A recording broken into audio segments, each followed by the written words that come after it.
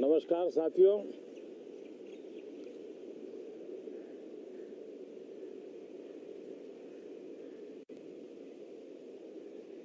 Moon mission की सफलता, चंद्रयान 3, हमारा तिरंगा फहरा रहा है।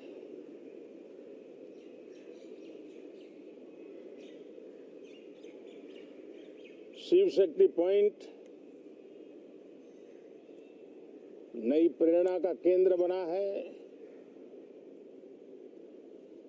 तिरंगा पॉइंट हमें गर्व से भर रहा है। पूरे विश्व में जब इस प्रकार की उपलब्धि होती है तो उसको आधुनिकता से, विज्ञान से, टेक्नोलॉजी से जोड़ करके देखा जाता है। और जब ये सामर्थ्य विश्व के सामने आता है तो भारत के लिए अनेक संभावना, अनेक अवसर हमारे दरवाजे पर आकर के खड़े हो जाते हैं। G20 की अभूतपूर्व सफलता, 60 से अधिक स्थानों पर विश्व भर के नेताओं का स्वागत, मंथन और ट्रू स्पिरिट में फेडरल स्ट्रक्चर का एक जीवंत अनुभव, भारत की विविधता, भारत की विशेषता। G20 अपने आप में हमारी विविधता का सेलिब्रेशन बन गया। और G20 में भारत इस बात के लिए हमेशा गर्व करेगा कि ग्लोबल साउथ की हम आवाज बने। अफ्रीकन यूनियन को स्थायी सदस्यता और G20 में सर्वसम्मति से डिक्लेरेशन, ये सारी बातें भारत के उज्जवल भविष्य के संकेत दे रही है। कल यशोभूमि, एक इंटरनेशनल कन्वेंशन सेंटर राष्ट्र को समर्पित हुआ। कल विश्वकर्मा जयंती थी। देश के विश्वकर्मा समुदाय को जो परंपरागत पारिवारिक हुनर है उसको ट्रेनिंग, आधुनिक टूल, आर्थिक प्रबंधन और नए सिरे से ये विश्वकर्मा सामर्थ्य भारत की विकास यात्रा को आगे बढ़ाने में कैसे अपनी भूमिका अदा करे। ऐसे अनेक, एक के बाद एक भारत के गौरव को बढ़ाने वाले, एक प्रकार से उत्सव का माहौल, उत्साह का माहौल, उमंग का माहौल और सारे देश में एक नया आत्मविश्वास हम सब अनुभव कर रहे हैं। उसी समय संसद का ये सत्र, इस पार्श्वभूमि में संसद का ये सत्र, ये सही है कि सत्र छोटा है, लेकिन समय के हिसाब से ये बहुत बड़ा है। ऐतिहासिक निर्णयों का एक सत्र है।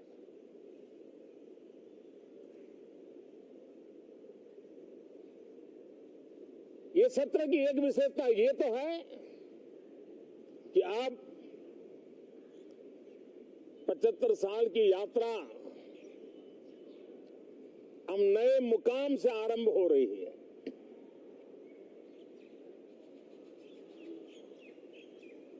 जिस मुकाम पर 75 साल की यात्रा की, वो अत्यंत प्रेरक पल, और अब नए स्थान पर उस यात्रा को आगे बढ़ाते समय नए संकल्प, नई ऊर्जा, नया विश्वास और समय सीमा में 2047 में इस देश को डेवलप कंट्री बना करके रहना है। इसके लिए आने वाले जितने भी निर्णय होने वाले हैं वो इस नए संसद भवन में होने वाले हैं, और इसलिए अनेक प्रकार से महत्वपूर्ण ये सत्र है। मैं सभी आदरणीय सांसदों से आग्रह करता हूं कि छोटा सत्र है, ज्यादा से ज्यादा समय उनका मिले, उमंग और उत्साह के वातावरण में मिले। रोने धोने के लिए बहुत समय होता है, करते रहिए।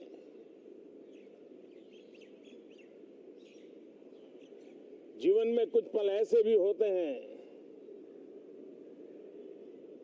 जो उमंग से भर देते हैं, विश्वास से भर देते हैं। मैं छोटे सत्र को उस रूप में देखता हूं। मैं आशा करता हूं कि पुरानी बुराइयों को छोड़ करके उत्तम से उत्तम अच्छाइयों को साथ लेकर के हम नए सदन में प्रवेश करेंगे, और नए सदन में अच्छाइयों की मूल्य वृद्धि करने में कोई कमी नहीं रखेंगे। ये प्रण सभी सांसद हम लेकर के चलें, इसका ये महत्वपूर्ण पल है। कल गणेश चतुर्थी का पावन पर्व है। गणेश जी विघ्नहर्ता देवता माने जाते हैं। अब भारत की विकास यात्रा में कोई विघ्न नहीं रहेगा। निर्विघ्न रूप से सारे सपने, सारे संकल्प भारत परिपूर्ण करेगा, और इसलिए गणेश चतुर्थी के दिन ये नव प्रस्थान नए भारत के सारे सपनों को चरितार्थ करने वाला बनेगा। इसलिए भी ये सत्र छोटा है, लेकिन बहुत मूल्यवान है। माननीय सभापति जी,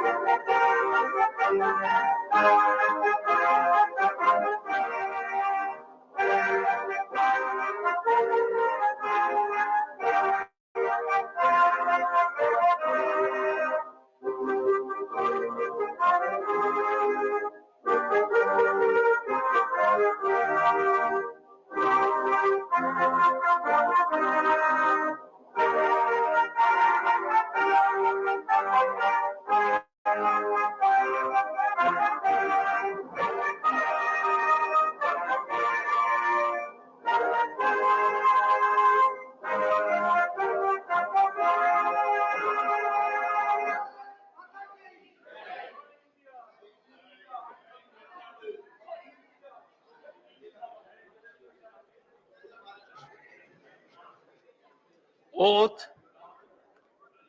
or affirmation. Secretary General. Uttar Pradesh doctor Dinesh Sharma.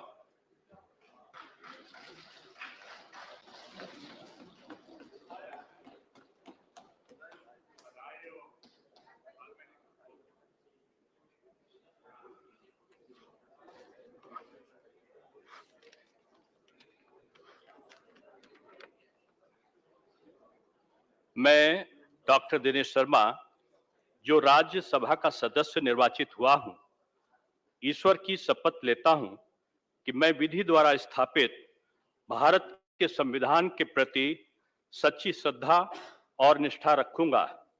मैं भारत की प्रभुता और अखंडता अक्षुण्ण रखूंगा तथा जिस पद को मैं ग्रहण करने वाला हूं, उसके कर्तव्यों का श्रद्धापूर्वक निर्वहन करूंगा।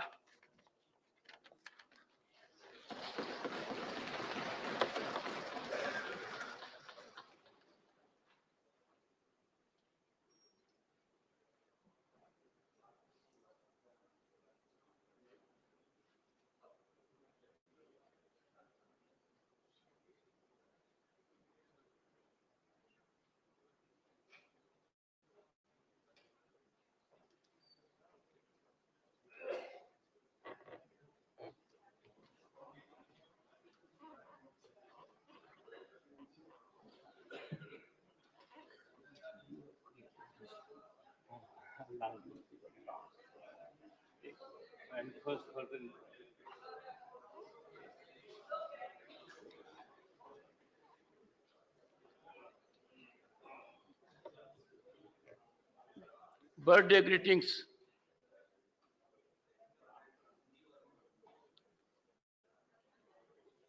Honorable members, I take this opportunity to extend birthday greetings to Honorable Member of Parliament, Sri Sanjeev Arora.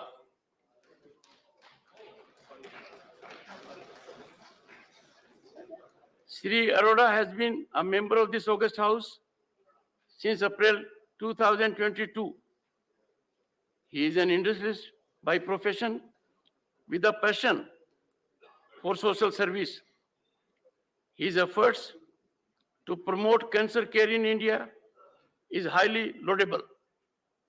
Sri Arora likes traveling and enjoys watching sports in his spare time. He is married to Srimati Sandhya Arora and has a son, Kave, and a daughter, Ketki.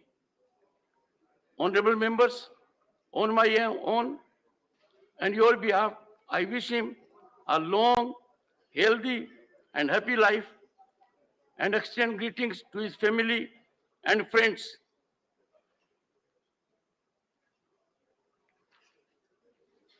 Honorable members, I have to inform members that the panel of vice chairpersons has been reconstituted with effect from 13th September 2023 with the following members: Shrimati Kanta Kardam, Shrimati Sumitra Balmik,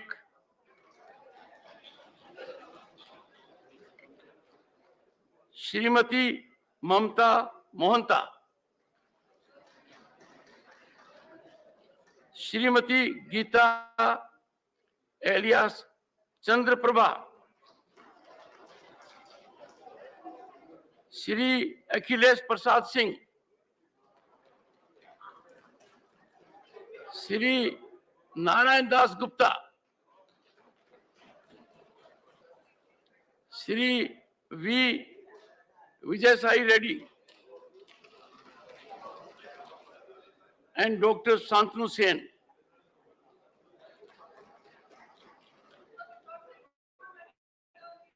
Honorable members will be pleased to know that we are continuing with the same mechanism, 50% women as chairpersons. But I can assure you, it's only a matter of time. The percentage may go higher.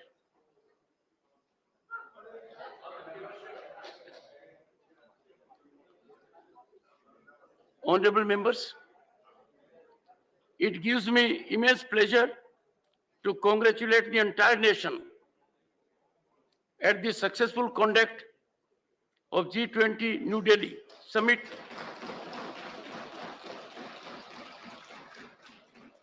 that has filled the heart of every Indian with pride and raised the leadership stature of the country at global level. I laud the Prime Minister's vision that made it truly people's G20. More than 200 meetings in 60 cities covering all the states and union territories of India is unprecedented. At the same time, the G20 New Delhi Leadership Summit with 42 delegations was one of the largest in size, scale, and scope. This has provided opportunity to the world to experience richness of diversity, democracy, and talent of India. India's G20 presidency has proven to be inclusive, ambitious, action-oriented, decisive, and people-centric. The outcomes of the G20 Leaders Summit are transformational and would contribute to the reshaping of the global world order in the decades ahead. Prime Minister's vision and guidance, the New Delhi G20 Leaders Declaration was adopted unanimously and with consensus, including on difficult issues. It is globally acknowledged that India's leadership and endeavors were crucial in bridging the North-South divide and overcoming the strong East-West polarization. This is reflective of India's elevated stature and standing and the work that this government has done in the last 9 years. It is a testament to the global trust and goodwill that India enjoys under the Prime Minister's leadership. It is a recognition that India is a voice of peace and moderation in a world ridden with divisions. India's presidency has been instrumental in bringing voice of Global South into the heart of G20 discourse. At the beginning of presidency, India hosted the Voice of the Global South Summit in January 2023 with participation of leaders of 125 countries.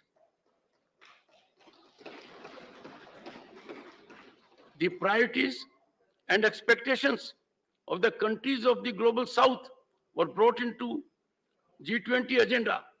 The summit declaration amplified and delivered on issues of interest to the developing countries, including poverty alleviation, climate finance, handling debt vulnerabilities, food security, health security, digital infrastructure development, among others.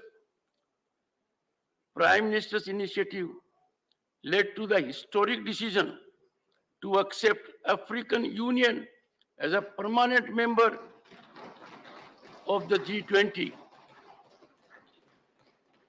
It was a wonderful sight to see the world leaders pay respect to the father of the nation at Rajghat. They all endorsed the universal idea of peace and non-violence espoused by Mahatma Gandhi and its relevance in today's world. Prime Minister has himself made a strong pitch for reform of the international institutions which must keep pace with the changing times. This is important for true multilateralism in a divided world to ensure stability, growth, and development. The focus of the G20 has moved from a mere economic-centric to a much broader human-centric approach. The priority accorded to realizing sustainable development goals, reforming international financial institutions, establishing digital public infrastructure, promoting a green development pact, encouraging women-led development, taking global initiative on digital health, recognizing the role of tradition, medicine are praiseworthy. The energizing of the international economy, availability of greater resources for development, expansion of tourism, global workplace opportunities, stronger food security through millet production and consumption, addressing the skill gaps and mobility, mapping global value chains, supporting MSMEs, and a deeper commitment to biofuels are among the prominent outcomes of the G20 summit that will benefit the entire nation. The launch of India Middle East Europe Economic Corridor and the Global Biofuels Alliance during the summit are significant. These initiatives have sowed the seeds for a connected future in which India will continue to play important role. India's climate leadership was visible with the adoption of high-level principles on life for building pro-planet people and recognition by the developed world to substantially scale up investment and climate finance to meet climate goals. India's presidency achieved new milestones in setting up new G20 working groups on women and disaster risk reduction, as also a new G20 engagement group on startups. The Deccan high-level principles on food security, Gandhinagar roadmap on land initiative, Goa roadmap on tourism, Chennai high-level principles on blue and ocean economy, and the Kashi cultural pathway will provide global guidance in various sectors for times to come and make our people proud. Honorable members, next month, our Parliament would have the honor to host the Parliament 20 Forum as part of our G20 presidency. I request each member of this August House to participate in welcoming the world to the mother of democracy and building on the theme Vasudev Kutumbakam, one earth, one family, one future. I am confident that this August House will join me in commending Prime Minister's leadership in recognizing the enthusiasm of the people of India and appreciating the contribution of all organizations and individuals on this historic achievement. Papers to be laid on the table, Secretary General. Sir, with your kind permission, I rise to lay on the table a statement in English and Hindi showing the bills passed by the Houses of Parliament during the 260th session of Rajya Sabha and assented to by the President.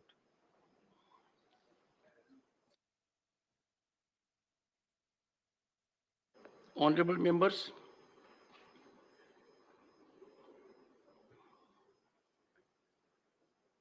I extend you warm greetings on the beginning of 261st session of Rajya Sabha.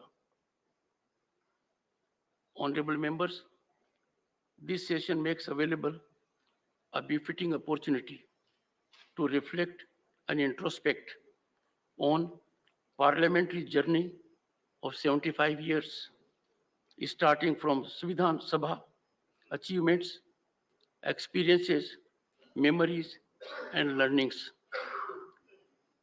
Traversing over 7-decade journey from Hindustan Sabha to the present day in Amritkal, these hallowed precincts have witnessed many milestones. Honorable members, this journey had historical moments from Tryst with Destiny at midnight of 15th August 1947 to unfolding of innovative forward-looking GST regime at midnight of June 30, 2017, and now this day. Deliberations in the Constituent Assembly in various sessions spread over 3 years exemplified decorum and healthy debate. Contentious and highly divisive issues were negotiated in a spirit of consensus. There is enough takeaway from this for us all. Healthy debate is hallmark of our blossoming democracy.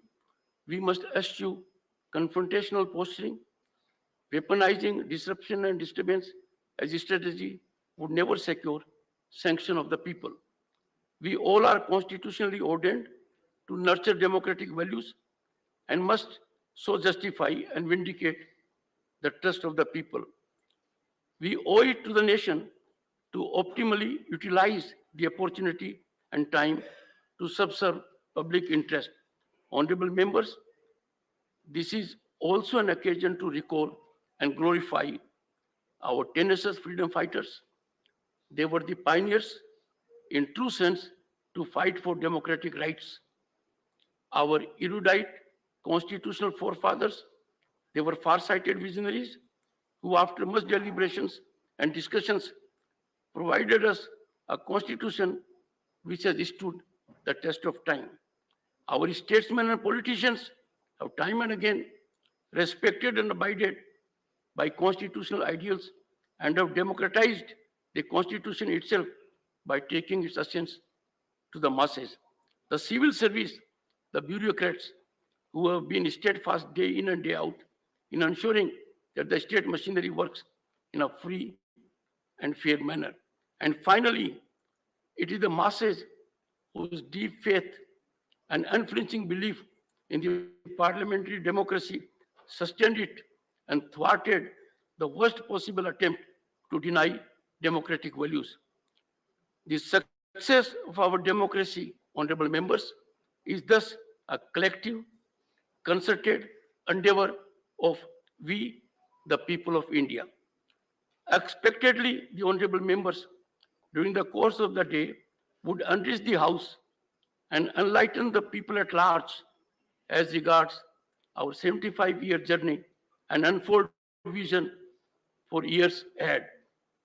Honorable members, use of wit, humor, sarcasm, and even acerbic comments inside Parliament are important, inalienable facet of a vigorous democracy. These days, we don't get to hear such light-hearted exchanges. Hopefully, we'll see the revival of wit, humor, and scholarly debates. The hallowed precincts of Parliament for years have witnessed highs and lows, which we need to reflect and deliberate so as to take our Bharat to its rightful place in 2047, when it celebrates centenary of independence. I now invite the Honorable Leader of the House, Shri Piyush Goyal, to initiate the discussion on parliamentary journey of 75 years, starting from Svidhan Sabha, achievements, experiences, memories, and learnings. Before that, we wanted to tag that because it is a special session, we wanted special items also be taken in. This is what we said in this. We are welcoming this. We are not trying to discuss. Dr. Keshav, please address the chair. We wanted to say that. No, we please. just said, I'm not trying to, the moment you ask, I will put it down. No. But anyone who raises reservation to be will taken. suffer the consequences. Women's Have it from me, reservation to be honorable taken up members, in this have session. it from me, put it on the table immediately. Everyone who does it is in breach of rule and regulations. Don't force my hands. Don't force my hands. Dr. Keshav, this was least expected. How can you on earth There is a get it? method. How do we communicate with but you? what is I this? want to really know No, from. I'm so No, sorry. sir, I'm very I'm serious so on sorry. this issue. How do we communicate I'm with so you? sorry. You don't hear us. I'm so sorry. The only thing is No, I show. I'm some so kind of sorry, record. Dr. Why? Dr. Not Keshav, because I want to please, disturb the house. please don't do it. Please don't do it. For my sake, don't do it. I'm not doing it. I but can what assure, I said this was I can discussed assure yesterday the for members, 2 please hours. take 2 hours in the leaders of the opposition each meeting. of the members who has done it is cautioned by me not to do it. I am one of you. I depend on your wisdom, on your talent, on your knowledge to exemplify the best conduct which can be approved by the people outside. Let us not make mockery of it. Please. We are at a time when we are having great moments. Our country is defining global discourse. These are not political issues. All I say is, you will have the occasion. Dr. Keshav, take your seat, take your seat, take your seat. you will have the occasion to fully indicate. Agenda has been spelled out. You will know it. Jairam Ramesh, the least you can do is, if you want to address the chair, you can gentlemanly rise and make your point. Not in a cozy chair like this.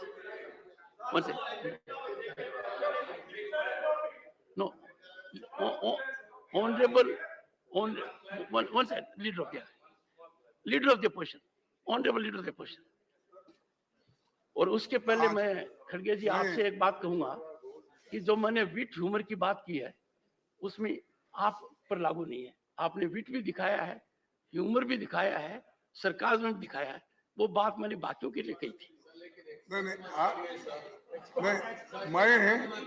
मैं ये सोच के आया था क्योंकि दौड़ते दौड़ते रात के 1:30 बजे यहाँ पर पहुंचा। मैं ये समझ के आया था आज का दिन बहुत अच्छा है और हमारे चेयरमैन साहब गुस्से में नहीं रहेंगे और किसको डराएंगे नहीं और बड़े प्रेम के साथ सबको लेकर चलेंगे, ये उम्मीद से मैं आया था। यहाँ आते ही एकदम आपने गुस्सा जाहिर किया, उन्होंने रोना, तो ये हो रहा है। तो कम से कम ये आज खुशी का दिन है, वो हमारे संजय सिंह को और चड्डा को कम से कम हाउस में लाए। नहीं तो दो मेंबर को बाहर, सर 2 मेंबर को बाहर रख के अगर पहला दिन इम्पोर्टेंट दिन स्पेशल सेशन रहने, हाँ अमृतकाल नहीं, अमृतकाल तो कहो, मेरे लिए विषकाल तो कहो, लेकिन मैं आपसे यही विनती करता हूँ, बाहर मेंबर्स को रख के नहीं होता, ठीक नहीं लगता, तो आप जरा कृपया ध्यान से आप करेंगे और बड़ा दिल दिखाइए, गुस्सा कम कर दीजिए, कार्रवाई अच्छा चलने दो। Honorable members, we are having discussion on a very important issue and it will be for 6-hour discussion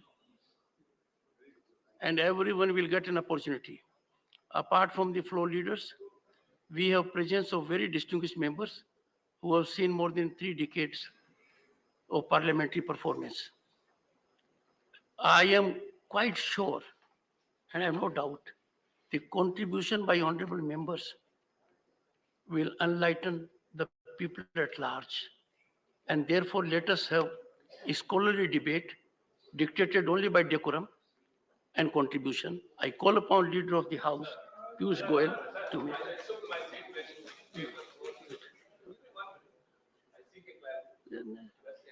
Sir, it's a special sessions or 261st session of Rajya Sabha. Which one is Will correct? the special sessions be counted as a session?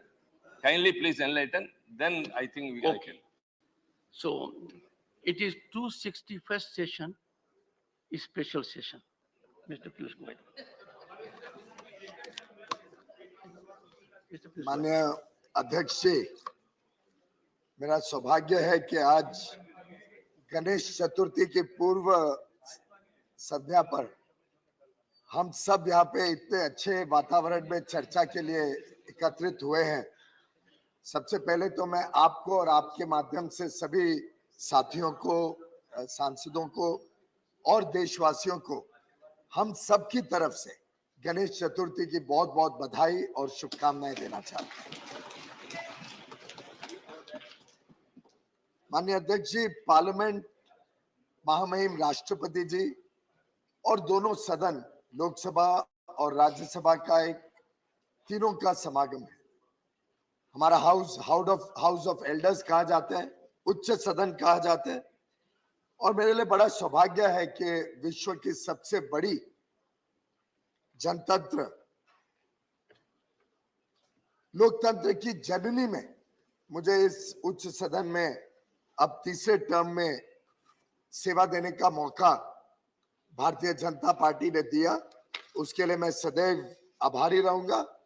और जो सीखा, जो समझा, जो काम करने का अवसर मिला, उसके ऊपर आज की जो चर्चा है, ये वास्तव में हम सबको और ज्यादा उत्साह देगी आगे के लिए भी, कैसे हम देश के निर्माण में अपना अपना योगदान दे सकते हैं। माननीय प्रधानमंत्री श्री नरेंद्र मोदी जी ने कहा था कि हमारी जो लोकतंत्र है ये एक प्रकार से प्रेरणादायी है, हम सबको प्रेरणा देती है। हमारा जो संविधान है ये हम सबको और इच्छा शक्ति देती है, और पार्लियामेंट जो देशवासियों की उमंग है, जो देशवासियों के संकल्प हैं, उसको साधा करने का सबसे सही इंस्टीट्यूशन है। लोकतंत्र को जीवित रखने का, लोकतंत्र को और मजबूत बनाने का अगर कोई सबसे बड़ा एक प्लेटफॉर्म है तो वो हमारा संसद है। माननीय सभापति जी, इस देश के जनता 140 करोड़ लोग हमारे लोकतंत्र को मजबूत बनाते हैं, उसको सफल बनाते हैं। भारत की जो लोकतंत्र की प्रणाली है वो स्वदेशी आधार पर बनी हुई है।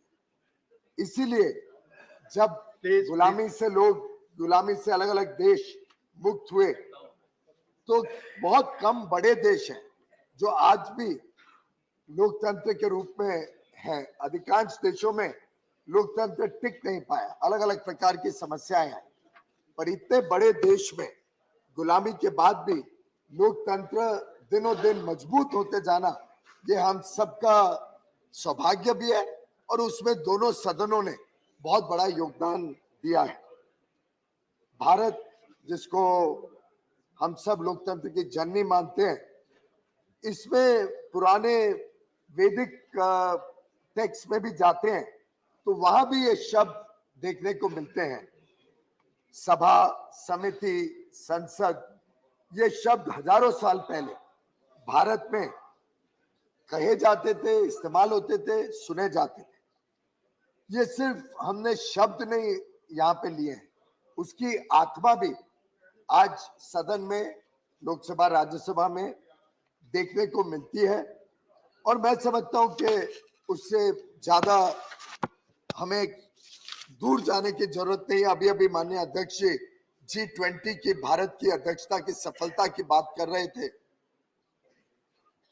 जो वसुधैव कुटुंबकम की भावना पूरे विश्व में, कि हमारे लिए देश ही नहीं पूरा विश्व एक परिवार है और हम सबकी चिंता करने वाला देश है, ये जो भावना लेके भारत की G20 की अध्यक्षता बहुत सफलता पूर्वक अभी अभी समापन हुई है और लीडर समिट समापन हुआ है और नवंबर 30 को हमारी अध्यक्षता का समय पूरा होगा। हमने अवश्य पूरे विश्व में एक अमिट छाप छोड़ी है भारत की अध्यक्षता की, भारत के नेतृत्व की, और प्रधानमंत्री नरेंद्र मोदी जी का जिस प्रकार से आज पूरे विश्व में एक एक्सेप्टेंस बनी है, उनकी लीडरशिप के प्रति जो आस्था देखने को मिलती है, वो पूरे देश को, देशवासियों को गौरवान्वित करती है। माननीय अध्यक्ष जी, कॉन्स्टिट्यूएंट असेंबली जो संविधान सभा आयोजित हुई थी, उसमें भी जो डिबेट्स हुए थे उसका स्तर बहुत ऊंचा था। बहुत कुछ हमें उसमें पढ़ते हैं तो देखने सुनने को मिलता है।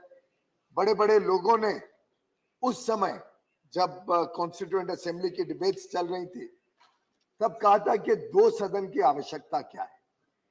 बड़े बड़े व्यक्ति जैसे कि माननीय श्री मोहम्मद ताहिर, माननीय श्री शिवन लाल सक्सेना, माननीय श्री लोकनाथ मिश्रा जी ने ओपोज किया था कि दो सेकंड चेंबर की आवश्यकता नहीं है, एक ही चेंबर बहुत होगा। लेकिन माननीय श्री गोपाल स्वामी आयंगर, भारत रत्न डॉक्टर भीमराव अंबेडकर जी और श्रद्धेय सर्वेपल्ली राधाकृष्णन जी ने भी इस बात को बल दिया था, इस बात का समर्थन किया था कि दो सदन होने चाहिए, उच्च सदन का अपना स्थान है। और उसी के बाद अप्रैल 1952 में 1952 में ये सदन बनाया गया और इसकी पहली सभा 13 मई 1952 को हुई। एक प्रकार से इस 71 वर्ष का जो प्रवाह है उसकी चर्चा आज हम सब करने वाले हैं। राज्यसभा की सामान्यता ये अपेक्षा थी कि अच्छी चर्चा होगी, अच्छे डिबेट्स होंगे और चर्चा और वार्तालाप के माध्यम से और एक प्रकार से वाद विवाद से ऊपर उठकर देश हित को सामने रखते हुए राज्यसभा चलेगी। माननीय प्रधानमंत्री नरेंद्र मोदी जी ने भी कहा था कि हमारी जो भी डिबेट होती है, जो वार्तालाप, डिस्कशन, डायलॉग होते हैं, चाहे सदन के अंदर हो चाहे सदन के बाहर हो, उन सब में एक चीज कॉमन है, एक चीज पक्की है कि हमारा जो शपथ है, देश की सेवा करने का शपथ और देश के हितों को रक्षा करने का शपथ, हम सब उसको बहुत बल देंगे, सब उसको सर्वोपरि रखेंगे। और मैं समझता हूं उसमें हम सभी ने अपना अपना दायित्व अपने हिसाब से निभाया है। इस 71 वर्ष की प्रवाह में कई सारे महानुभावों ने भारत की संविधान की रक्षा करने के लिए, भारत की लोकतंत्र की रक्षा करने के लिए अपना अपना योगदान दिया। हमारे कई सारे वरिष्ठ चेयरमैन रहे, अध्यक्ष रहे, सभी का नाम ना लूं, लेकिन कुछ जो प्रमुख नाम तुरंत ध्यान में आते हैं, डॉक्टर सर्वपल्ली राधाकृष्णन जी, डॉक्टर जाकिर हुसैन जी, justice Hidayatullah, doctor Shankar Dayal Sharma ji, Shri KR. Narayan ji, Shri Bhairav Singh Shekhawat जी,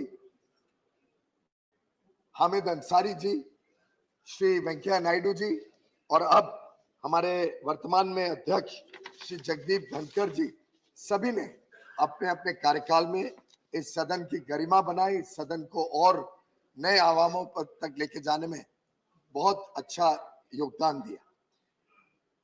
वेंकैया नायडू जी की तो बात याद आती रहती है, तो कई बार व्यंग भी करते थे, कई बार विषय को बहुत अच्छी तरीके से समझाने का प्रयास करते थे। मुझे याद है एक बार उन्होंने कहा था, and I quote, people want the house to discuss, debate and decide 3 Ds. They do not want the other D, that is disruption. और मैं समझता हूं कि हम सब ने अपने अपने तरीके से प्रयास किया है कि सदन अच्छी तरीके से चले और सदन में अच्छी चर्चा के माध्यम से हम देश की सेवा कर पाए। बड़े बड़े बुद्धिजीवी, बड़े बड़े जनता के प्रतिनिधि, कई सारे हमारे मेंबर जो नॉमिनेट होते हैं, बहुत वरिष्ठ महानुभावों ने इस सदन की गरिमा बढ़ाई है और अपना अपना छाप छोड़ी है कि कैसे उनके समय में इस सदन ने काम किया। आज भी हमारे जो नॉमिनेटेड सदस्य हैं, एक से बढ़ के एक अलग अलग क्षेत्र में इन्होंने बहुत देश सेवा की है, बहुत बड़ा योगदान किया है और मैं समझता हूँ ये भी इस सदन की एक विशेषता है कि अलग अलग प्रकार से, चाहे वो खेल की दुनिया से हो, चाहे आर्टिस्ट हो, फिल्म के दुनिया से, म्यूजिक की दुनिया से, ड्रामा की दुनिया से, अलग अलग बड़े बड़े महानुभाव ने इस सदन में की गरिमा बढ़ाई है। माननीय अध्यक्ष जी, इस सदन ने बहुत सारे बड़े फैसले भी लिए हैं जो जिंदगी भर और देश के लिए बहुत अहम भूमिका निभाते हैं और शायद सदियों सदियों तक याद रखे जाएंगे। कई सारी डिबेट्स, बड़ी अच्छी इंटरेस्टिंग डिबेट्स भी सदन में हुई हैं, चाहे वो अटल जी, अडवाणी जी, सुषमा जी की डिबेट्स हो यहाँ पे, चाहे वो डॉक्टर करण सिंह जी या वीपी सिंह जी, चंद्रशेखर जी या हमारे वर्तमान में सदस्य पूर्व प्रधानमंत्री डॉक्टर श्री देवे गौड़ा जी की हो। अलग अलग बहुत महत्वपूर्ण डिबेट्स में बड़े बड़े महानुभावों ने भाग लिया है। कई बार बड़ी फियर्स डिबेट्स होती थी, वाद विवाद भी बढ़ जाता था, लेकिन साधारणता बहुत गंभीर वाद विवाद में भी मौका लेके ये रहता था कि कैसे ना कैसे हम सब मिलके काम करें। एक बार एक बहुत गर्मा गर्मी की डिबेट में माननीय अटल बिहारी वाजपेयी जी ने एक आह्वान दिया था कि हम सब राजनीतिक दल मिलजुल के काम करें, अपने अलग अलग जो सोच है, विचारधारा है, उसको रखते हुए भी हम रास्ता ढूंढ के इसमें से आगे चलें और देश हित और जनहित के लिए हम अपना अपना काम करें। मुझे याद आते हैं माननीय अध्यक्ष जी, एक सदस्य थे सीपी कम्युनिस्ट पार्टी के श्री पी राजीव, फिर जाके केरल में मंत्री बने, सीपीआईएम के बड़े वरिष्ठ नेता थे। बहुत ही अच्छी तैयारी करके आते थे सर, और नई नई चीजें जो लगभग हम में से कई लोगों को ध्यान नहीं था कि इस सदन की भी अधिकार क्षेत्र में पड़ती हैं। ऐसे ऐसे नए नए विषय कई बार श्री पी राजीव लाते थे, मैं उनको अभी भी मिलता हूं तो आनंद आता है, चाहे केरल में हो चाहे कभी वो दिल्ली आए। और इसी प्रकार से अगर हम सब एक दूसरे की आलोचना कर सकते हैं, हम हमारे में मतभेद हो सकता है, पर अगर हम मतभेद से ऊपर उठें और मतभेद को शालीनता के साथ रखते हैं, तो मैं समझता हूं कि जो हमारे पुराने सदस्यों ने यहाँ पे एक हमें उदाहरण के रूप में अच्छी अच्छी बातें दिखाई, और वर्तमान में भी सदस्य एक प्रकार से मिलजुल के काम करने के पूरा कोशिश करते हैं, ये देश को तेज गति से आगे लेके जाने में अपनी महत्वपूर्ण भूमिका निभाएगा। माननीय अध्यक्ष जी डॉक्टर सर्वपल्ली राधाकृष्णन जी ने 1955 में एक बात रखी थी और मैं कोट करना चाहूंगा। ये 1955 की बात है, यानी वी आर लगभग 68 साल पहले की बात आज भी इस सदन में गूंजे तो कितनी रेलेवेंट होगी। डॉक्टर राधाकृष्णन ने कहा था, we want to maintain good name and dignity of this house. I do not want it to be said that sometimes these discussions suggest that we are not behaving like serious, responsible MPs, but rather like irresponsible professional agitators. अलग अलग तरीके से अपने वरिष्ठ नेताओं ने हमें बहुत कुछ सिखाया है, समझाया है, लेकिन मेरा विश्वास है कि हम सबकी भावना और हम सबका मन यही बोलता है कि सदन अच्छी तरीके से चल के इस देश में नई नई चीजें कैसे इस देश को और आगे बढ़ाएं। इस अमृत काल में जो माननीय प्रधानमंत्री जी ने हम सबको एक आह्वान दिया है कि भारत एक विकसित देश बने, उसमें हम सबका अपना अपना रोल रहेगा।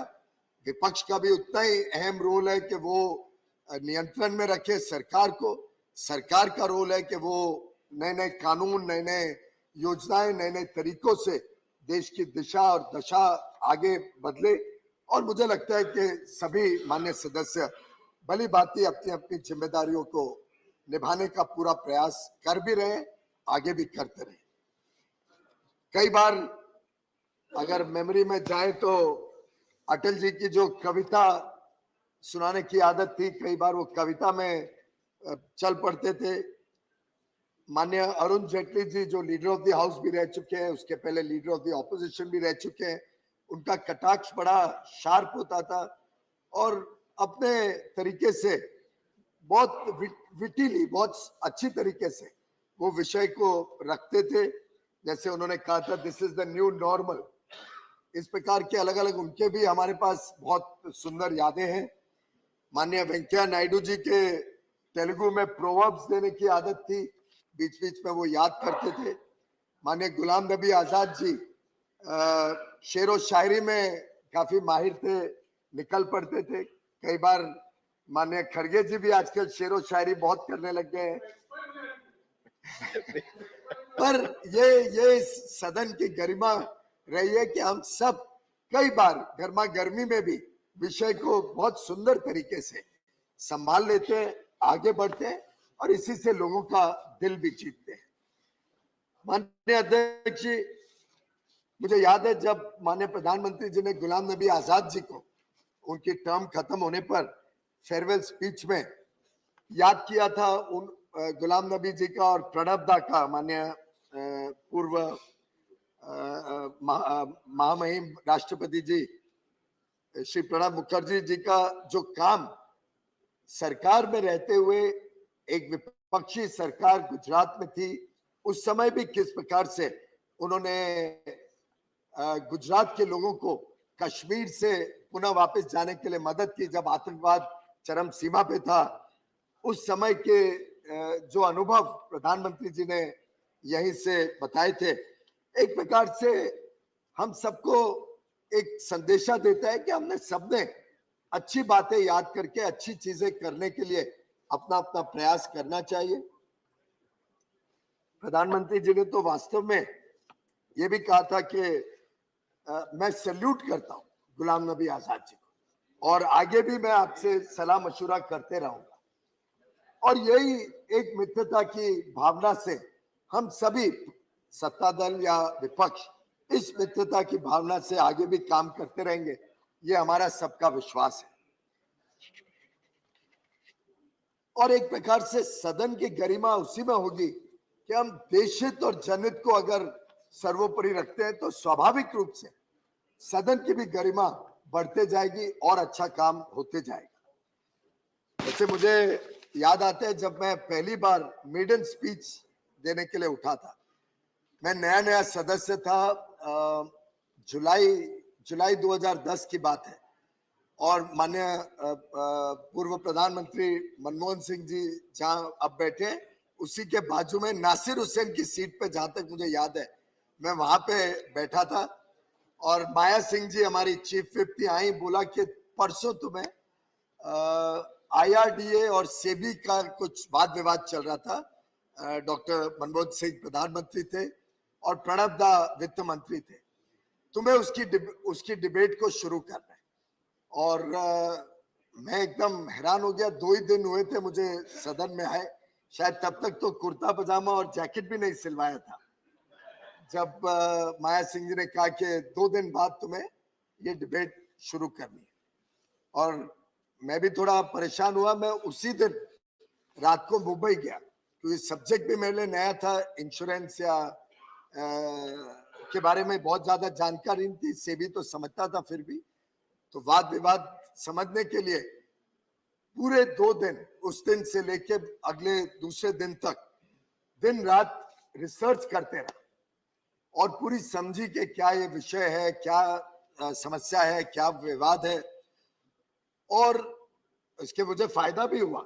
उसमें मुझे कई चीजें मालूम पड़ी कि जो निजी इंश्योरेंस कंपनियों की पॉलिसीज होती हैं वो कैसे एक तरफा होती थी उस समय। मुझे विश्वास है अब तो बहुत बदलाव आ गया होगा, पर नई नई इंश्योरेंस कंपनीज आनी शुरू हुई थी और एक तरफा पॉलिसीज होती थी। तो उसका मुझे व्यक्तिगत लाभ तो ये हुआ कि मैंने कई मेरी पॉलिसीज कैंसिल कर दी जो निजी कंपनियों की ली हुई थी, जब ध्यान में आया कि कैसे वो हमारे खिलाफ, उपभोक्ता के खिलाफ जाती है।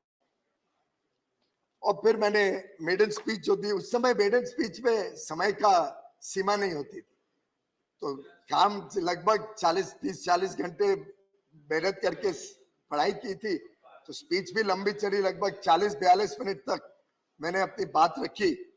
पर उसका इतना समाधान मिला जब उस समय के माननीय वित्त मंत्री ने उस स्पीच के बाद जब डिबेट पे रिप्लाई कर रहे थे, एक प्रकार से कुछ वाक्य लेके, मैं वाक्य पे तो नहीं पूरा पढ़ना चाहूंगा, पर उन्होंने जिस प्रकार से मुझे अप्रिशिएट किया, जिस प्रकार से मुझे एनकरेज किया, वो वास्तव में मेरे लिए, मेरे स्मरण में जिंदगी भर रहेगा। और उस समय उनकी बात में जो भाव था, जो एक प्रकार से एप्रिसिएशन में उन्होंने कहा कि जिस प्रकार से मैंने विषय को रखा था मेरी मेडन स्पीच में और पूरे सब्जेक्ट को स्टडी किया था, वो आगे चल के मुझे पार्लियामेंट की सेवा करने में मदद करेगा। उन्होंने यहां तक कहा था, this is the chamber, this is the system where we agree to disagree, there will be divergence of views, there will be differences of opinion, and through these divergences, through these differences of opinion, through discussion, we will arrive at a solution. ये उनका वाक्य मेरे लिए जिंदगी भर एक प्रकार से दिशा दिखाता है कि कैसे हमने आगे चल के अपनी अपनी बात भी रखनी है, दूसरों की बात से भी सीखना है। मुझे याद आता है डॉक्टर मनमोहन सिंह जी हैं सामने, एक बार एक कैश फॉर वोट्स का स्कैंडल हुआ था, उसके ऊपर बड़ा गंभीर चर्चा भी चल रही थी। तो माननीय मनमोहन सिंह जी ने उर्दू के शायर मिर्जा गालिब जी को कोट किया था, हमको है उनसे वफा की उम्मीद जो नहीं जानते वफा क्या है। और उसी समय तुरंत माननीय सुषमा स्वराज जी जो उस तरफ बैठी थी, उन्होंने जवाब में कहा, कुछ तो मजबूरियां रही होंगी, यूं ही कोई बेवफा नहीं होता। ये जो भावना थी दोनों तरफ, ये वास्तव में सदन की गरिमा बढ़ाती थी। और ये है जो छाप, मैं समझता हूं जो यादें हम यहाँ से लेके जब नए सदन के नए प्रांगण में जाएंगे, नए वास्तु में जाएंगे, तब ये यादें लेके मैं समझता हूं हम सभी प्रयास करेंगे कि और अच्छी तरीके से हम आगे अपना अपना काम कर सकें। अटल जी ने एक बार मई 1996 में अपने भाषण में, एक बहुत ही ऐतिहासिक भाषण में कहा था, सत्ता का तो खेल चलेगा, सरकारें आएंगी जाएंगी, पार्टियां बनेंगी बिगड़ेंगी, मगर ये देश रहना चाहिए, इस देश का लोकतंत्र अमर रहना चाहिए। और मैं समझता हूं कि हम सब ने कभी ना कभी रिकंसाइल करना पड़ेगा कि परिस्थितियां बदली है और हम कोई भी एंटाइटल नहीं। ये जो सेंस ऑफ एंटाइटलमेंट कई जगह पे देखने को मिलता है, कई जगह पे अनुभव होता है, उससे जब देश उठेगा तो मैं समझता हूं हम सही माने में देश की सेवा में और अच्छा काम कर सकेंगे। छोटी छोटी प्रतीक होते हैं, जैसे लाल बत्ती खत्म कर दी गई थी सब मंत्रियों की, छोटे प्रतीक, लेकिन बहुत बड़ा मैसेज देश को कि सेंस ऑफ एंटाइटलमेंट किसी के लिए भी इस देश में अब नहीं चल सकता। 2014 में हमारी सरकार बनी, वो भी एक ऐतिहासिक मौका था कि पहली बार गैर कांग्रेसी सरकार पूर्ण बहुमत के साथ देश ने चुन के भेजी थी। कई सारे बड़े लैंडमार्क लेजिस्लेशंस पास किए गए हैं सदन में 2014 से अभी तक, जिसका देश की विकास यात्रा में और सामाजिक समरसता, समाज को और आगे लेके जाने में बहुत बड़ा योगदान है। मैं समझता हूं कोई भी इस बात को इनकार नहीं कर सकता कि 9 वर्ष का समय एक बड़ा ट्रांसफॉर्मेटिव, देश के बदलाव का समय रहा है। आज भारत विश्व की 5वीं सबसे बड़ी अर्थव्यवस्था बनी है, माननीय प्रधानमंत्री नरेंद्र मोदी जी के नेतृत्व में, माननीय वित्त मंत्री निर्मला जी के नेतृत्व में, और हम सब ने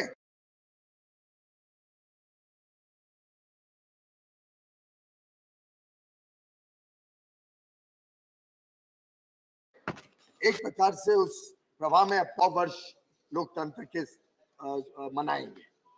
माननीय अध्यक्ष जी, जब हमने 5 अगस्त 2019 में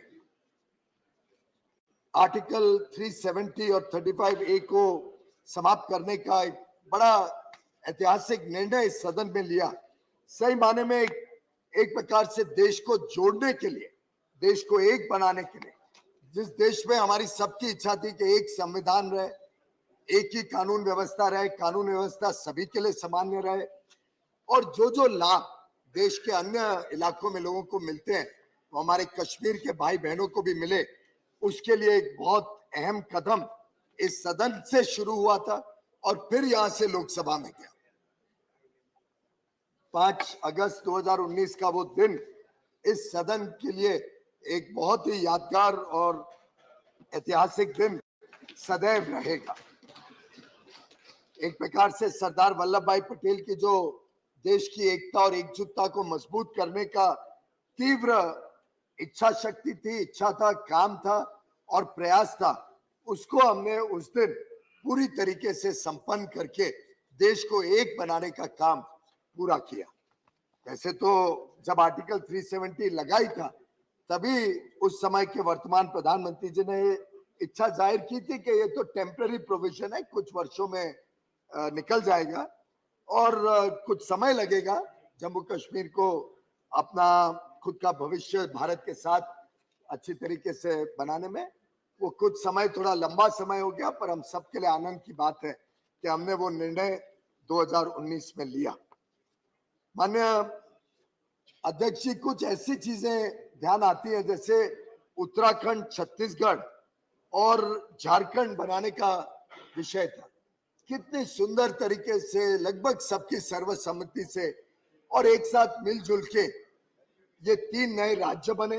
3 नए राज्यों को एक अपने आगे का भविष्य तय करने का मौका मिला और कंसेंसस के साथ पीसफुली ये डायलॉग और डिस्कशन के माध्यम से ये तीनों राज्य बने। थोड़ा बहुत दुर्भाग्य की बात है कि कुछ कई ऐसे विषय होते हैं जहां पे हम ऐसी सर्वसम्मति नहीं बना पाते, और मैं समझता हूं कि उसमें भी हम शालीनता से अपनी अपनी बात रख के आगे चलें तो ज्यादा अच्छा रहेगा। मुझे याद है, मैं भी इस सदन में था जब तेलंगाना का नया राज्य बना। वो दृश्य शायद एक भद्दे के रूप में, एक बहुत खराब उदाहरण के रूप में इस देश के स्मरण में रहेंगे, और मैं उम्मीद करता हूं कि आगे कभी हमारे नए भवन में कभी ऐसा दृश्य देश और दुनिया को देखना ना पड़े। माननीय अध्यक्ष जी, 2017 में एक ऐतिहासिक गुड्स एंड सर्विसेज टैक्स, जिससे वन नेशन वन टैक्स स्थापित हुआ, और ये इसलिए ऐतिहासिक कहता हूं क्योंकि लगभग एक प्रकार से इसमें भी सर्वसम्मति से बना था, पूरे देश की सम्मति, देश के हर राज्य ने इसमें अपना अपना सहयोग दिया, और we are the house of elders reflecting the states wishes and desires.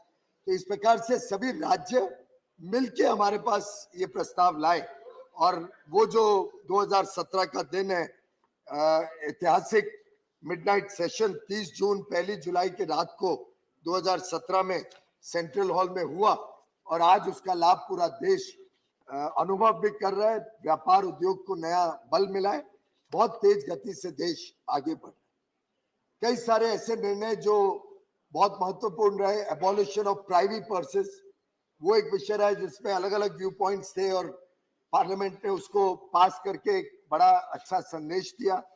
इसी प्रकार से ट्रिपल तलाक को जब क्रिमिनलाइज किया, उसका कानून 2019 में लाया गया, हमारी बहनें माताओं को अपना सम्मान मिला, और एक बड़ा सिग्निफिकेंट रिफॉर्म का मेजर था जिसने जेंडर डिस्क्रिमिनेशन को समाप्त करने के लिए अपना अपना योगदान दिया है। और इसी प्रकार से हमारी महिलाओं के सम्मान के लिए ये सरकार तत्पर रही है, और लगातार एक के बाद एक 9 साढ़े 9 वर्षों में इतने सारे बड़े निर्णय हमारी बहनों के लिए, माताओं के लिए, हमारे बेटियों के लिए इस देश में किए गए हैं। Right from the day one, Beti Bachao Beti Padhao से लेके आज तक और भविष्य में भी भारत हमारे बहनों को और अच्छा सम्मान मिले और अच्छा स्थान मिले। हम ऑलरेडी देख रहे हैं कि बड़े पैमाने बहनें काम में आ रही हैं, they are joining the workforce, और भारत की अर्थव्यवस्था में भी और भारत की आगे के भविष्य में उनका योगदान बढ़े। ये मुझे लगता है हम सबका एक प्रयास है, हम सबका इच्छा भी है। माननीय अध्यक्ष जी, कुछ थोड़े खराब हमारे सामने उदाहरण भी है जिससे सीखने को मिला। जैसे पार्लियामेंट पे जो अटैक हुआ था, उससे हम सबको और ज्यादा चौकन्ने रहना पड़ेगा, और सुरक्षा के जो प्रयास किए जाते हैं, सुरक्षा कर्मी जो अपना काम करते हैं, सुरक्षा हमारी और हमारे देश की आन बान और शान संभालने के लिए जो सुरक्षा कर्मी काम करते हैं, मैं समझता हूं उसमें हम सबका भी योगदान हो, हम भी कोऑपरेट करें, और हम भी थोड़ा सेंस ऑफ एंटाइटलमेंट से ऊपर उठ जाएं, तो शायद हमारी भी सुरक्षा और देश के सम्मान की सुरक्षा और अच्छी हो पाएगी, और 2001 जैसे अटैक कभी नहीं आ पाएंगे। उसके बाद हमने एक पूरे देश को संदेश, एक यूनिटी का संदेश तो दिया कि हमारा लोकतंत्र को कोई हरा नहीं सकता, आवर डेमोक्रेसी इज इनविंसिबल। परंतु मुझे लगता है इसको पुनः हम स्मरण करते रहे, और आगे भी कभी हमारे देश की एकता और एकजुटता पे कोई आहत नहीं आए, ये हम सबका सामूहिक प्रयास रहना चाहिए। माननीय प्रधानमंत्री नरेंद्र मोदी जी के नेतृत्व में आज भारत एक बहुत आत्मविश्वास के साथ बहुत तेज गति से विकास की प्रवाह में आगे बढ़ रहा है। इसमें कई सारे मौके आते हैं हम सबको, जिसमें एक आवाज से देशहित और जनहित को हम आगे लेके जा सकते हैं। और मैं समझता हूं जो हमने पुराने लेसन सीखे हैं, उससे हमें आगे के भविष्य को बनाने में और अच्छा बल मिलेगा। जैसे कि जब इमरजेंसी आई थी और एक प्रकार से भारत के लोकतंत्र के कई सारे प्रावधान रोक दिए गए थे, उन पे अंकुश लगा दिया गया था, तब माननीय अटल बिहारी वाजपेयी जी ने कहा था, अनुशासन के नाम पर अनुशासन का खून, भंग कर दिया गया संघ को, कैसा चढ़ा जुनून। और मैं समझता हूँ ये एक बहुत वेकअप कॉल था पूरे देश के लिए। कई सारे हमने इसमें से सबक सीखे और आगे चल के जो 42nd कॉन्स्टिट्यूशनल अमेंडमेंट था उसको भी फिर पुनः बदला गया। 44th अमेंडमेंट 1978 में आने से 1978 में जो फंडामेंटल राइट्स, हमारे अधिकारों के ऊपर जो अंकुश लगा था, उसको पुनः एक बार स्थापित किया गया। और बाद में तो कई सारे मौके आए जिसमें सदन ने भी और कोर्टों ने भी भारत की जो बेसिक प्रिंसिपल्स हैं हमारे आजादी के, हमारे संविधान के, उसको कोई आहत ना पहुंचे उसके लिए कई सारे कदम हम सब ने और देशवासियों ने उठाए हैं। माननीय अध्यक्ष जी, कई सारे ऐसे कानून थे जो पुराने गुलामी के समय से चले आ रहे थे। हम एक प्रयास कर रहे हैं कि उन कानूनों को भी बदला जाए, उनको कंटेम्पररी, आधुनिक बनाया जाए, आज के बदले हुए परिप्रेक्ष्य में कैसे वो रेलेवेंट हो, उसके लिए प्रयास सभी सरकारें करती हैं। कंपनीज एक्ट पहले 1956 में था तो पूरी तरीके से लाइसेंस राज को बल देता था, उसको बदला गया 2013 में और कई सारे मेजर्स लिए जिससे उद्योग व्यापार को और बल मिल सके। उसमें भी समय समय पे कई सारे और बदलाव 2014 से 2022 तक लाए गए हैं, जिससे आज ईज ऑफ डूइंग बिजनेस को और ईज ऑफ लिविंग को हमने अपनी प्राथमिकता बनाते हुए देश को आगे बढ़ाने का काम किया। जो नई पार्लियामेंट की बिल्डिंग बनी है, ये भी अपने आप में देश के लिए एक बहुत गर्व की बात है, हम सब के लिए गर्व की बात है। ये हम सबका सदन, आधुनिकता से पूरा युक्त और आगे भविष्य की जो जरूरतें हैं उसको पूरा करने वाला ये नया वास्तु, मैं समझता हूं पूरे विश्व में एक भारत के लिए एक नई उत्साह और उमंग के साथ आगे जाने का एक संदेश पहुंचाएगा। ऐसे ही पिछले 2 महीनों में भारत मंडपम, जो पुराना प्रगति मैदान था, और एक द्वारका में स्थित नया यशो भूमि, 2 और बड़े सेंटर्स का उद्घाटन माननीय प्रधानमंत्री नरेंद्र मोदी जी ने किया है। ये दोनों नए भारत के प्रतीक के रूप में देश को आगे लेके जाएंगे। अब हमारा देश विश्व स्तरीय फेयर्स, एग्जीबिशंस, कन्वेंशंस, कॉन्फ्रेंसेस कर पाएगा और उसका हमने जीता जागता एक स्वरूप G20 लीडर्स समिट में भी देखा। ये सब निर्णय अब इस देश को आगे लेके जाने के लिए समावेशी और एक प्रकार से पारदर्शिता के प्रतीक के रूप में लोगों की आशाएं, अपेक्षाएं पूरा करने के लिए सबका प्रयास है और हम सब मिलके इस प्रयास में जुड़े, देशवासियों का विश्वास जीते और देशवासियों को एक कर्तव्य भावना से जो 5 फ्रंट माननीय प्रधानमंत्री जी ने आजादी के अमृत महोत्सव में लाल किले से दिए थे कि हम सब 140 करोड़ देशवासी कर्तव्य भावना से देश की एकता और एकजुटता को संभाले, देश को गुलामी की मानसिकता से निकाले। हमारे इतिहास से जो सीखने को मिला है, जो हमारे इतिहास में, हमारी परंपराओं में, हमारे जो रिच कल्चर और हेरिटेज, पारिवारिक वैल्यू सिस्टम्स हैं, उन सब से जो हम सीखते हैं उस सब को कर्तव्य भावना से आगे लेके जाएं, नारी शक्ति का सम्मान करें और एक भ्रष्टाचार मुक्त भारत को विकसित भारत बनाने के लिए हम सब संकल्प लेके आगे चलें। इस इच्छा के साथ इस सदन में भी ये आज का विषय हम सब चर्चा करें। हम सब डॉक्टर बाबा साहेब अम्बेडकर जी का जो एक संविधान सभा कॉन्स्टिट्यूएंट असेंबली में भाषण था, जिसमें उन्होंने कहा था, and I quote, where constitutional methods are open, there can be no justification for unconstitutional methods. मैं समझता हूं ये एक बड़ा अच्छा वाक्य है जो हम सबको याद दिलाता रहते हैं कि आगे चल के भी ये सदन अपनी गरिमा रख के, इतिहास के पन्नों से बहुत कुछ हमें सीखने मिला, हमारे सबके अपने अपने अनुभव रहे, अच्छे अच्छे विचार आते हैं जब हम पुराने दिन इस सुंदर सदन में याद करते हैं।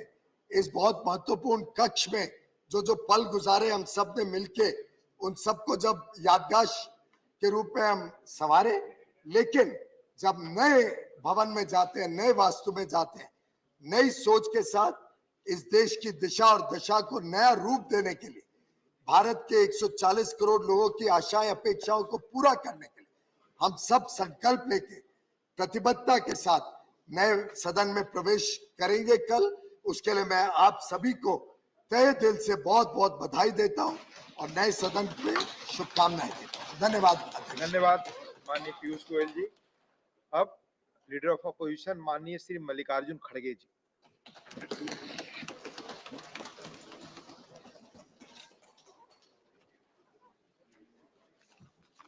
सर, आपका मैं आभारी हूँ क्योंकि मुझे आप जल्द बुलाए और अपनी बात रखने के लिए मुझे मौका मिला, इसलिए मैं आपका आभारी हूँ।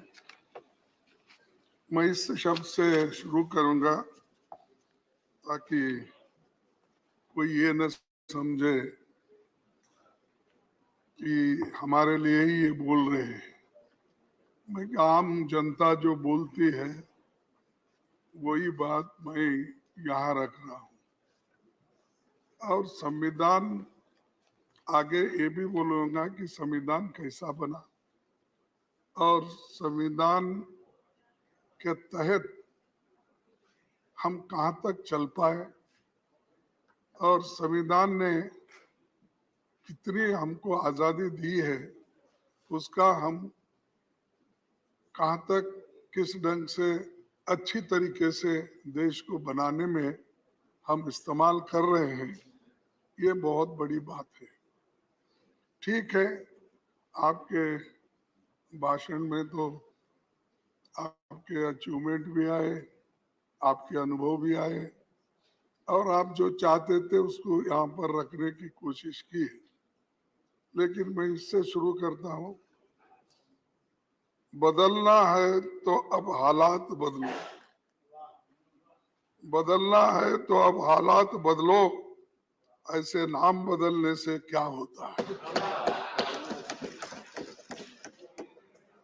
देना है तो युवाओं को रोजगार दो, सबको बेरोजगार करके क्या होता है। दिल को थोड़ा बड़ा करके देखो, लोगों को मारने से क्या होता है। दिल को थोड़ा बड़ा करके देखो, लोगों के मारने से क्या होता है। कुछ कर नहीं सकते तो कुर्सी छोड़ दो। बात बात में डराने से क्या होता है। बात में डराने से क्या होता है। अपनी हुक्मरानी पर तुम्हें गुरूर है, लोगों को डराने से धमकाने से क्या होता है। बदलना है तो अब हालात बदलो, ऐसे नाम बदलने से क्या होता है और यहाँ से वहां जाने से और क्या होने वाला है। सर, तो सबको गर्व है देश पे और इसीलिए मैं कहूंगा कि जो संविधान आजादी के बाद बनी और इस संविधान के तहत हम सभी को चलना है और देश के लिए हम कुछ करना है। और इसमें मैं एक ही बात कहूंगा कि इस पार्लियामेंट्री जर्नी में 75 साल जो संविधान सभा का ये जो संविधान करके हुआ और उसके अचीवमेंट, एक्सपीरियंस, मेमोरीज, लर्निंग्स, इस पे ही हमको बात करना था। तो मैं इसी पे थोड़े शब्दों में बोलूंगा कि एक मेरी भी जर्नी 50 साल में असेंबली और पार्लियामेंट मिलके 52 साल हिस्सा है मेरा भी, लेकिन मुझे यहाँ ज्यादा समय नहीं मिला, मेरे को वहीं पर रखना पड़ा, बेंगलुरु में ही था। यहाँ बहुत से नेताओं के भाषण सुनने को मुझे कम मौका मिला, सिर्फ 14 साल मिले। कहाँ जा रहे हैं?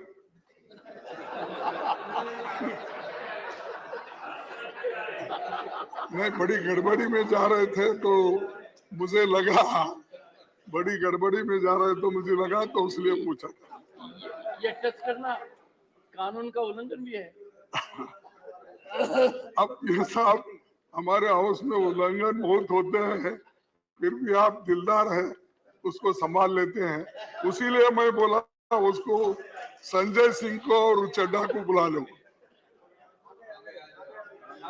आगे आगे कोई चिंता थी मेरे को, उधर गए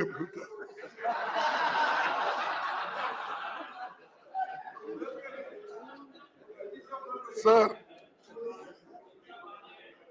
ये संविधान सभा, ये भवन आजाद भारत के सारे बड़े फैसलों का गवाह है, और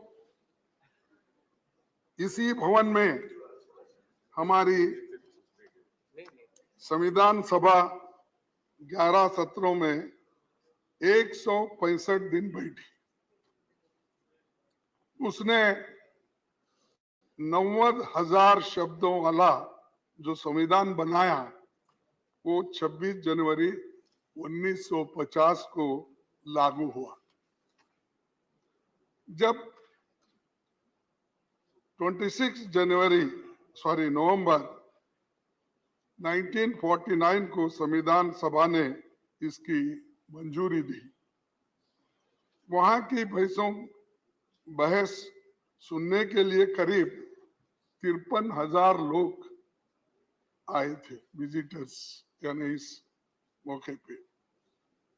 सभापति जी, आपने अपने जयपुर के पीठासीन अधिकारी सम्मेलन में संविधान सभा के 11 सत्रों के व्यवधान रहित संचालन को एक आदर्श स्थिति कहा था, यानी किस ढंग से वो चला और कितनी अच्छी थी, यह आपने जयपुर के अपने मीटिंग में, अपने वक्तव्य में कहा। तो ऐसा वो एक वक्त था जो सबको लेके लोग चलते थे, और लोकतंत्र को ठीक ढंग से ठीक रास्ते पे ले जाने के लिए कितनी कोशिशें होती थी, इससे यह अंदाजा लगता है। उस वक्त कौन थे प्राइम मिनिस्टर? पंडित जवाहरलाल नेहरू। नहीं सर, आपकी याददाश्त बहुत अच्छी है, इधर क्यों देख रहे? नहीं, इधर ये टैक्टिकल है। मतलब ऐसे लगता है कि बहुत अच्छा स्क्रिप्ट किया हुआ है। साहब मेरे आपको याद दिला रहे थे साहब, सर, आपको याद दिला रहे थे जरा। नहीं, बिल्कुल ऐसा ही था, क्योंकि तब राष्ट्र की बुनियाद रखने का काम हो रहा था, और बुनियाद के अंदर जो पत्थर जाते हैं वो दिखते नहीं, और जब वॉल पे आप नाम लगाते हो वही दिखते हैं। आप कभी भी जाइए साहब, आप तो 2-4 अनेक कोर्ट तो उद्घाटन किए होंगे अब तक, कहीं भी जाइए, जो बिल्डिंग ठहरती है बुनियाद पर, वो अंदर के मजबूत पत्थर किसको भी नहीं दिखते, लेकिन ऊपर का नाम। माने खड़गे जी, मैं हाल में भारत मंडपम गया था। हाँ, देखिए, भी देखी और ऊपर भी देखा। यही मैं बोल रहा हूँ, आप बहुत से लेकिन देखते हैं। दुनिया के नेताओं ने जो मुझे कहा, आश्चर्यचकित हो गया। सर बोलने दीजिए। उसकी नींव का भी आधार समझ में आ गया, ऊपर का भी समझ में आ गया। उसीलिए साहब इतने बिल्डिंग्स, आप कौन से भी इमारत बनी होगी, राजे रजवाड़ों के महल बने होंगे, और हमारी पार्लियामेंट बनी, पहले की पार्लियामेंट है, नई और कुछ कल जाने में अभी वो दिक्कत है, कौन देखे कौन नहीं दे, हमारी जगह कहाँ है वो भी ढूंढना पड़ेगा। उसमें मैं आपकी मदद करूंगा। अच्छा, और आज ही करूंगा। चलो सर, संविधान सभा ने चुने गए विभिन्न धाराओं के लोग महान नायक थे, उसमें अपने दौर के महारथी थे, उनका बड़ा जमीनी अनुभव भी था।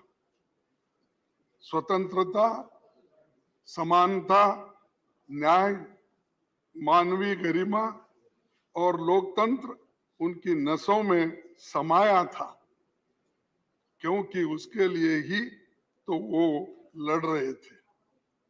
इसीलिए संविधान निर्माताओं ने हमें जो संविधान दी है वही हमें आज भी एक बनाए हुए हैं और उसी ने राष्ट्र के लिए सशक्त ढांचा तैयार किया है। इसी कारण लोकतंत्र के सिद्धांत और व्यवहार आज जनता के स्वभाव का अभिन्न अंग है। भारतीय संविधान हमारा सबसे बड़ा मार्गदर्शक है। इसी के आधार पर संसदीय प्रणाली के हक में फैसला हुआ और अडल्ट फ्रेंचाइज जो हमको मिला वो सबसे बड़ी बात है, क्योंकि आपको तो मालूम है पहले जब वोटिंग पावर थी 1935 के, तो इस एक्ट के तहत जो टैक्स देते हैं, जिनके पास जमीन है, जो पढ़े लिखे हैं, जो इनकम टैक्स पे करते हैं, ऐसे लोगों के लिए ही वोटिंग का अधिकार था। लेकिन हमने जो संविधान बनाया, पंडित जवाहरलाल नेहरू जी और डॉक्टर बाबा साहब अम्बेडकर, वल्लभ भाई पटेल, जितने भी महान नेता उस वक्त इस कॉन्स्टिट्यूंट असेंबली में थे, उन्होंने अडल्ट फ्रेंचाइज दिया।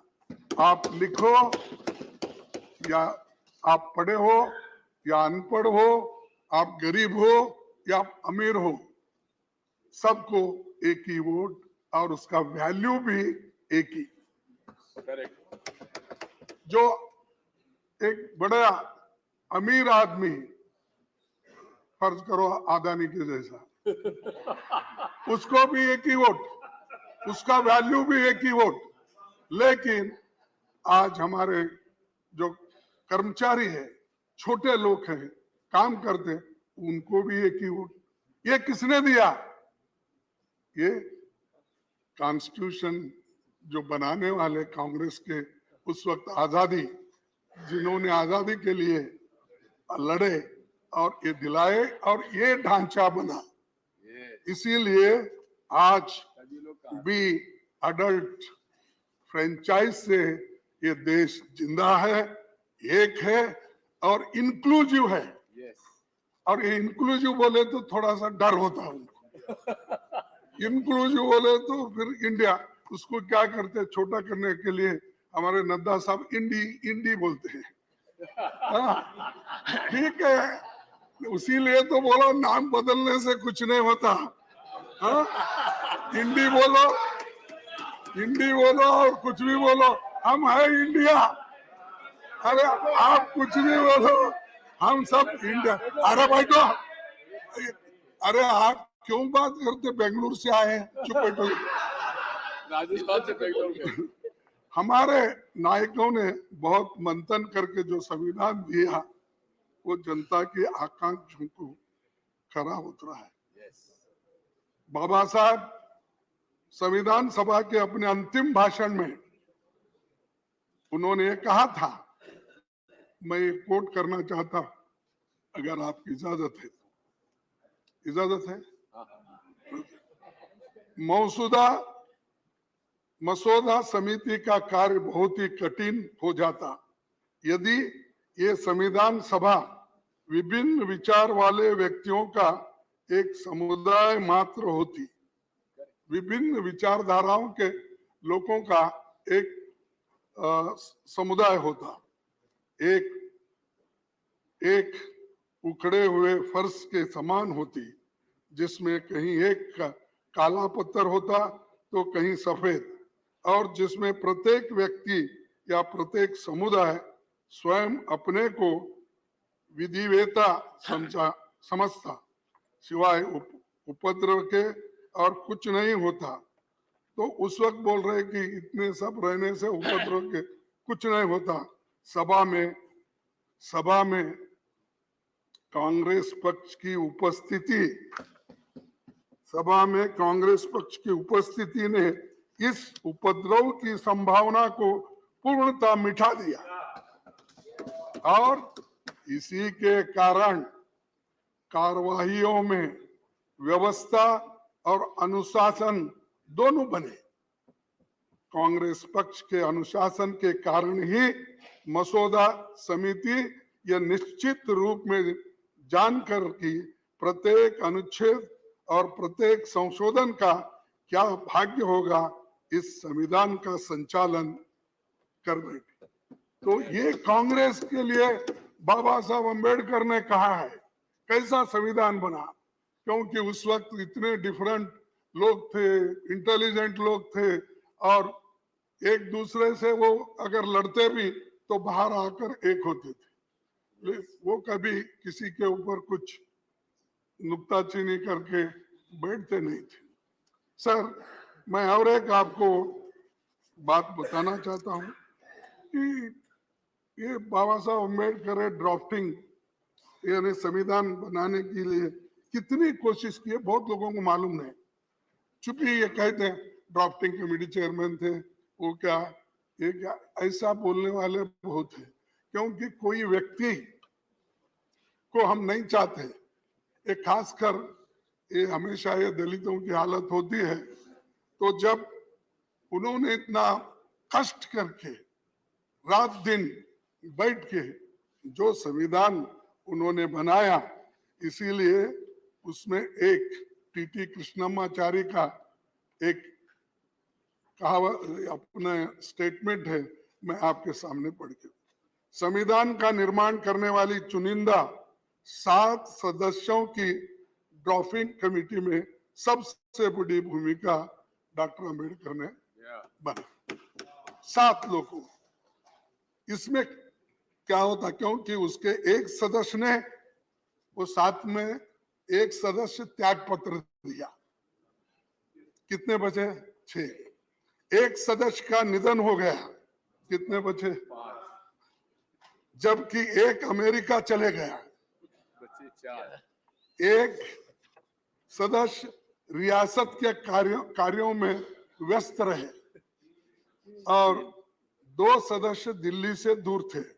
उनकी सेहत खराब होने के कारण कम मौजूदगी होती थी, तो सारा दारोमदार बाबा साहब अम्बेडकर की। ये इतिहास है, हम इसको कभी नहीं कहते। ये बार बार यही बोलते, ड्राफ्टिंग कमेटी के ये थे, सब मेंबर्स ने मिल। अब ये टीटी कृष्णमाचारी जो मेंबर थे उसके कॉन्स्टिट्यूंट असेंबली के, और खासकर इस ड्राफ्टिंग कमेटी के मेंबर थे, उन्होंने ये बात कही।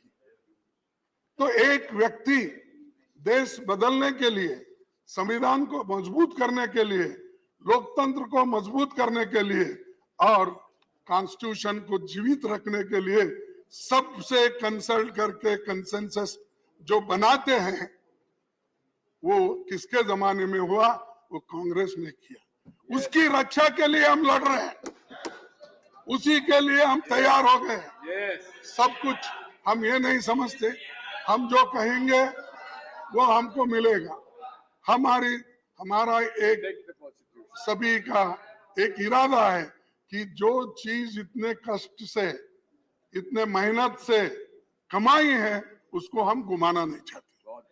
तो इसलिए सर, आपको और एक यही बात करूंगा कि इसके बाद 1950 में भारत ने जब लोकतंत्र अपनाया, तो बहुत से विदेशी विद्वानों को लगता था कि यहाँ लोकतंत्र विफल हो जाएगा, क्योंकि ये करोड़ों अंगूठे छाप लोग हैं, तब ब्रिटिश प्रधानमंत्री, आपको तो मालूम है, फिर मैं बोलने की आवश्यकता नहीं है, फिर भी चर्चिल ने यहां तक कहा था अंग्रेज चले गए तो उनके द्वारा स्थापित न्यायपालिका, स्वास्थ्य सेवाएं, रेलवे और लोक निर्माण का पूरा तंत्र खत्म हो जाएगा, ये चर्चिल ने कहा। यानी इतना अंडरमाइन किया हमको कि ये लोग अनपढ़ है, अंगूठे छाप है, ये लोग क्या करेंगे, डेमोक्रेसी को कैसा टिकाएंगे। लेकिन हमने टिका के दिखाया, हमने इसको मजबूत करा, इसका संरक्षण किया।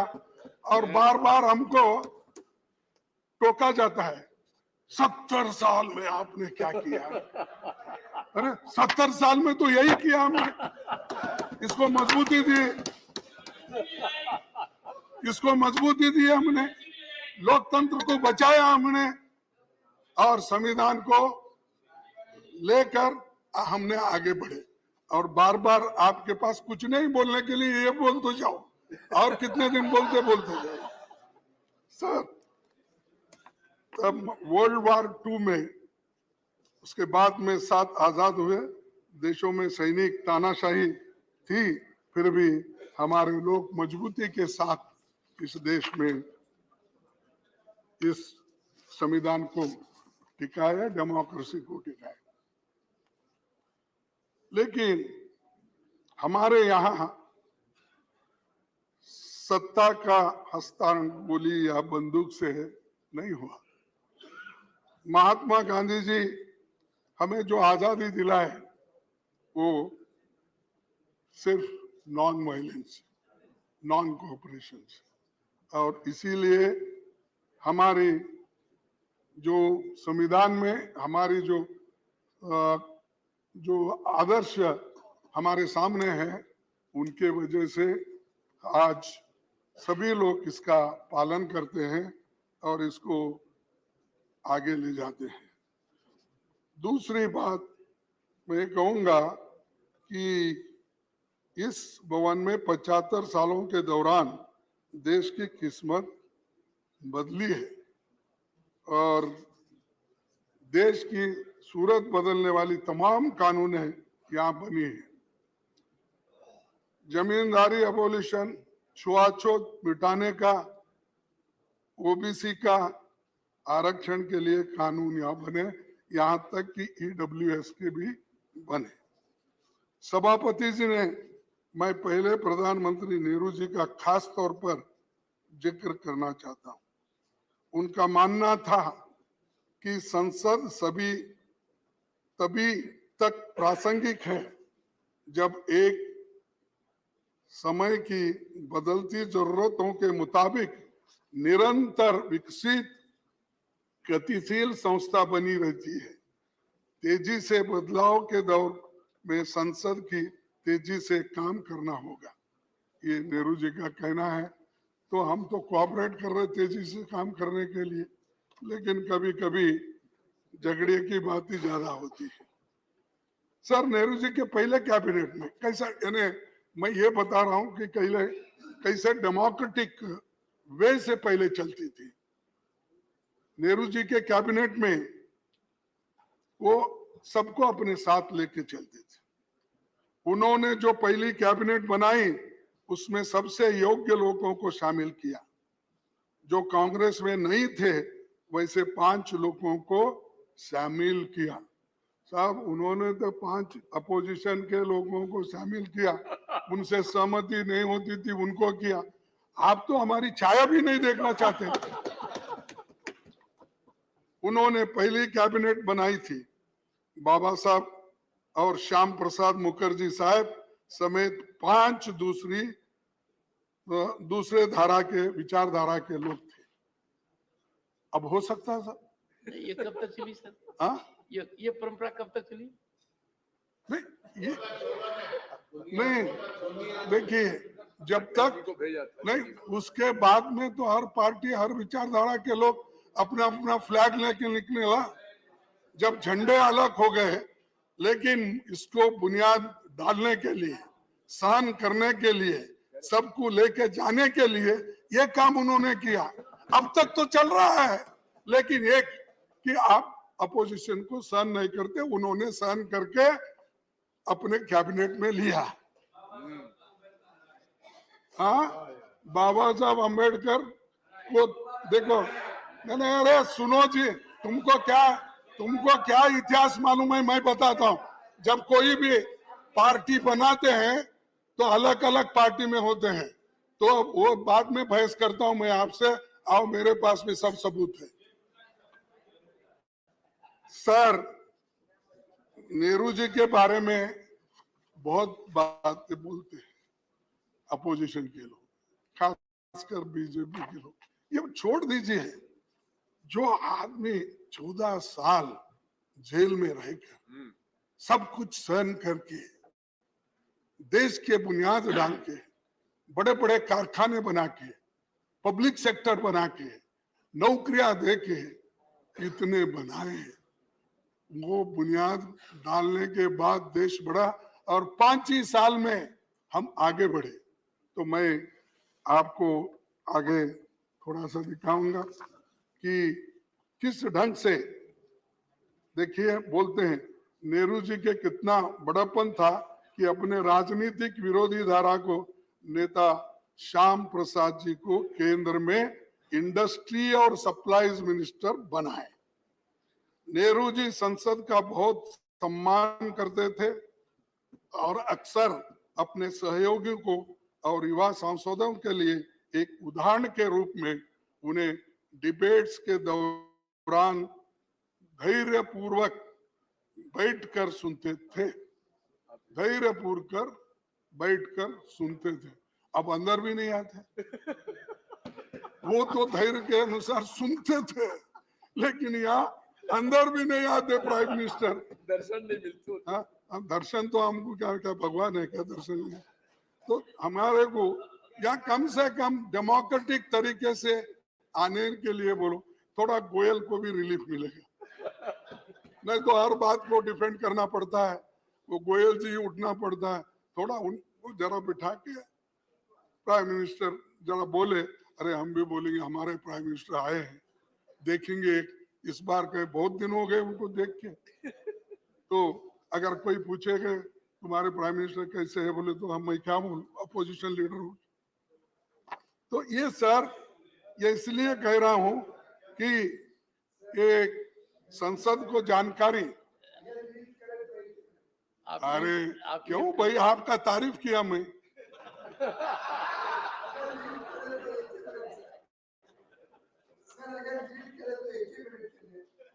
जब प्रधानमंत्री जी यहाँ पे आते हैं तो आप लोग बाहर चले जाते हो। नहीं, अब ऐसा है, जब वो नहीं, वो जब वो आते हैं हम बाहर चलते हैं ना, तुम पहले ही भगाते हो हमको, कुछ कह के झगड़े निकाल के। चलो छोड़ दीजिए। नेहरू जी, अरे सब मालूम है आप कहाँ बिठाते, कैसा करते। सुनो, नेहरू जी महत्वपूर्ण मुद्दों पर लगातार विपक्षी नेताओं से मिलते रहते थे। प्रमुख मुद्दों पर बहस के दौरान सांसदों की बातें ध्यान से सुना करते थे। नेहरू जी ने तो यहाँ तक कहा था, मुझे इस सदन की शक्तियों से ईर्ष्या है और मैं नहीं चाहूंगा कि कोई उन शक्तियों को सीमित कर दे। यानी इतना बड़ापन, मैं किसी को सीमित करना नहीं चाहता, सुनना चाहता हूं, सबकी ओपिनियन लेना चाहता हूं। तो ये बात उन्होंने कही। आज क्या होता है, कोई सुनने, हमारे को सुने तो भी हमारी बात सुनने के लिए कोई नहीं आते, बार बार यही कहते हैं कि अब उन्होंने कहा। नेहरू जी के विचार था, मजबूत विपक्ष न होने का अर्थ है व्यवस्था में महत्वपूर्ण खामियां हैं।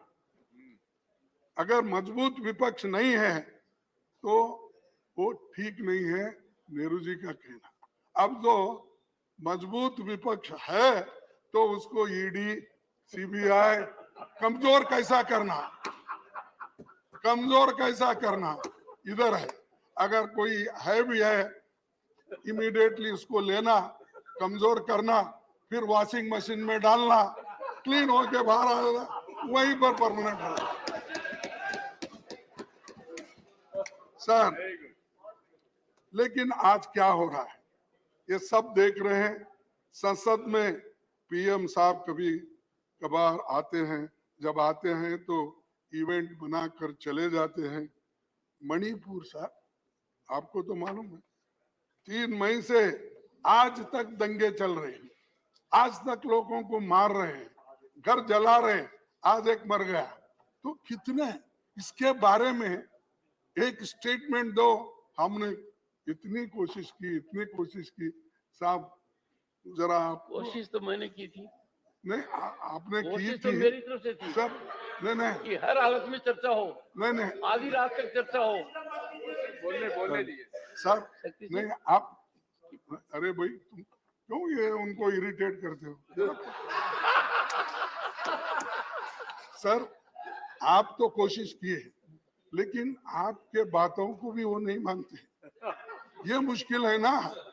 आप हमको बोलते हैं, इसीलिए हम बार बार आपके तरफ देखते हैं, तो जब हम आपके तरफ देते तो फिर आप उनके तरफ देखते हैं। तो इसलिए खड़गे जी, मैं मजबूर नहीं हूँ, मजबूत हूँ।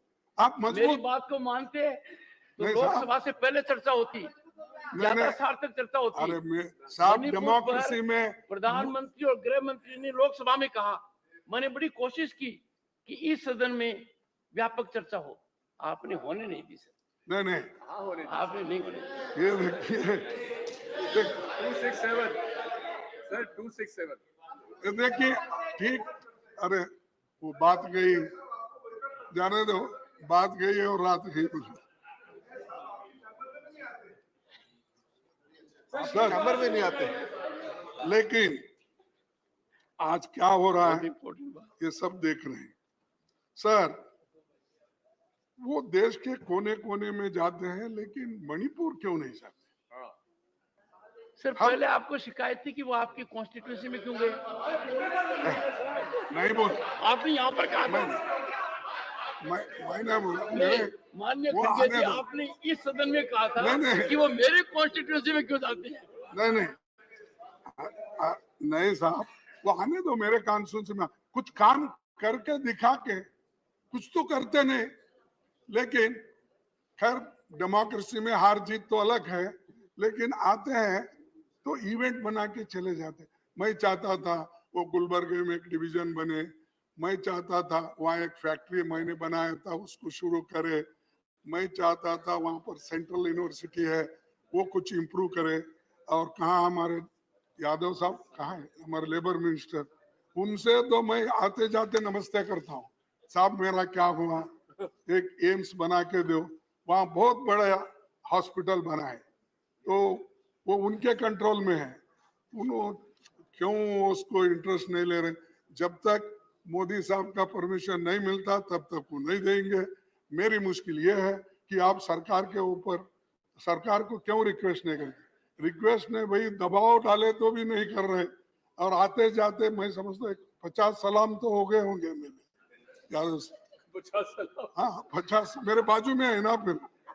तो ये ऐसा, और अच्छी बिल्डिंग है, उन्होंने खुद देखे हैं, देखकर। खैर जाने दो, हमारी किस्मत अच्छी नहीं, मेरे लोगों की किस्मत अच्छी नहीं, वहाँ के लोग पहले ही बैकवर्ड है और भी उनको दूर रखे। तो ये मणिपुर को जाना था, वहाँ पर उनके दुख दर्द को देखना था, लेकिन किसी वजह से वो जा नहीं सक रहे। लेकिन इससे ये अच्छा नहीं हो। सर, सभापति जी, अटल जी ने अपने कार्यकाल में 21 बार बयान दिया। अटल जी ने अपने कार्यकाल में 21 बार बयान दिया 6 साल में। डॉक्टर मनमोहन सिंह जी ने 30 बार बयान दिया। केवल हमारे मौजूदा पीएम साहब ही ऐसे है जो सदन में 9 सालों में कस्टमरी बयानों को छोड़ के केवल 2 बार बोले। ये डेमोक्रेसी है साहब। अब इसको क्या कैसा सुधारते, मैं आपको ही छोड़ देता हूँ। सर दूसरी, सर थोड़ा सा ज्ञानवर्धन कीजिए। ये कस्टमरी बयान कौन सा होता है? हाँ, कस्टमरी बोले तो ये अपने राष्ट्रपति जी का ये जो ऐसे इश्यूज रहते ना, कस्टमरी नहीं सर। बोलना ही चाहिए। सबसे उस वक्त महत्वपूर्ण तो वही है। नहीं, दिग्विजय सिंह जी, ये महत्वपूर्ण मुद्दा है कि यदि अगर प्रधानमंत्री उन कस्टमरी मुद्दों पर बोलते हैं तो कितना आवश्यक है। I am not in defence of anyone, but I am on hard facts. मैं तो समझता था कि माननीय खड़गे जी को शिकायत होगी कि प्रधानमंत्री जी इतना ज्यादा क्यों बोलते हैं लोकसभा में, राज्यसभा में। नहीं साहब, सुनो नहीं साहब, I will ask the secretariat नहीं to have full update on this and No. inform leader of the opposition नहीं in next 3 days. आप अपने स्टाफ को पूछिए, अटल बिहारी वाजपेयी 21 बार बयान दिए। बयान देना अलग है, कस्टमरी जो उत्तर देना हर चीज पे, जो राष्ट्रपति के इस पे भाषण देना, वो अलग है। तो ये 21 बार बयान जो वाजपेयी साहब ने दी, अलग अलग ओकेजन पे दिए सो है, वैसा ही मनमोहन सिंह जी ने 30 बार दी, ये अलग अलग ओकेजन में दी।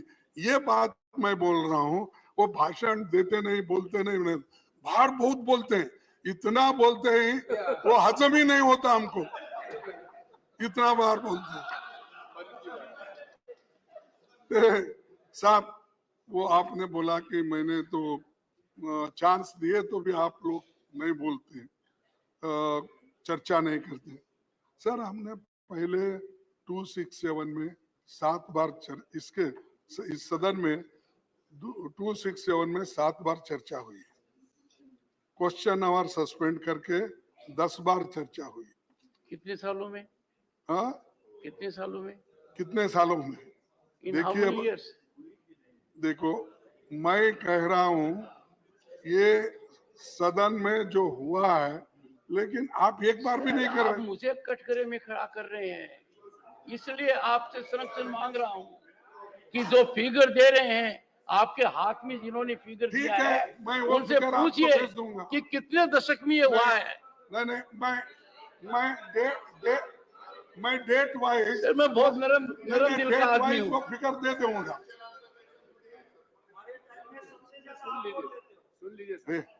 ऐसा नहीं बोलो। Have respect for your leader. ये चुप बैठो भाई, तो आपको चेयरमैन साहब को ऐसा नहीं सताना चाहिए। सर, पहले तो आप उकसाते हो और फिर उनको डांटते हो। नहीं, वो ऐसा बीच में बोल।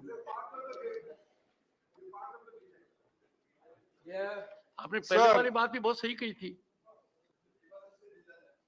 I became कानून बनाने के when leader of opposition declined to see me in the chamber at my request. Yes, I noticed.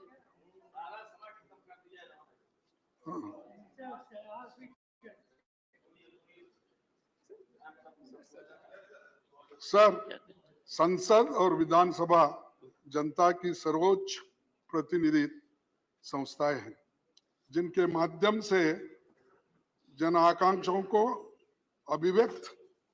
अभिव्यक्ति मिलती है और बदलते समय में जनता की अपेक्षाएं बढ़ रही है। लिहाजा सदनों में स्तरीय चर्चा होनी चाहिए।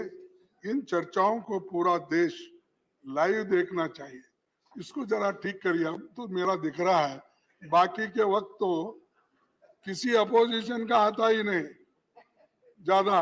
वो जरा क्या कंट्रोल हमारे गोयल साहब करते हैं और फोन करते हैं, मुझे मालूम नहीं, लेकिन वो बोल दीजिए। कम से कम हमको तो बाहर चांस नहीं मिलता, यहाँ तो चांस मिलता है, तो जरा दिखाते दीजिए। जनता के सवाल उठा सकते हैं। अब जब भी हमारे ये अभी तेलंगाना के नेता उठा रहे थे, ऐसा उठते रहते हैं, हम डांटते रहते हैं, लेकिन वो जो कहते हैं कम से कम यहाँ अगर रजिस्टर हुआ तो बाहर भी मालूम होता भाई हमारी बात कोई रखे। अब उसी लिए ऐसी चीजें संवैधानिक ये मुख्य है। और संवैधानिक तरीके से हम जो काम करते हैं उसको आपका प्रोत्साहन मिलना चाहिए और सरकार का भी हमको देने का ये कोशिश होनी चाहिए।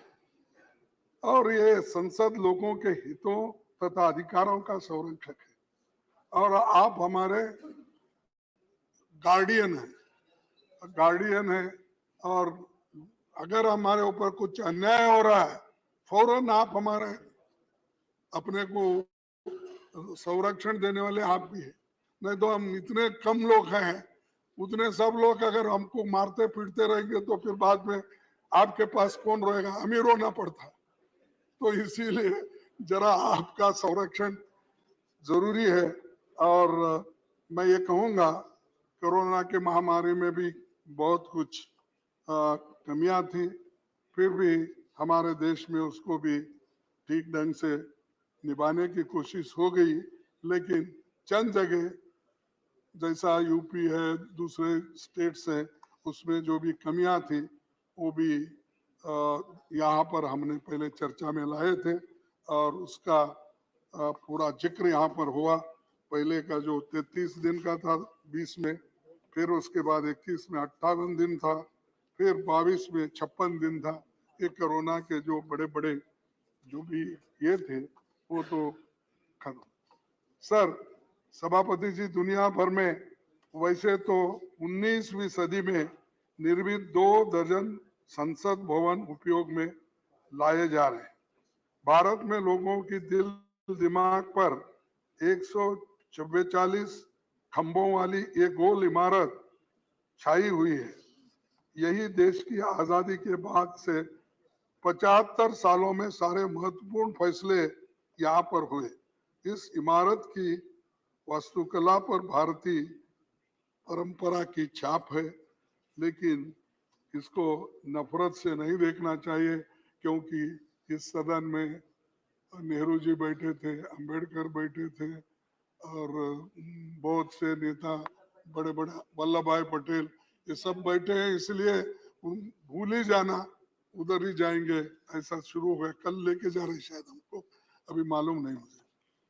सर सभापति जी, संसद का सबसे बेहतरीन कामकाज पहली लोकसभा में मैं बता रहा हूं 1952 से 1957 के बीच सिर्फ 5 साल में माना जाता है कि जिसमें 677 बैठकें हुई, 319 विधेयक पारित हुए 5 साल में।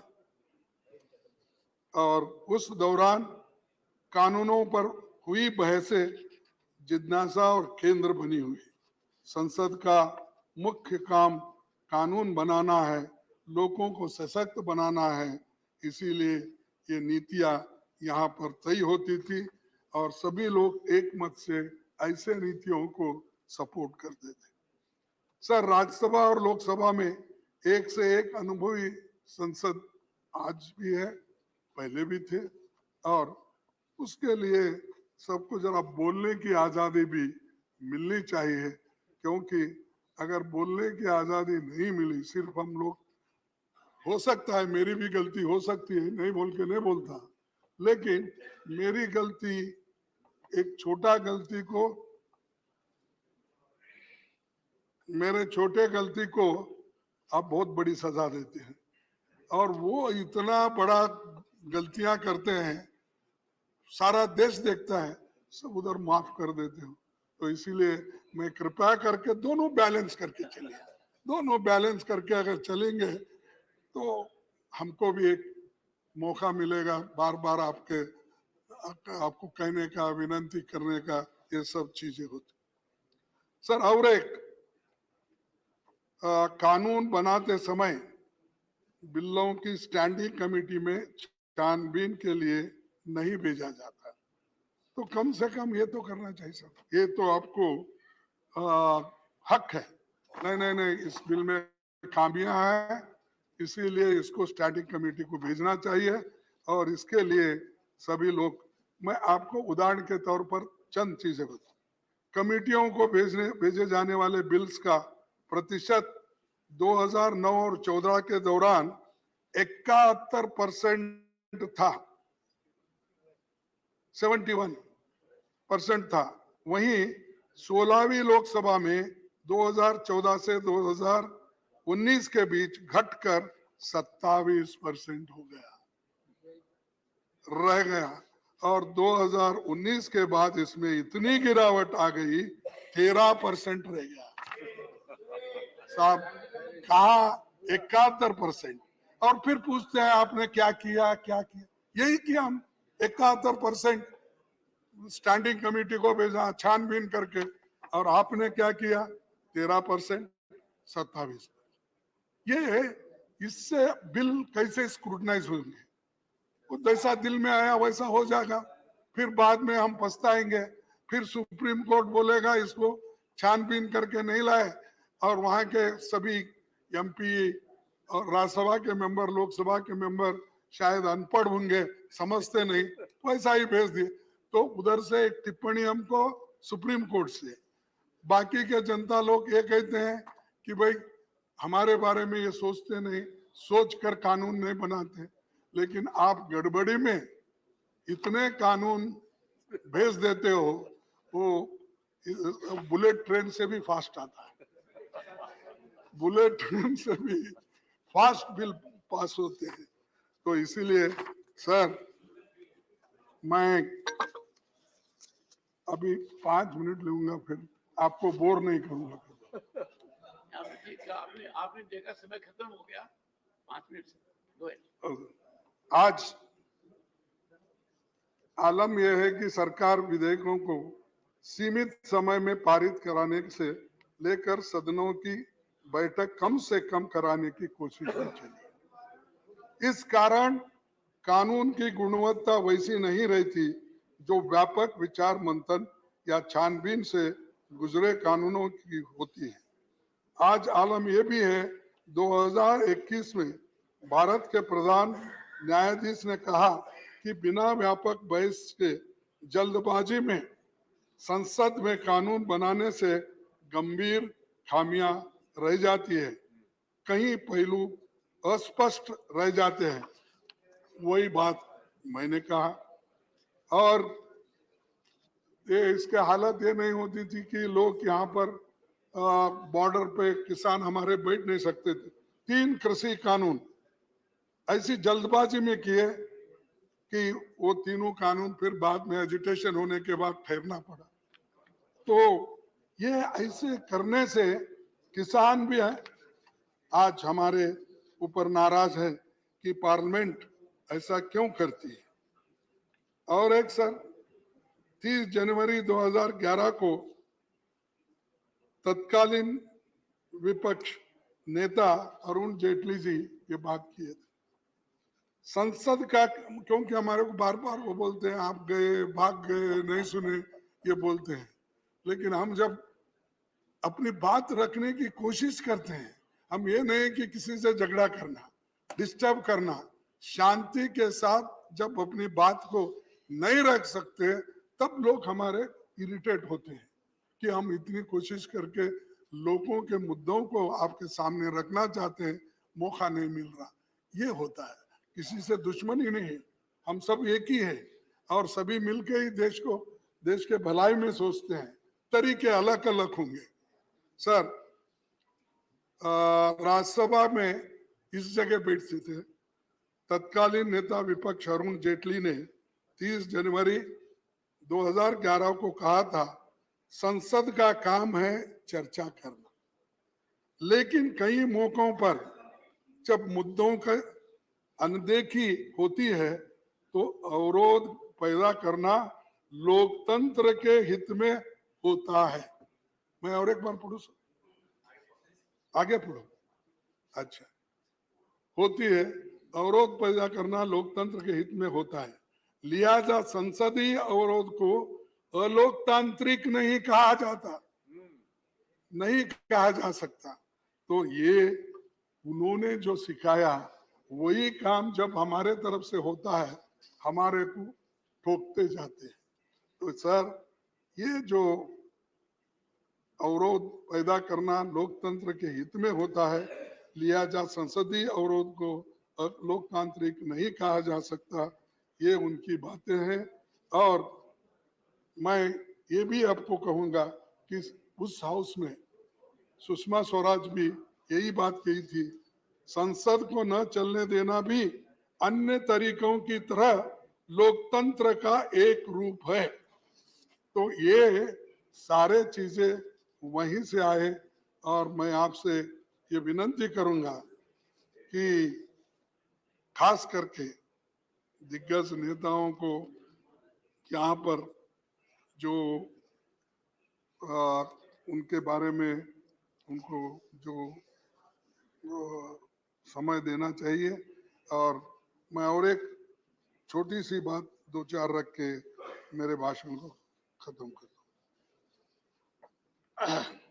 विपक्षी नेताओं के कई प्रमुख तथ्यों को सत्ता पक्ष की मांग पर कार्रवाई से बाहर निकाला जाता है और उसके लिए ही मैं आपको पहले आते ही विनंती किया, छोटी मोटी चीजें जब होती है, आप तो ऊपर हैं हम सबसे, हम नीचे हैं, तो हमारे ऊपर पहला हाथ आप ही का आता है क्योंकि हम नीचे रहने से।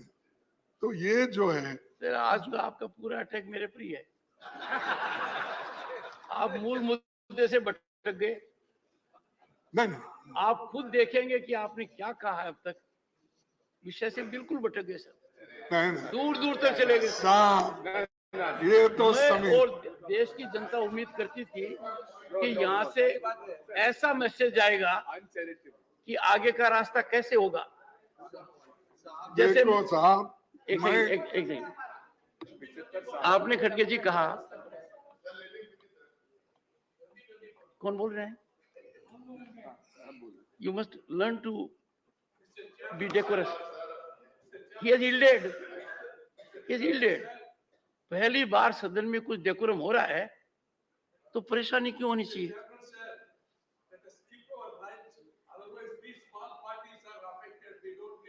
You will get the chance, sir. You are a very senior member. You will get the chance. Sir, I agree. We must skip the lunch at Microsoft's request. Good idea. It's a good idea. But that I will do at 1 o'clock. That I will do at 1 o'clock. खड़गे जी, मैं माननीय सदस्यगण को appeal करूंगा और लगातार मैंने ये बात कही है और गहन चिंतन और मंथन के बाद कही है कि कब तक हम पास्ट प्रेसिडेंट को लेकर हाउस को डिस्टर्ब करते रहेंगे, कब तक हम डिस्टर्बेंस को जस्टिफाई करते रहेंगे। आप अंदाजा लगाइए खड़गे जी, मेरे पर क्या बीत रही होगी जब आप बोल रहे थे कि मुझे बोलने नहीं देते हो। मैं इतना आकलन करता हूं और दुखी होता हूं कि जहां पार्टिसिपेशन हो सकता था वहां आप लोग थे नहीं। मतलब आप अंदाजा लगाइए, if leader of the opposition would rise on this critical occasion to sanctify disturbance, disruption, आपने खुद कॉन्स्टिट्यूंट असेंबली को कोट किया है, वहां तो कभी नहीं हुआ। So why are you commentating on his speech? Jairam ji, this is not a good habit. No, you are a victim of this habit. Don't have this habit. Don't have this habit. No, this is not a. When the honorable LOP has yielded, why are you being super LOP? Because you want to listen. You can't be. He doesn't need assistance. You want to listen to him. No. You want to listen to him, but it is regulated by the chair. Otherwise, come and sit here and control it. Every time. I have no desire to sit there. Even if you have, listen to him. Even if you have, there is a mechanism. Sir, you are constantly No, interrupting him, sir. please, take your.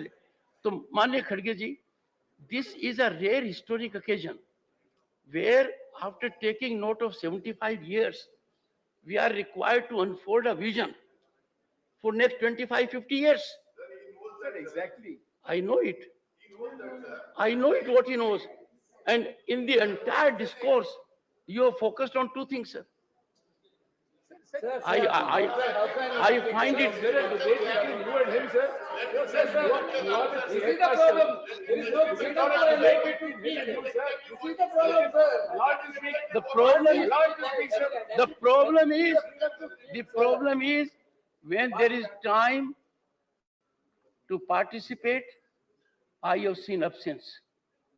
The problem is when an issue has to be debated, discussed, deliberated, you have walked out of the house. Problem is the chairman. This is wrong. This is wrong from your part, sir. This is completely wrong. You are misleading. You are misleading the house. Misleading the house. You are misleading the house. Misleading the house. This is totally wrong. It's a very particular remark from you, sir. Sit down. Sir, please I explain have your own said, statement. one second. I request you to One second. explain your own Jairam, statement. take it. Sir, please Everybody is explain your own cooperating statement. today. Take You it. are misleading the house, sir. No. You are not debating here. Sir, you are not debating here. Sir, let him speak. Digvijay ji,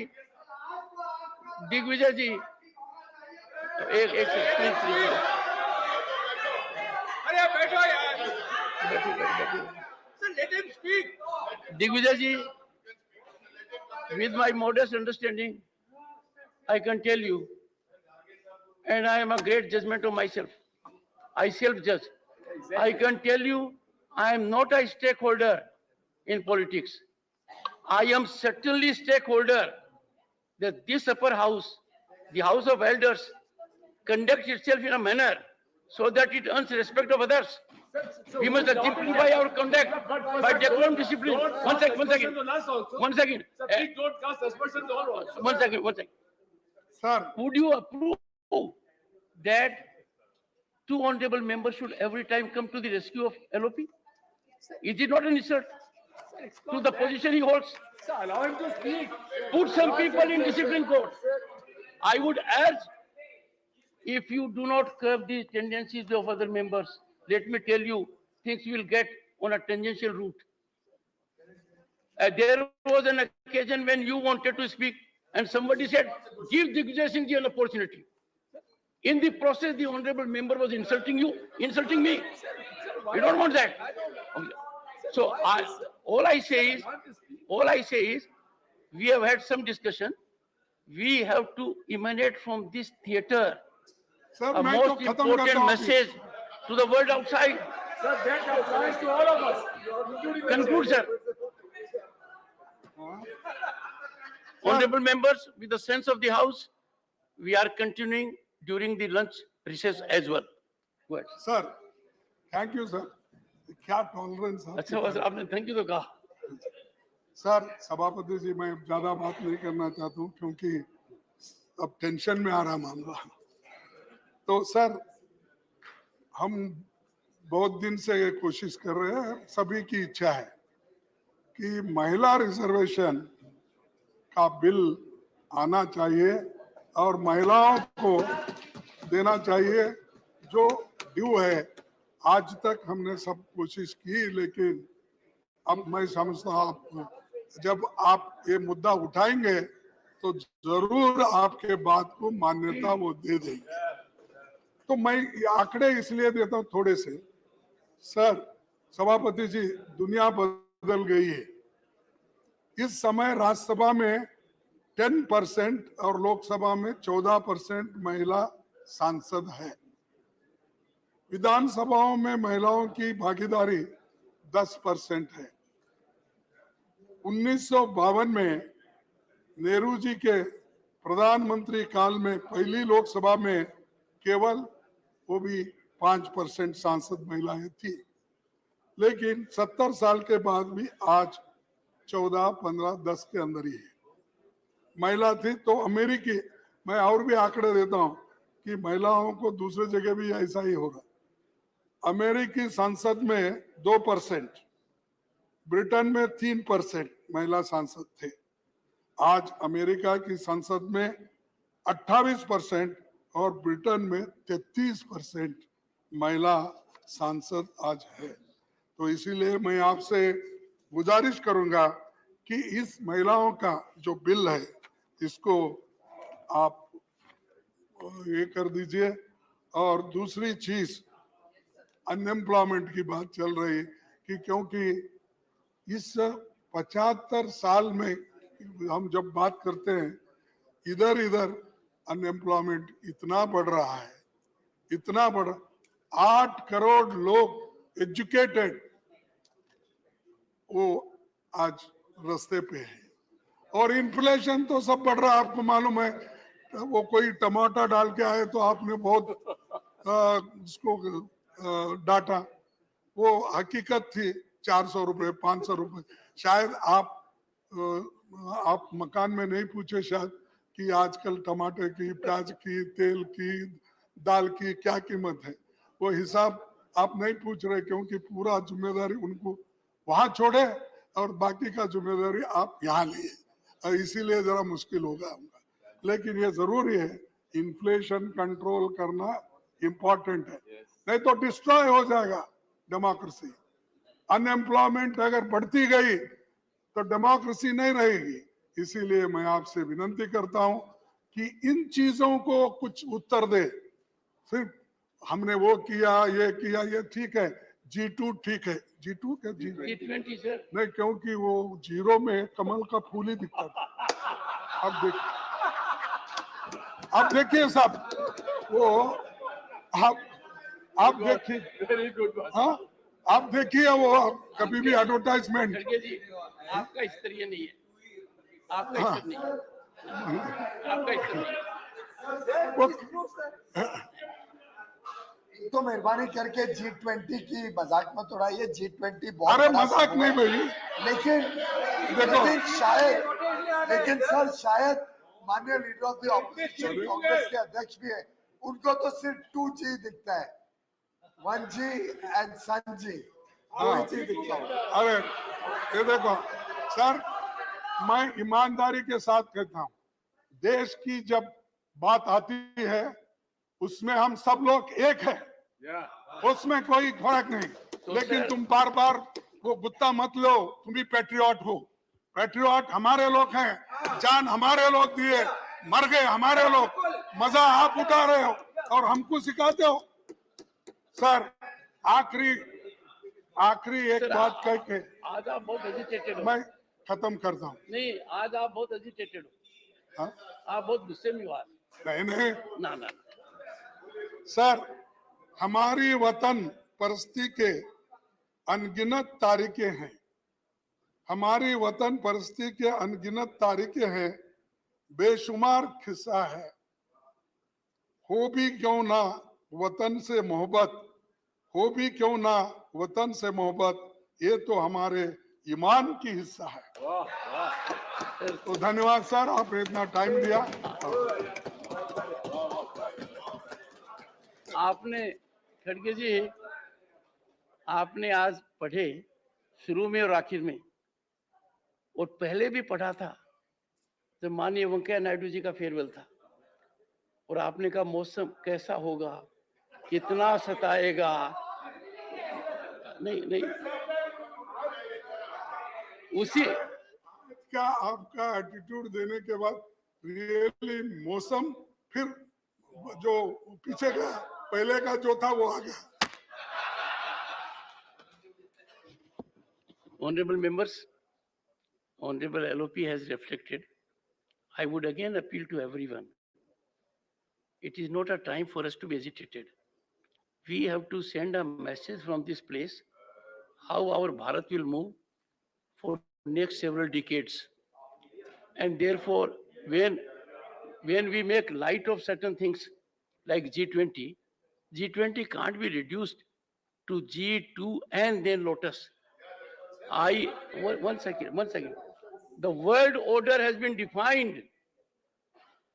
For the first time, G20 has been so impactful that global order has been defined. Inclusion of African Union is being globally applauded. कहीं वो मत डालना, मैं इसलिए मैं जो वहाँ photo डाले हैं उनकी बात कर रहा हूँ। G20 का मैं भी G20 में शामिल हो गया लेबर मिनिस्टर के हैसियत से। 10 G20 मीटिंग में गया, अमेरिका गया, इटली गया, ऐसा कभी नहीं देखा होगा आपने। ब्राजील गया। लुला का जो उस वक्त आज आपने हैंड ओवर किया लुला को, वो पहले प्राइम मिनिस्टर थे। तो मुझे मालूम है कैसा रेस्पेक्ट देना। देश के बारे में मैं पहले ही बोला, देश के विषय में, देश का जब भी कोई ये आता है, हम पहले लोग हैं उसके लिए सर के ऊपर रखते हैं। माननीय खड़गे तो जी, इसीलिए आप ये मत बोलिए, जो लिखा हुआ बोर्ड है वो बोल रहा हूँ। नहीं देखिए माननीय खड़गे जी, मेरे को भी सौभाग्य मिला दुनिया के नेताओं से चर्चा करने का, and how proud I felt. The world bank का प्रेसिडेंट कहता है our attainment in 6 years is something which can't be attained in 50 years. Shri Mohammad Nadimul Haque. Sir, thank you very much for giving me the chance to speak on this issue. 4 minutes time allotted. So thank you for by your limiting. party. Thank you for limiting me also, sir. Sir, the word federal is not mentioned in the Constitution even once. Yet, it is the spirit and soul of this country. Remember that this is not the House of Elders. It is the Council of States. Do not do anything that will hurt federalism. Do not do anything that will compromise the states. Do not assault federalism. Federalism is our nation's precious asset. So depriving the state of funds is a threat to democracy. Let me give you an example of my state, Bengal. Laborers who worked under Manrega from 2021 till now have not been paid their wages, amounting close to 4,000 crore rupees. If we include the non-wage component, the amount goes up to 7,000 crore rupees. Sir, or madam, 11 lakhs 36,000 beneficiaries have been denied the Gramin Awas Yojana. Under different schemes, the union government has blocked tens of thousands of crores to Bengal. This is not federal.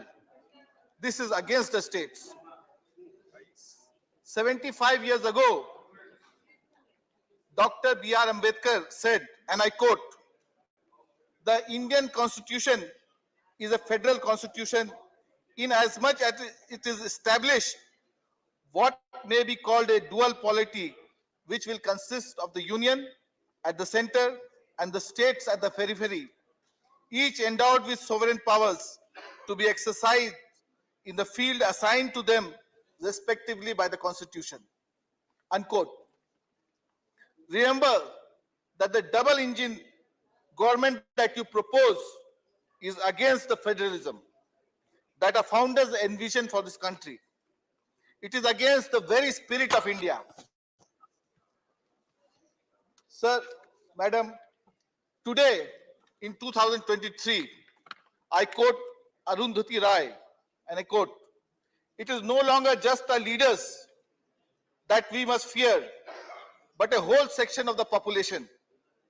The banality of evil, the normalization of evil is now manifest in our streets, in our classrooms, in very many public spaces. The mainstream press, the hundreds of 24 hours news channels have been harnessed to the cause of fascist majoritarianism. India's constitution has been effectively set aside. The penal code is being rewritten." Unquote. Madam, in conclusion, I must say that India's equilibrium depends on fair play. Do not penalize those states that have done better in successful implementation of schemes, but oppose you politically. Political parties come and go. Prime ministers will come and go. But India, its parliament, and its constitution will remain forever. Thank you very much.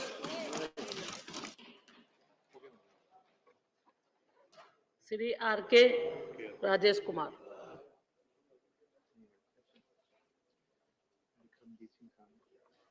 Vikram ji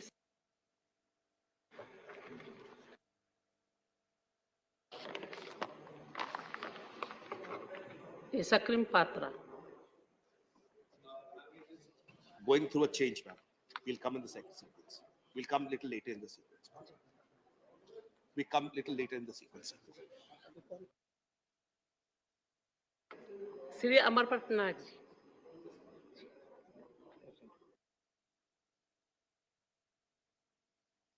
S K Niranjan Reddy. क्या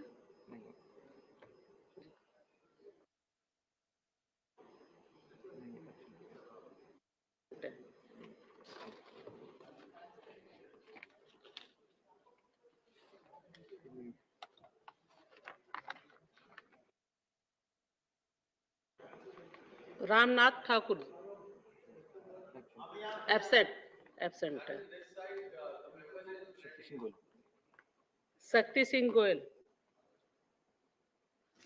thank you ma'am. क्या lunch करना? मैं आज ये बात करना चाहूंगा कि हम जिस तरह से संसदीय परंपराओं की, प्रोसीजर की, पार्लियामेंट्री प्रोसीजर की बात करते हैं, तब मैं तो गुजरात से आता हूं जब first speaker of Lok Sabha Ganesh Vasudev Mavalankar ji, जिसे मावलंकर दादा के नाम से पहचाना जाता था, वो उस थे महाराष्ट्र से, पर कर्मभूमि गुजरात की होने के नाते गुजरात में एक बहुत बढ़िया परंपराएं वहां बनी और उसी को चलते देखते हुए आज जब मुझे यहां बात करना है, तब मैं सबसे पहले तो यही कहूंगा कि भवन बदलने से कुछ नहीं होगा, दिल की भावना बदलनी चाहिए। इन परंपराओं को ठीक करने के लिए जो काम हमें करना चाहिए उसकी आज जरूरत है। लोकतंत्र में सर्वोपरि सबसे अच्छा दुनिया में माना जाता है लोकतंत्र को, कि democracy is the best system. फिर भी हम क्या कहते हैं कि राम राज्य हो तो अच्छा। ये क्यों कहते हैं हम? क्योंकि वो एक ऐसा राजा था जो लोगों की आवाज सुनता था। एक धोबी की आवाज निकली प्रशासक के खिलाफ, राजा के खिलाफ, तो राजा ने उसको देशद्रोही नहीं माना। राजा ने यह नहीं कहा कि ये धोबी उसके वहां ईडी, सीडी, सीबीआई भेज दूं। राजा ने कहा कि राजा शक से परे होना चाहिए। हम बात करते हैं राम राज्य की। क्यों बात करते हैं? क्योंकि वो शासक, वो राजा ऐसा था कि झूठे बेर एक शबरी मां के आए तो महिला सम्मान में वो शासक विश्वास रखता था। वो झूठे बेर उस मां शबरी के उन्होंने खा लिए। और हम आज क्या बात करते हैं? मणिपुर में एक महिला के पर अत्याचार होता है, सुप्रीम कोर्ट फटकार लगाती है, तब तक हमारे शासक को उस महिला सम्मान की चिंता नहीं होती है, तब जाके हमें चिंता होती है। हम बात करते हैं लोकतंत्र की। मैंने एक कहानी सुनी थी।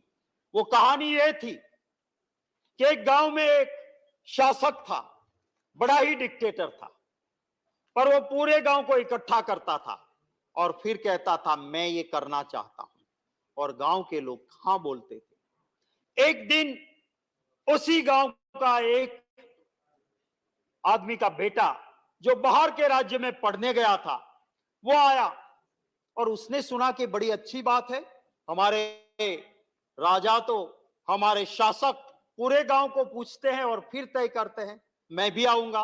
उसके बाप ने कहा बेटे आना है तो आ, पर जो सब कहते हैं उसमें हाँ हाँ हाँ बोलना और कुछ मत बोलना। गया बेटा वहां। शासक ने कहा बकरी ले गई ऊंट को।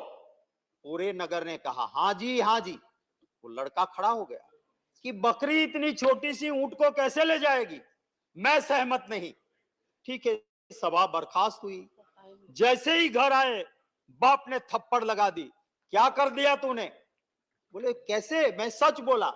बोले नहीं, बकरी ले गई ऊंट को हाँ जी कहना है, क्योंकि यही शासक के नीचे रहना है। और थोड़ी ही देर में वो आया पुलिस वाला कि तुमने राष्ट्रद्रोह किया है, उठा के बेटे को ले गए। थोड़ी देर में इनकम टैक्स की रेड हुई, थोड़ी देर में ईडी आई, थोड़ी देर में सीबीआई आई, पूरा घर बर्बाद हो गया। तो ये वाला भी एक शासन है। यहाँ पे लोग कहते हैं कि बकरी ले गई ऊंट को हाँ जी कहना है, इसी नगर में रहना है। मैं जरूर ये कहना चाहूंगा कि जब संविधान सभा मिली, बाबा साहेब आम्बेडकर की उस स्पीच को देखना होगा। मैं तो सभी आपके जरिए सभी को ये रिक्वेस्ट करूंगा और धन्यवाद करूंगा स्पीकर मीरा कुमार जी का, उस कांग्रेस की अगुवाई वाली यूपीए सरकार का, जिसने पूरी संविधान सभा को एक डॉक्यूमेंट्री, एक बहुत अच्छी फिल्म की तरह बना के रखी। मैं सिर्फ 2 मिनट में खत्म करूंगा। मैम, ये जो आम्बेडकर जी ने जब ये बात रखी संविधान सभा के अंदर और कहा कि हमने जब ये संविधान सभा शुरू की, मैं मेंबर बन के आया था ये समझ के कि कुछ दलितों की 2 बात कर लूंगा। मुझे ताजुब हुआ जब मुझे ड्राफ्टिंग कमेटी का मेंबर बना, मुझे और ताजुब हुआ जब मुझे ड्राफ्टिंग कमेटी का चेयरमैन बनाया गया, और जब ये सारी चीजें पास हुई तब मुझे और ताजुब हुआ। पर मैं इन सब चीज के लिए इंडियन नेशनल कांग्रेस पार्टी की डिसिप्लिन को मानता हूं, उसको श्रेय देता हूं।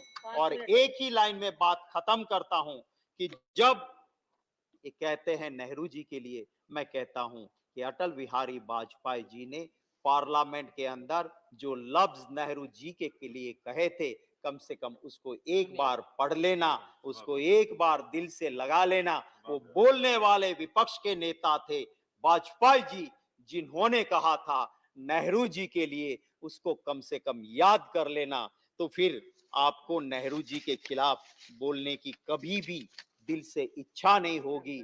मुख्तर सी जिंदगी है, अजीब अफसाने हैं, यहाँ तीर भी चलाने हैं और परिंदे भी बचाने हैं, वक्त की पाबंदी है। इसलिए लंबी बात नहीं करते हुए मेरी बात को यहीं खत्म करता हूँ। Doctor M.K. थम्मेतुरई। Madam Deputy Chairman, 3 minute है आपका। I arranged to participate. 3 minute. 3 minutes I can, what can I say? I don't know. Madam, as some members expressed, this is not a elder's house. This is a Rajya Sabha representing the state's representatives. We are come over here to see the federalism has to be established. That is the history. For that only this house is there. I served as 5 times Lok Sabha member there, and also 2 times Deputy Speaker of Lok Sabha and presiding officer also. 15 years I done that. That the history is there. I want to say, sir, first of all, madam, in this house, our founder, Dravidian party leader, Per Anna, came here and sat in this house. He fought, he's a single member at the time, Dravidian party came at the time. Then 2 Lok Sabha members at the time. Now, afterwards, the development took different way. My leader, Purachitalavi Amma, created history, Indian history, bringing 50 members of the parliament, 37 member Lok Sabha member, 13 Rajya Sabha members, like that 50 members we have developed in this history.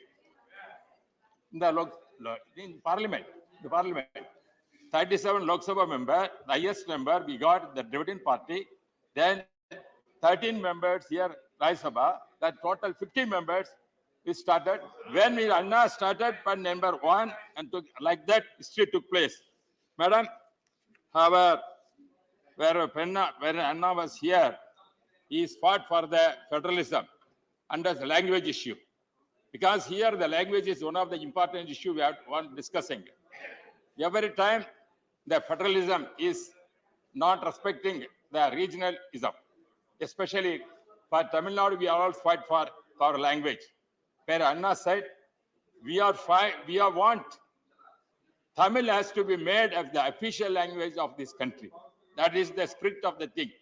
Not only Tamil, whatever the 8 scheduled languages, all the language must be the national language of this country. That is what he raised here. We don't know what he's going to implement and going to achieve. Madam, at the same time, I want to make some other points. Then afterwards, our democracy has developed. We have 1967 onwards, our only driven parties are ruling Tamil Nadu, but National Party cannot enter. That is the situation is taking place. Because the regionalism is also important. That is why we are representing in the Rajya Sabha the rights of the states. The states are treated some kind of stepmother treatment, and they are not able to get sufficient benefit. During my present General Secretary of ADMK, Edappadi Palaniswamy, was the Chief Minister. He raised many occasions. We wanted more funds from the state, but we could not get. But in spite of that, he ruled very well and got the good name. 4 years, he established a good government in Tamil Nadu and became appreciated by everyone. Why I am telling, because even though we are now some limited members in the Rajya Sabha, we are still fighting for our Tamil Nadu people, for Kaveri issue, like the important issue which is suffering now, the Kachethi issue.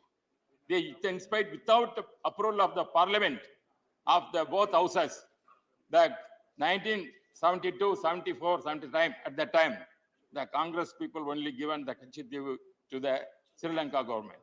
Still, it is part of our India. It is not approved by this Parliament. We are fighting for that. ADMK is fighting for that. Our Amma, I went to the Supreme Court and filed at the time. This Kachethi is a part of our India because our Tamil fishermen is suffering that this kind of rights we have to fight, and this history we are going fighting, madam. Madam, and also, apart from that, now we are facing so many problems, but the Parliament also were raised regarding, for example, take a pandemic situation. At that time, we all united together how to solve this problem. Our Prime Minister, Narendra Modi ji, successfully has done so many wonderful things. And also state government, Edappadi Palaniswamy, during this period, implemented a lot of schemes to save the people of India. Because central government also gave a lot of assistance to the state government, cooperated with us, with the help of our Honorable Prime Minister Narendra Modi ji and Edappadi Palaniswamy, done excellent work at that time as a democratic way, because the history shows how the Parliament is functioning and how we are playing the game for the welfare of the people. Therefore, even though the building is, we are seeing that sometimes they say it is built by British people. It is not. It is our Indian property we are having here. Even though we were moving from this building to another building, the site is also on the same area where the British people established our building. It's not somewhere not removed from this place to any other place. Therefore, convenience sake only we are moving to that place. I am appreciating our Modi ji has come forward to establish a new building to accommodate more members and also with the good facilities. For that, we are going to move that building, not any other sense. Therefore, democracy in the 1975 years, we have come journey. We have so much journey, so many obstacles we had, so many times we have tried so many issues. The Parliament also, at the same time, madam, I am very grateful that you have given sufficient time also. But still, I am going insisting that federalism must be protected and giving the more rights to the states, not only Tamil Nadu, other states also. And also a request, whatever Anna raised the issue, make all Tamil my language and other Telugu and other Malayalam and Marathi, other all languages, especially the official language of the country. That is the spirit we have to see for whatever we got for freedom. This is the highest of our parliamentary system. In the journey, we are risking to respect the states and culture of the various states, where Narendra Modi ji always pricing Tamil and other things. Same way, we are requesting the Parliament has come forward to see that the languages, all the languages of the 8th schedule must be said, languages of the national, that is one of the things. That is the spirit of the democracy and also federalism. That is the parliament which we have to make the thing. Once again, I thank my leader, MGR, President MGR, sent me the parliament and has made him a deputy speaker at that time. Rajiv Gandhi was at that time prime minister. Afterwards, Amma made me the central minister in Vajpayee government. And afterwards, and Modi ji and also Amma made me deputy. So once again, 2014. And this kind of experience I had made for throughout life, had the opportunity to serve this parliament, and hope that this spirit of the parliament democratic system has continued. We know whatever the opposition people raised in democracy, there must be some kind of opposition will be there. The ruling party also, they want to say, implement the programs. Therefore, both has to come together. There must not be any difference between them. Because government, the ruling party has to say to implement. That is why they elected. They have to implement program. Opposing can raise it as a discussion, must not disturb the things. Therefore, this kind of democracy has to continue. The parliament, 75 years after freedom, we have done. As I said once again, as our forefathers thought that federalism must be very important, because we are speaking, it is Rajya Sabha. It's not an elder's house. It is not, I'm not an elder man. He may be elder man, he's not elder man. There are young people also there. It's not the elderly house. This is the Rajya Sabha, state representatives are here. Therefore, whatever the state issues are raised here, that must be given importance. That must nullify that. That cannot, therefore. And second, thank my leaders, President MGR and President Amma, Yadapadi Palinsami, my General Secretary has sent me to the Rajya Sabha as a member. I once again thank all my leaders to have the opportunity. Thank you very much. Shri K. Keshav Rao. How much time you want to give me, madam? 12 minutes. 5 minutes? 12 minutes. 12. 12. Thank you very much, ma'am. Whatever it is, you have the time. Ma'am, get up to speak on this 75 years. Everybody knows we have really done, we have achieved great strides of progress during this period. There's no doubt about it. I don't want to politicalize the entire thing. But let me tell you, our journey has been a tragic journey. It has a beginning. We thought of independence for a nation, but we got two nations. It would have been all right if they were two nations, but unfortunately it became two people. It would have been all right if it were two people, it had become two races. The entire world has started fighting against each other. This is one thing we could not withstand, nor could win over during the last 25 years. This really hurts me. Today, the hangover continues. Today, the people are getting identified more by their religion and caste and region than themselves. This is something the 75 years of independence could not get it. Although economically, we have done very, very good, better than many of the states. We are fast-growing nation. But this kind of divide that we still have, which the British took advantage at one time to differentiate those two people, the Hindus and Muslims, that was the divide they depended on, is still continuing. Its shadows are still lingering. This is something which really hurts us today when we are standing to gain out of it. Madam, to really speak, it is not 47, it is 1930 where the Congress party declared itself as an independent and passed the resolution, and there were all over the country their celebrations of independence at that time. Anyhow, whatever it is. But we did not have at that time, when we had partition, and when Nehru went to give his stirring speech of Tryst with Destiny, where he had said, we had promises to keep, not if totally, at least substantially. And we have really done substantially well during the past 25 years. I'm not talking about this 10 years. Even this 10 years you also might have done good. This morning we were hearing a statement made by the chairman, a resolution, I don't know in what kind it came, but it did come. It spoke very well. The wording was good. I only hope that we followed it in our country to give rise to the people's voice as you want to do it internationally, when you want all the 125 countries to do it. This should have been really good. That is the feeling one carries along. Madam, when we think of Nehru's speech, there is some guffe in that. Nehru, after the speech, went to give his list of ministers to Governor General. You know, he went and gave an envelope, an empty envelope. There were no paper at all inside. There were no names of the ministers. It was only before 15 minutes before the real swearing in that they found the paper and found. Why I'm mentioning this is, please look at the kind of polity we had at that time. It might be Gandhiji. Gandhiji who said, we got independence for the nation, not to the Congress.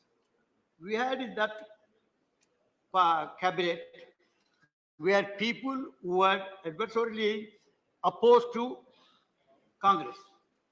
Absolutely, who had aversion, who did not participate in the freedom struggle at all, 3 of them. But yet, Nehru did not have any scruples, any reservations in including them. I'm taking Ambedkar or Shyam Prasad Mukherjee, who were against the Congress and who were against the one. They were supporting the rulers at that particular time. I'm not trying to please diminish or dilute the importance, but I'm telling you the kind of mind we had, the broad mind that time government had. It wanted to take all people. It wanted to be inclusive. That, as I said, is being lost today. In the name of, you call Hindutva, whatever it is, today, majoritarianism has come as a mass mobilization movement, which is wrong. We have never thought of majoritarianism of Hindus. We knew it was at 82% of people, but today it has become a mass movement. That also is something which we must still fight for. So, as I said, it was Sen who said, Amrita Sen who said, Hindutva movement that seeks to convert the religion of the majority in an identity of mass mobilization. He says secularism, as it is practiced in India, to some degree, the working of Indian democracy, which remains the best guarantee of Indian pluralism, have served to create the postulates of India's various particularisms. India was a particular. If you look to each decade, it had its own map. We had the second thing that we had to do after getting the independence was not only get this kind of inclusive cabinet to govern, but we had also wanted to get all people on the board. This is what exactly Congress did at that particular time, because there's no other party, so let me not talk about it. But at the same time, we had what is called the other challenges that we had to see. The challenge of language, challenge of caste, where the challenge of religion, where challenge of the states, which has turned out to be the issue of federalism, the class, rich and poor. This was very important. These are things which had to do. Then gender. Sir, I will go and first try to tell you the class approach or the class situation that we inherited at that time. Some being rich and some poor. What did we do in these 75 years? We did not bridge it at all. We had allowed it to continue. So much so, today, in a given developing situation, it shows you more cracks than the bridging elements. This has to be understood. I'm only trying to point out it because I don't want to take much time, because we can talk much about rich and poor divide and how the 1% of people are holding the 40% of the nation's wealth. All this can be discussed, but I'm only trying to mention, because all of you in this house who have discussed these issues earlier know it better, that what exactly is the situation as well as the class is concerned. We always talk about the caste. Caste is there. The Varna system that we have inherited is something which is a debase, which is an insult. to a nation. Yesterday, I was trying to raise in the leaders opposition meeting something about Sanatana Dharma. Because I'm a student of Hindu philosophy. Let people sitting that side know that you are not the monopolist of the Hindu philosophy. Because Hinduism is some word which came only in the 6th century. All right, let us forget. When we talk about Sanatana, I'm talking to you because the Constitution speaks about it. The Constitution, its preamble, ensures, although it did not use the word secular, it said, when it said about equality of religions, it talked about secularism. But I should congratulate again later this government, this nation, for bringing the 42nd Amendment, wherein they made it specific, a secular, a socialist secular nation. These were the two things which were missing, although they were practicing. This nation was essentially a socialist nation. We must understand at least 64% of people were really poor. 36 below the poverty line. At the word socialist meant the equidistribution of the nation's wealth. This exactly we realized, and we brought in an amendment to the Constitution itself in its preamble. This is another great achievement that we have done. Having brought that, did we do anything? Did we walk the talk? We did not. The system did not allow. Today, unfortunately, when we are trying to talk about 75 years of journey, I tell you for the last 10 or 12 years or even 15 years, let me say 91, when we thought of liberalism, even we had given, if not total goodbye, we have started diluting the importance of looking to poor and looking to the development from the socialistic angle. We had a socialistic view from the awardee session, when Congress moved the social pattern of society. Even Communist Party had to close down their shutters, because you do everything that the nation wanted ideologically came from there. And all of us who were in the schools in those days, I'm a witness to this 75 years journey, sir. Because I'm today 84, but I have seen this 75 years journey. At the time when the awardee session came as a socialistic pattern of society, it was not, we did not talk about socialism as such, because there was a crisis at that particular time. This is a part of 75 years journey. We must understand, great debate went on. Whether we should go totally on the Russian model, or should have a socialism of our own, because Raman Loyaji and other socialists in this country thought that socialism can be caught for the Indian ethos. Be confused by this kind of, if not dichotomy, a discourse, schism, Panditji thought we'll say same thing, but as a pattern of society. But he committed the society to develop on the basis of socialistic ethos. When he said this has come. So third thing that we have achieved, great thing, was during the VP Singh's time. When VP Singh came, the Mandal issue was there earlier. The reservation to BCs was there in the Congress session. I was a minister during the Congress regime. We knew that we brought in 15% to 25% in states, but yet accepting it at the national level as these people whom you under Varna system considered as something lower, I would not like to say, because I guess it's the very word Varna. So VP Singh is the one person who has brought this. This is something goes to the credit and goes as a feather in the cap of the Indian achievements. So then we come to one unfortunate part. Is time over? Yeah, 12 minutes. So we come to the part of religion. Today, as I said earlier, today we are trying to be identified more by our religion rather than by our nation. Usozi, the great Italian writer, said, Italy we got, but Italians we not yet. Not that Nehru is the person who has made all of this. We were Indians. They were cynics at the time when we got our independence, like Secchi, like Churchill, like Kipling, many, Dubey, who are not, name them, that you get them.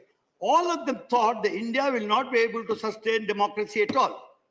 It will go back to the age of barbarism, age of privation of the middle classes, and this kind of thing. But India not only sustained, not only democracy lived, but lived so well that other nations are looking to us for democracy. It is because we had a democratic tradition from the millennia. In Maurya's time, we had done the republics, something like 260 republics in the Mauryan Empire. What we talk today as caste was a jati at that time. We had something like 3,000 jatis at that time. But there was no kind of clash as we find today. This is how we have not been able to manage. This is a recent phenomenon. Let me also tell you. We had real communal tension, we had a communal violence, but in the present, it has become some kind of pride. As I said, majoritism has become an issue for mass movement, mass mobilization. So once it comes, please conclude. It really troubles you most. Sir, when I come to Hinduism, I'm not trying to take on the fundamental Hinduism, because there's nothing like fundamentalism at all in Hinduism. Take it from me. Hinduism is a way of life. Anything that transcends time and space is called truth. What you say today, if after 100 years people believe the same thing, and anywhere else in the world is the same thing, it remains a truth. That is, Gandhi reduced very aspect of God as a concept and said truth is God. This is what Hinduism is all about. It is only not because I should believe in Rama or I should believe in Krishna. That's not the DMK, ADMK man was telling me. In Madras, we had a movement. We totally opposed it. Today, we have people who don't believe. If Hinduism is all that big, there wouldn't have been a need for Judaism. If Judaism is all that big, there wouldn't have been a need for Christianity. If Christianity is all that big, there wouldn't have been a need for Islam. If Islam is all that big, there wouldn't have been a need for the Sikhism. So all this comes time and space taking. They included truth. That is what exactly Hinduism has done. I consider this as one of the greatest thought processes. Hinduism is one of the great thought processes which takes everybody to. I am a Charvaka in if I believe in God, I'm an Hindu, sir. Your time is if over. I don't believe in God, I'm Charvaka, sir. I'm a Hindu, sir. If I believe in somebody who reads a good, I'm a Buddha, I'm a Hindu, sir. If I'm Jaina, all of you are the Buddha, sir.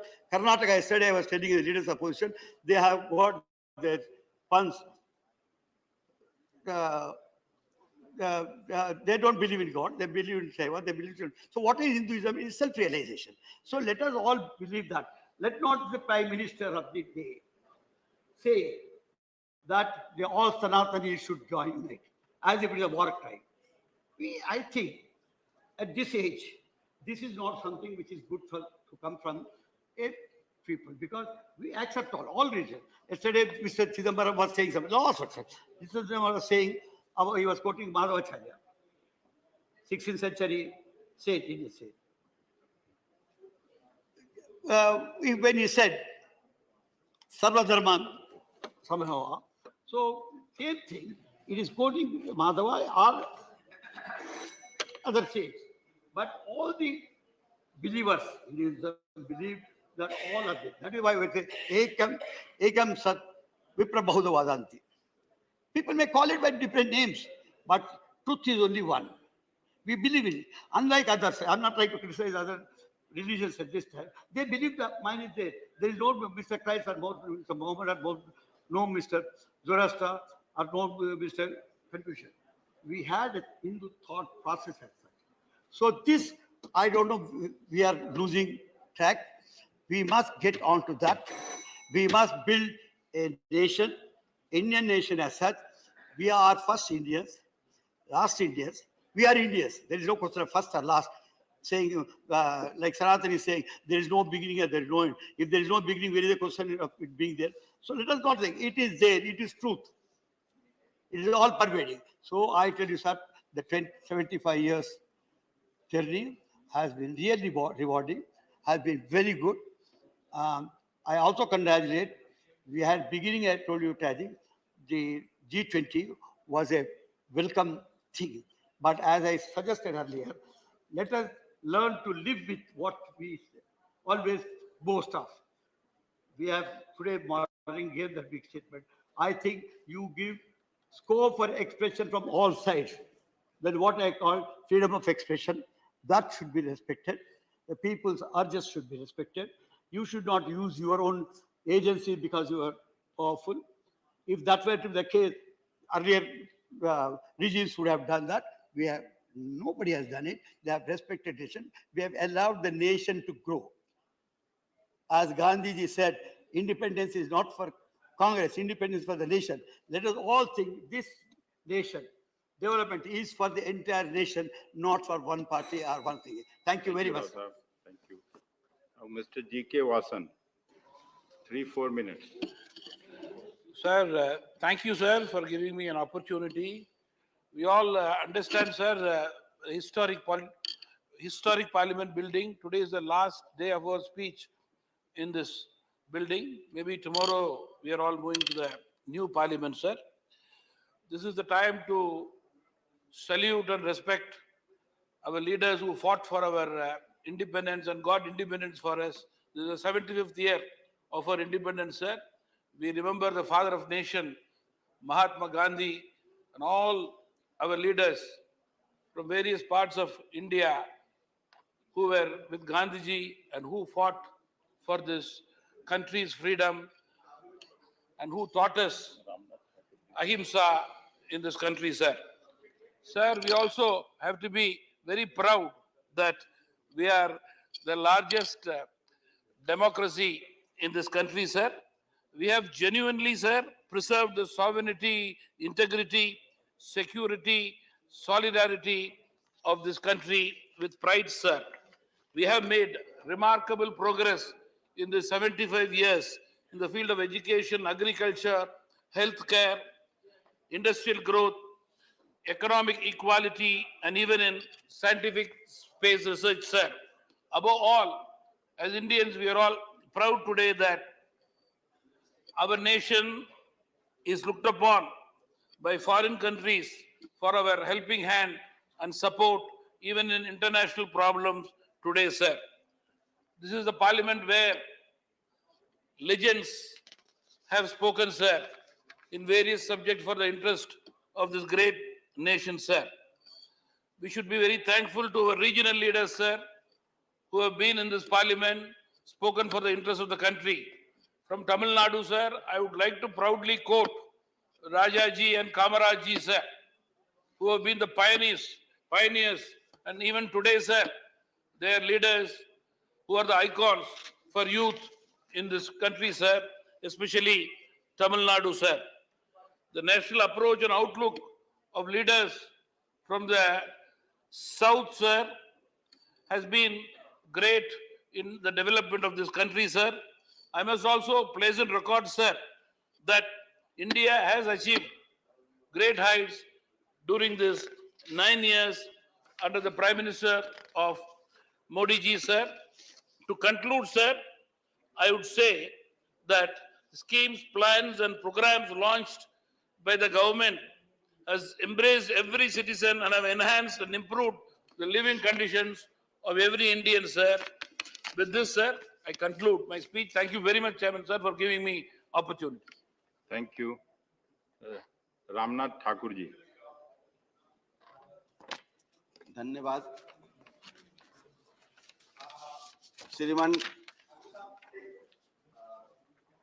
The chair, when our chances will come? No, it's just a question. I was told that he will speak after half an hour. No. Who said? I did not say. I also said like that. No. No, it is good that we should make new traditions, but then we have to follow the traditions also. how the house Yeah, runs. please let him speak. So, welcome. Ramnath Thakur ji. But I have a right to ask a question. Kalita ji. Kalita ji. Shriman, no, I appreciate your support. Shriman, but then in the process, our terms are not coming. This is no discrimination. Shriman, Yeah.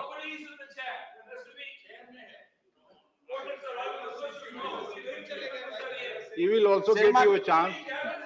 श्रीमान, Yeah, please. मैं आपको He will also give you धन्यवाद a देता हूं कि आपने इस महत्वपूर्ण सदन 75 वर्ष के He will get you a chance. No worry. 75 वर्ष में जो इस सदन का गरिमा रही है, जितने जितने महान पुरुष इस सदन के सदस्य रहे हैं, पीलू मोदी, राधा कृष्णन, अंबेडकर, डॉक्टर अंबेडकर, चंद्रशेखर, राजनारायण, उन महत्वपूर्ण सदस्यों ने जनता की आवाज को जो उठाने का काम किया है, उसी संदर्भ में मैं आपसे निवेदन करना चाहता हूं कि समाजवादियों का जो ध्येय था, समाजवादियों की जो मांग थी, उस मांग को यहाँ प्रस्तुत किया गया था। काका कालेलकर का जो रिपोर्ट था, जो नहीं उस रिपोर्ट को प्रकाशित किया गया था, 1978 में इस रिपोर्ट को प्रकाशित किया गया और बिहार में पहला राज्य था जननायक कर्पूरी ठाकुर जी ने आरक्षण लागू करने का काम किया। 1990 में मंडल आयोग के इसी सदन में जो दबाव पड़ा था, इसी सदन की बात है, जो दबाव पड़ा था, उस दबाव के चलते मंडल आयोग लागू हुआ। मैं कहना चाहता हूं कि बिहार का मॉडल जो था, वो जातीय गणना का पूरे देश में होना चाहिए था। बिहार ने इसको लागू करने का काम किया। महिला को गैर बराबरी 2005 से जो नगर निकाय में, पंचायत में जो आरक्षण दिया गया था, उस आरक्षण को बिहार ने लागू करने का काम किया। श्रीमान, हम आपसे निवेदन करना चाहते हैं कि नए भवन में जो हम लोग शिफ्ट हो रहे हैं, जा रहे हैं, तो क्यों नहीं सरकार महिला को 33% आरक्षण दे करके इसमें लागू करे। मैं तो समझ रहा था कि जो विशेष सत्र बुलाया गया है सरकार के द्वारा, उस सरकार में ये मणिपुर पर चर्चा होगी, मणिपुर के समस्याओं को सरकार दूर भगाने का अनाउंसमेंट करेगी, लेकिन अभी तक मणिपुर के बारे में कोई काम नहीं हो सका। मैं 2-3 बातें कह करके अपने सुझाव को रख करके आपके सामने रखना चाहता हूं। ये 75 वर्ष में 9 वर्षों में जो सरकार काम किया है, हम आपके माध्यम से सरकार से निवेदन करना चाहते हैं कि जेलों में जो बंद कैदी है, जिन पर कोई आरोप नहीं है, गरीब हैं, दुखी हैं, वंचित हैं, पैसे नहीं है उनके पास कि अपने को वो बेल करा सकें और केस लड़ सकें, तो हम आज 75 वर्ष के उपलक्ष्य में जो आपने जो ये सत्र बुलाने का काम किया है, तो जेल में बंद हुए कैदियों को छोड़ने का काम करें, यह आपसे हम निवेदन करना चाहते हैं। दूसरी बात, हम आपसे निवेदन करना चाहते हैं कि इसी तरह विशेष सत्र बुला करके या विशेष दिन रख करके महंगाई पर चर्चा होनी चाहिए और उसका निदान करना चाहिए। उसी तरह आपको चाहिए था, जो बेरोजगार है, बेरोजगारी जो बढ़ी है, बेरोजगारों के लिए नौकरी के लिए आपको अनाउंसमेंट करना चाहिए, आपकी सरकार की उपलब्धि बढ़ती। इसीलिए हम आपके माध्यम से एक निवेदन करके अपनी बात समाप्त करना चाहता हूं कि सब लोग देख रहे हैं जहां वो हैं, सब लोग देख रहे हैं जहां वो हैं, हम देख रहे हैं, देखने वालों की नजर देख रहे हैं। इन्हीं चंद शब्दों के साथ हम आपसे, आपके माध्यम से सरकार से निवेदन करना चाहते हैं कि जिन जिन मुद्दों को हमने उठाने का काम किया, सरकार ध्यान दे और उस पर अमल करने का काम करें। धन्यवाद। Dr. John Britas, 6 minutes. Thank you, sir. So when we are having a discussion with regard to the Amritagal, I would say that I have a three-dimensional view of the Indian Parliament. I used to watch the Parliament from outside, from above, and now I am being part of this Parliament, sitting below. So when we speak about Parliament, the basic aspect which we need to keep in mind, that is parliamentary democracy. That is very important. Sir, what is the tenet of parliamentary democracy? The fundamental cardinal principle of parliamentary democracy, as Karge Saab said, accountability of executive to the legislature. Narendra Saab, aap senior advocate, sahi hai na? Have you ever seen an accountability of the executive to the legislature? Have you ever seen? Now, the opposition leader was speaking about the presence of the Prime Minister. I was trying to dissect that. You know what is the presence of the Prime Minister in Parliament? 0.001%. 0.001%. So that is the period in which he attended the Parliament sessions. Sir, the leader of the House was very vocal, but he missed many crucial names, sir, including Jawaharlal Nehru. Intention. And I know that when Dharmendra Saab is speaking, he would deliberately fill those void and would bring in Jawaharlal Nehru, Ambedkar Saab. Sir, I'm telling you, sir, the names which have been missed by Piyush Goyal ji, you will have to spell out when you're speaking. Dharmendra Saab. Sir, the exercise would be meaningful if you discuss about the dreams and goals of our architects of Constitution.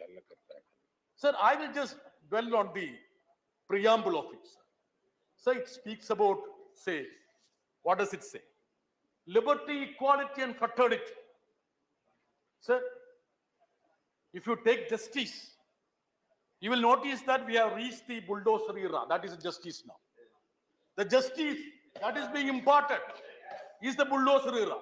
Sir, if it is economic justice, sir, we don't want to speak about the Oxfam report because that's not a good company for good organization for the present dispensation. It's blacklisted. You see the inequality that is spiraling up, sir. Sir, the liberty that has been assured, where has it reached, sir? Now it is more manifested in the form of sedition and UAP. That is a liberty which has reached. Sir, another cardinal principle is equality of status and opportunities. This government is honest to say that they don't believe it, sir. Ambedkar, who they try to appropriate now, was absolutely clear when he said that democracy is not the law of majority, but the protection of minority. Raji Chandrasekhar Saab, protection of minorities. It's not said by John Britas, by Ambedkar Saab. Sir, what is the representation of 20 crore Muslims in executive, in legislature, judiciary, even in media? Viti Ushaji, you know that, the representation of Muslims, Christians, minorities in Kerala. What is the situation in Delhi, in parliament, in executive, sir?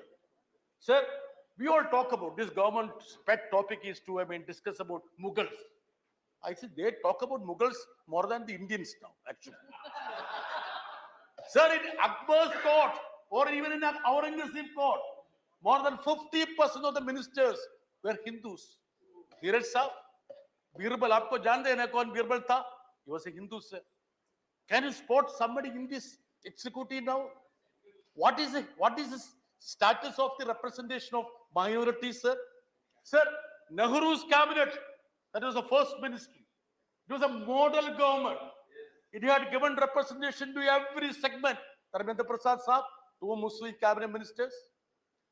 You know Maulana Azad, Rafi Ahmad, John Mathai, that was a Parsi, Sikh, everyone. Of course, Shama Prasad Mukherjee. And even not having ideological, I would say, togetherness. I know Derek Saab, representation from Bengali, of course. Sir, it was Maulana Azad who stood on the steps of the Juma Masjid and said, this country is ours. We have built up this country. There is no need of going away from this country. You want to obliterate the last set of memory about Maulana Azad, you scrap the scholarship. Dharmendra Prasad ji, you scrap the scholarship. Not you, I think Smriti Irani ji, I think. Even that, not he didn't scrap. Sir, come into fraternity. Sir, what is the new usage of fraternity? Madam, you know what is the new usage of fraternity? Go to Pakistan. Go to Pakistan. If somebody speaks, they will say, you go to Pakistan. Sir, we are part of this country. We are as patriotic as you are, sir. Sir, maybe more. So now G20, there have been a lot of discussions, fanfare about G20. We appreciate if India get a standing amongst the other nations. But if you look at the indices, Rajiv Saab, what is indice? Per capita GDP, Human Development Index, Hunger Index, hum last hai. Bilkul last hai. And is that the reason why you brought in African Union to the G20? So that we did not be last? Anyway, I appreciate that. Sir, coming to the preamble again, sir. Sovereign, socialist, secular, democratic republic, sir. Sir, what is sovereignty now? Hugging Western leaders from Trump to Biden doesn't mean sovereignty. You finished up now because Nehru's name is there. You don't want non-alignment movement to be there. Just because Jawaharlal Nehru was instrumental in setting up non-alignment movement. Now, sir, the second word, socialism. What is socialism, sir? Socialism has become Adanism. That is a new word, Adanism. PT Usha, madam. Socialism badal gaya, Adanism ho gaya. Chupchap baith rahe aap. You should be standing up and talking about that. Now, sir, secularism. Another thing, sir. See, secularism. You know, a gentleman sitting in Prime Minister's office had the audacity to say, Dharmendra Prasad Saab, Dharmendra ji, suniye, sir. Vivek Dev Roy. This constitution has become useless. Only 17 years it can stand. And he said he doesn't understand the meaning of socialism and secularism. A gentleman heading the Economic Advisory Council of the Prime Minister had the audacity to come and say that he doesn't understand the meaning of secularism and socialism. I would have expected a cabinet minister, the stature of Dharmendra Pradhan ji, to say, shut your mouth. Did you say, sir? You should have said it. Sir, now, another word, sir, democracy. See, many of the members think, sir, democracy has turned to be namocracy or modiocracy. Sir, democracy or modiocracy because we don't see the Prime Minister.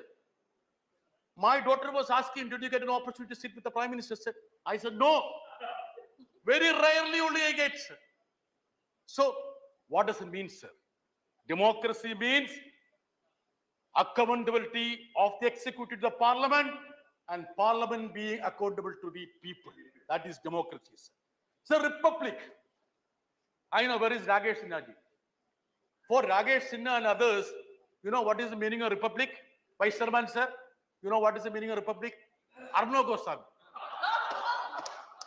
That is the meaning of republic for many of the treasury benches people. Sir, That is the state of affairs of this country. Narendra ji, please don't look me like this. Please. You will, sir. Please conclude. Sir, Please. this time you will have to give me, sir. John, please conclude. I will yield, sir. I will yield. अध्यक्ष जी, अभी मेरे मित्र John बिटास अच्छे बोलते हैं और उनकी मुंह से हम लोग नेहरू जी की प्रशंसा सुन रहे थे, अच्छी है। मेरे को लगता है जॉन बिटास थोड़ा अच्छा रहता राज्यसभा में जब नमूद्रीपद जी की सरकार को केरला में पहली बार तोड़ दिया गया था, राज्यसभा ने क्या डिबेट किया होगा, उनकी पार्टी ने क्या व्यू लिया था। अभी बहुत तो नसीहत डेमोक्रेसी के बारे में दे रहे थे, अभी उनके बारे में जिस विचार पहली बार कम्युनिस्ट पार्टी के लोगों ने जीते केरला में, उन्हीं की सरकार को जिनकी आज कसीदा पढ़ रहे हैं, उन्होंने उनको बर्खास्त किया, इलेक्टेड गवर्नमेंट को, नमूद्रीपद जी की गवर्नमेंट को बर्खास्त किया। तो उस समय में राज्यसभा में सीपीएम के मित्रों ने क्या बोला होगा, थोड़ा अगर लाइट डालते तो शायद जॉन बिटास, हम ये अपेक्षा कर रहे थे। ये मोकरी, John Brittas, you are very enlightened and very knowledgeable person, don't laugh at your colleagues, you may get box news in the Indian Express, but we expect some good light, good view of yours. When Namudripad was dismissed from the Kerala, what was the view of CPM in the Rajya Sabha? Please enlighten us. Thank you, sir. Sir, thank you, Dharmendra ji, for reminding me about the dismissal of EMS Namboodiripad. For such misdeeds, they have been punished. They are sitting here. Precisely that is the reason. Otherwise, do you think that they would have been put here? But you are repeating the same mistake. You are calling us, depicting us as Somalia. Say extreme poverty, let us look at. Extreme poverty in UP and Bihar is 30-40%. In southern states, it is 10%. In Kerala, it is almost zero. Yes, almost zero. Extreme poverty. Sir, it is because, sir, so much of disruption, sir. I want your protection, sir. I want your protection. You have my protection. Yes, sir. Sir, this happened because, Mr. Muralidharan seems to be a Keralite,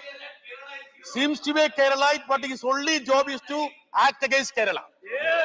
His only job is to act against Kerala. Sir, when we talk about 75 years of Indian democracy, we cannot forget the name of Mahatma Gandhi. I was surprised that nobody from the treasury bench even referred to Mahatma Gandhi. Just because he held Gita, Quran and Bible close to his chest, he was assassinated. Only because of that. Everybody knows about it. Sir, you are replacing Mahatma Gandhi with Savarkar. That's why, sir, the new parliament has been inaugurated on the birth anniversary of Savarkar instead of Mahatma Gandhi. You should have. If you had some respect, you would have done, sir. Sir, further, sir. Time allotted is over. Sir, I wanted to say your time is over. Sir, so but much I of came to know your time sir, can never be over. 2 minutes. I'll finish, sir. Sir, 2 minutes. Sir, the biggest business, sir, please. The main business of this government is to appropriate people. Sardar Patel. They think that Sardar Patel is theirs. Sir, wasn't Sardar Patel who banned RSS after the assassination of Mahatma Gandhi? What did he say, sir? The banning was to root out the force of hate and violence that are at work in our country and imperil the freedom of nation and darken her fair name. Sir, another person who is being appropriated is Vivekananda. Didn't he say so? Sectarianism, bigotry, and its horrible descendant, fanaticism, have long possessed this beautiful earth. They have filled the earth with violence. That is what Vivekananda said, sir. Sir, the unfortunate part, sir. Sir, you are a legal luminary. We are very happy that you preside over this house, sir. Your rich knowledge. Sir, I have seen you as a minister. In 1989, when you came to Lok Sabha, sir, I was in the galleries, sir. With huge admiration, I have been observing you and watching you, sir. Sir, But the unfortunate part is that, sir, the demolition of every institution in this house, in every institution, from parliament to Please election conclude now. commission. Please conclude. Sir, I am talking about you also, sir. Sir, That is why you have to conclude. sir, I am going to talk about you also, sir. Conclude. Every institution in this country is being demolished. From parliament to election commission. So what is election commission now? Now they are bringing the status of the election commissioners from the Supreme Court judge status to cabinet secretary. And day after tomorrow, Narendra Pradhanji will bring a bill to make them a chaprasi. That is going to happen, sir. Sir, every institution is being disbanded, sir. Sir, Article 1. Sir, what? Last one. Siri Vaiko. Sir, I'm just writing it. 1 minute. 1 minute. Sir, 1 minute. It says that India, that is Bharat, shall be union of states, sir. Sir, federalism, sir. Kerala contributes 1 rupee and get back 25 paise. That is the status of federalism in this country, sir. Yes, it has turned to be like that. The honorable... Sir, I would say that. You told me, Once sir. again. Chairman, sir, you wanted us to, have to change. The honorable member has made a statement of fact. Yes, sir. He will authenticate. I will authenticate. Sir, Kerala contributes 1 rupee to the national kitty, gets back 25 paise. I repeat it. I will place the document on the table of the house. During course of the day. Sir, and sir, last thing, sir. Sir, it's good that we are taking stock of this country. Democracy, institutions, parliament in this Amrit Kal. Sir, structure doesn't matter, sir. New parliament or old parliament. The process matters. The content matters. Can we enrich the parliamentary proceedings? Can we enrich the democratic process in this country? You can build mansions, structures. But, sir, that will not strengthen the democracy in this country. Unless you enrich, sir. Please So, now. I would urge the Conclude. I would urge the treasury benches through you, sir. Let us all resolve to enrich the democracy of this great nation. Thank you, sir. Okay. On a point of information from you, have you been to Statue of Unity? Have you been to Statue of Unity? Sir, I haven't gone, sir. I will go. I strongly suggest you go there once. I will go, sir. I will go, sir. If you give invitation, I will go, sir. Great effort to appropriate someone. Sir, if you give an invitation, I will go, sir. I've been there. Sir. And, sir, I'll be happy to go with you, sir. No, I'll go with you. Sir, Mr. Vaiko. Sir, let me have a towering personality beside me when I go. Let us hear Mr. Vaiko.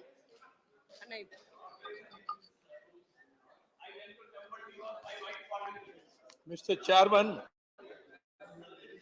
I am extremely thankful for giving me this opportunity to participate in the discussion on parliamentary journey of 75 years. Starting from Constituent Assembly, its achievements, experience, memories, and learning. It was also a long journey for me, having entered Parliament in 1978 as a member of Rajya Sabha. Now it is my 4th term in the Rajya Sabha. Apart from being a member of the upper house, I had the honor to be a member of the Lok Sabha for 2 terms, in the 12th Lok Sabha and the 13th Lok Sabha. There were many swings and waves the nation has witnessed in the last 75 years. But what is shocking me, why the name is changed as Bharat, and when the G20 meeting took place, before the Prime Minister, the name was Bharat, not India. So we are not representing India. Then you call it United States of India. That should be called. All the states should be given equal opportunity. Bharat, where it came from, Bharat, from Upanishads, from Sanadana and Hindu Rashtra. So they are trying to take this country towards Hindu Rashtra.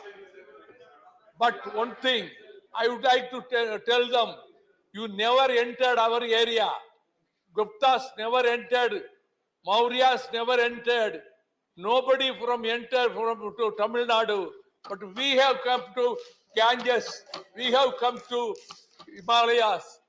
Sir, I am very sorry. The Prime Minister of India, he is putting Bharat instead of India. So hereafter, we have to call India. Why he is afraid of India? The formation of India has threatened them.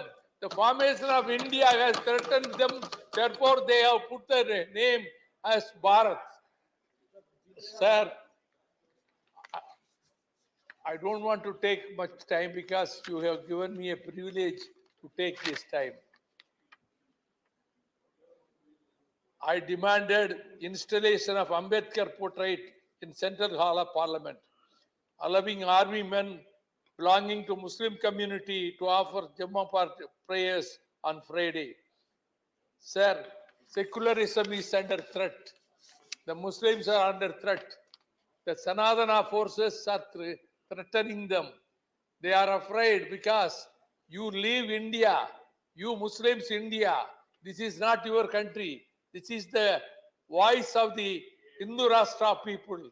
In this way, the country will be balkanized. I today want you on this particular day, it should be noted that it will become Soviet Union. What happened in Soviet Union, this will happen in India. India will be balkanized into so many states, and therefore I said United States of India. But at least you make a name United States of India. Otherwise, India will not be one. When you want to celebrate centenary celebration of independence, but 2047, there won't be any such India. Thank you, sir. Honorable members, there have been enough reflections on Dr. B.R. Ambedkar. Leader of the opposition was very focused. I hope he was here.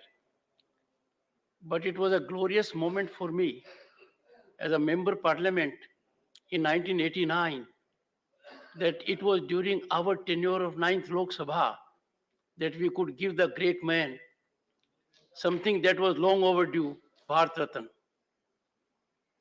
Professor Manoj Jha.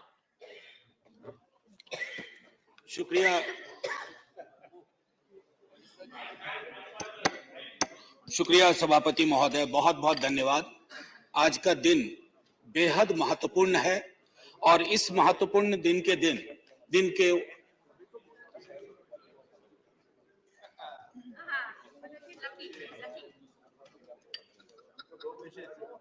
नहीं शुक्रिया madam मेरी शुभकामनाएं स्वीकार करें। मैं यहां से बोल रहा हूं, इधर मैं यहां से बोल रहा हूं। शुक्रिया, बहुत अच्छा अवसर है कि आप यहां आई हैं। कितनी खुशी हो रही है बता नहीं सकता। आज सुबह माननीय सभापति महोदय ने कहा था कि ह्यूमर वगैरह हमारी जिंदगी से चला गया, तो मुझे स्मरण है ये किताब, मैं एक ही किताब लेके आया हूं, ऐसी 5 किताबें हैं कॉन्स्टिट्यूएंट असेंबली डिबेट्स की। तो इसमें सर ऐसी 5 किताबें हैं कॉन्स्टिट्यूएंट असेंबली डिबेट्स। सो माननीय उपसभापति जी, एक मिनट प्लीज। माननीय उपसभापति जी, 75 कैसे बनाया जा रहा है मेरी समझ में नहीं आ रहा है, क्योंकि अगर हम कॉन्स्टिट्यूएंट असेंबली से 75 जोड़े तो 2021 में पूरा होता है, अगर आजादी से जोड़े तो 2022 में पूरा होता है, और अगर पहली लोकसभा से जोड़े तो वो 2027 में पूरा होता है। तो ये 75 की गणना कहां हुई, किस ज्योतिषी ने की मुझे नहीं पता। मेरे हिसाब से 75 नहीं है, लेकिन 75 वाली फील में अपनी बात रखूंगा। हाँ, तो माननीय उपसभापति जी, हुआ यूं कि सरोजिनी नायडू जी को बुलाया गया बोलने के लिए संभवतः 11 दिसंबर 1946 को। कम लोगों को यहां पता होगा कि सरोजिनी नायडू जी बिहार से चुनकर संविधान सभा में आई थी। तो उनको चेयरमैन साहब ने कहा कि अब बुलबुले हिंद, नाइटिंगेल ऑफ इंडिया आएंगी, लेकिन कविता में अपनी बात कहेंगी, प्रोज में नहीं कहेंगी। उन्हें थोड़ा बुरा लगा, मजाक में ही सही। उन्होंने कहा कि आपका ये व्यवहार, आपका ये कहना अनकॉन्स्टिट्यूशनल है। तो उन्होंने कहा नहीं, फिर भी सुनाना होगा। तो उन्होंने एक चीज सुनाई जो मैं पेश नजर कर रहा हूं माननीय सभापति जी को। सुबह बड़ी बेसब्री से वो कह रहे थे कि ह्यूमर चला गया, तो उन्होंने सुनाया कि बुलबुल को गुल मुबारक, गुल को चमन मुबारक, रंगीन तबीयतों को रंगे सुखन मुबारक। तो ये मैं ये बता रहा हूं कि ये हमारा ध्येय था। अब सुबह चर्चा की, हमारे लीडर ऑफ द हाउस ने बड़ी खूबसूरत चर्चा की और जिक्र किया सर्वपल्ली राधाकृष्णन का। यहाँ है ठीक सामने सर्वपल्ली राधाकृष्णन। उन्होंने एक बात कही थी और मैं वो श्लोक पढ़ना चाहता हूं। मृदुना दारुणं हंति मृदुना हंत्य दारुणम, मृदुना दारुण हंति मृदुना हंत्य दारुणम, ना साध्यं मृदुना किंचित तस्मात् तीव्रतरं मृदु। इसका आशय यह है माननीय सभापति, उप सभापति जी, कि अग्रेशन से, अग्रेसिव बिहेवियर से आप चीजें हासिल नहीं कर सकते। इस देश में मेरे विद्वान साथियों ने उधर से उपलब्धियां गिनाई, हमारे कुछ विद्वान साथियों ने यहां से कमियां गिनाई। मैं दोनों के बीच में चुनौतियां गिनाना चाहता हूं। चुनौतियों की वजह से आज हम यहां हैं, और सिर्फ हम ही नहीं हैं, 140 करोड़ लोगों का ये भवन है, चाहे नया वाला हो या पुराना वाला हो। तो आज के दिन ये मेरी ओर से एक विदाई भाषण भी है, अपने दल की ओर से, इस इमारत को, जिस इमारत में हिंदुस्तान की तकदीर लिखी गई संविधान सभा के माध्यम से, और वो तकदीर लिखने वाले संकीर्ण दायरों में नहीं सोचते थे। मैं उस पर आऊंगा थोड़ा 2 मिनट के बाद। माननीय सभापति जी, बहुत चर्चा होती है, 47 में बंटवारा हुआ था इस देश का, बंटवारे के बावजूद उतनी घृणा, उतनी नफरत, पीड़ा के बावजूद नहीं थी। अभी हाल में एक रोमिला जी की किताब आई, वो कहती है बड़ी खूबसूरती से, Have we moved from integrated nationalism to segregated nationalism? क्या हम एकीकृत राष्ट्रवाद से एक विभाजित, विखंडित राष्ट्रवाद की ओर बढ़ रहे हैं? क्योंकि यह इमारत, इसकी बुनियाद मेलजोल पे है, इसकी बुनियाद में बंटवारे के बावजूद बंटवारा नहीं हुआ। तो मैं हाथ जोड़ के विनती करूंगा, सरकार जरूर बनाइए, अगला चुनाव भी लड़ेंगे, खूब दिल से लड़ेंगे, इंडिया भी रहेगा, भारत भी रहेगा, कोई में से एक चॉइस नहीं है, क्योंकि हमको इंडिया भारत करके जम्बू द्वीप तक नहीं जाना है। मैं सिर्फ इतना कहूंगा कि वो जो मेलजोल की सीमेंट है, उसका खात्मा हो रहा है, उसको बचाइए। माननीय सभापति जी, मैं 2 व्यक्तियों के मध्य में अपनी कुछ बात रखना चाहता हूं। संविधान सभा में ऑब्जेक्टिव रेजोल्यूशन जवाहरलाल जी लेके आए, और संविधान सभा में जब ड्राफ्ट सबमिट हुआ तो B.R. अंबेडकर ने वो ड्राफ्ट सबमिट किया।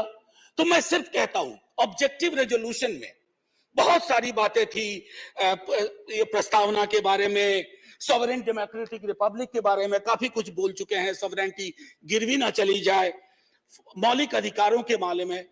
हमें आपके पीछे एक तराजू है, वो तराजू हमें लगाना होगा कि मौलिक अधिकार में कहां पहुंचे, सॉवरेनिटी में कहां पहुंचे, डेमोक्रेटिक रिपब्लिक के मसले पे कहां पहुंचे। High flying words don't cover up our failures, let's not look for that. और एक मसला आया, उन्होंने एक जिक्र किया ओथ ऑफ टेनिस कोर्ट। माननीय सभापति जी, फ्रेंच रेवोल्यूशन के बाद जब बड़ी शिद्दत से लोग काम में लग गए अधिकारों पर बात करने के लिए, तो राजा को शुरू में परेशानी नहीं हुई, लेकिन राजा को लगा कि कुछ ऐसा कर रहे हैं जिससे खुराफात की बू आ रही है। उसने क्या किया, दरवाजे बंद करवा दिए, जिस हॉल में वो लोग बैठते थे वो चले गए दूसरे दरवाजे रूम में, उसको भी बंद करवा दिया, तो वो चले गए टेनिस कोर्ट।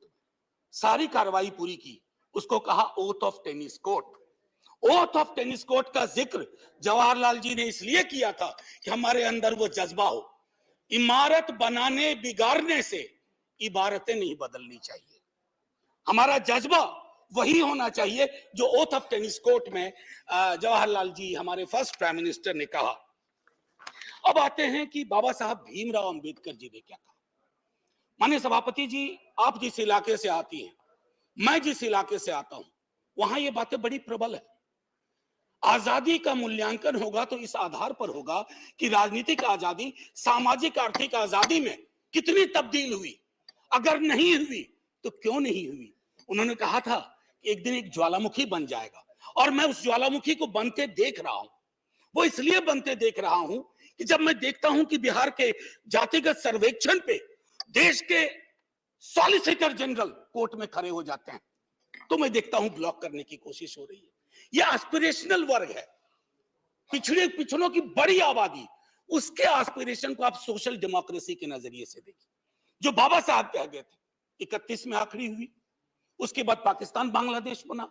क्या इस देश को, यहाँ की सरकारों को, राज्यों की सरकार को वैज्ञानिक आंकड़े नहीं चाहिए? क्या आप आंकड़े आसमान से गिराएंगे? मैं समझता हूं आज के दिन यह भी हमें सुनिश्चित करना होगा कि हम इन आंकड़ों को लाएं, उसके आधार पर अपनी नीतियां तय करें। एक माननीय सभापति जी, अंबेडकर साहब दो और चीज कह के गए, प्रिवेंटिंग टिरेनी ऑफ मेजॉरिटी। मैं बार बार इस सदन में कह चुका हूं कि मेजॉरिटी बेहद आवश्यक चीज है, मेजॉरिटी के बिना सरकार नहीं चलती है, लेकिन मेजॉरिटी और मेजॉरिटेरियनिज्म में फर्क है। ये फर्क अगर हमारी सरकार भूल जाती है तो बहुत बड़ी पीड़ा होती है। जब मेरे मित्र ने कहा, मैं अक्सर देखता हूं हम जैसे लोग छोटी आलोचना भी करते हैं, छोटी मोटी आलोचना जो कभी व्यक्तिगत नहीं होती है। आप कहते हो कि पाकिस्तान चले जाओ, अरे कभी देखा भी हो कितनी जगह है वहां का भूगोल क्या है? इतने लोग नहीं अट पाएंगे।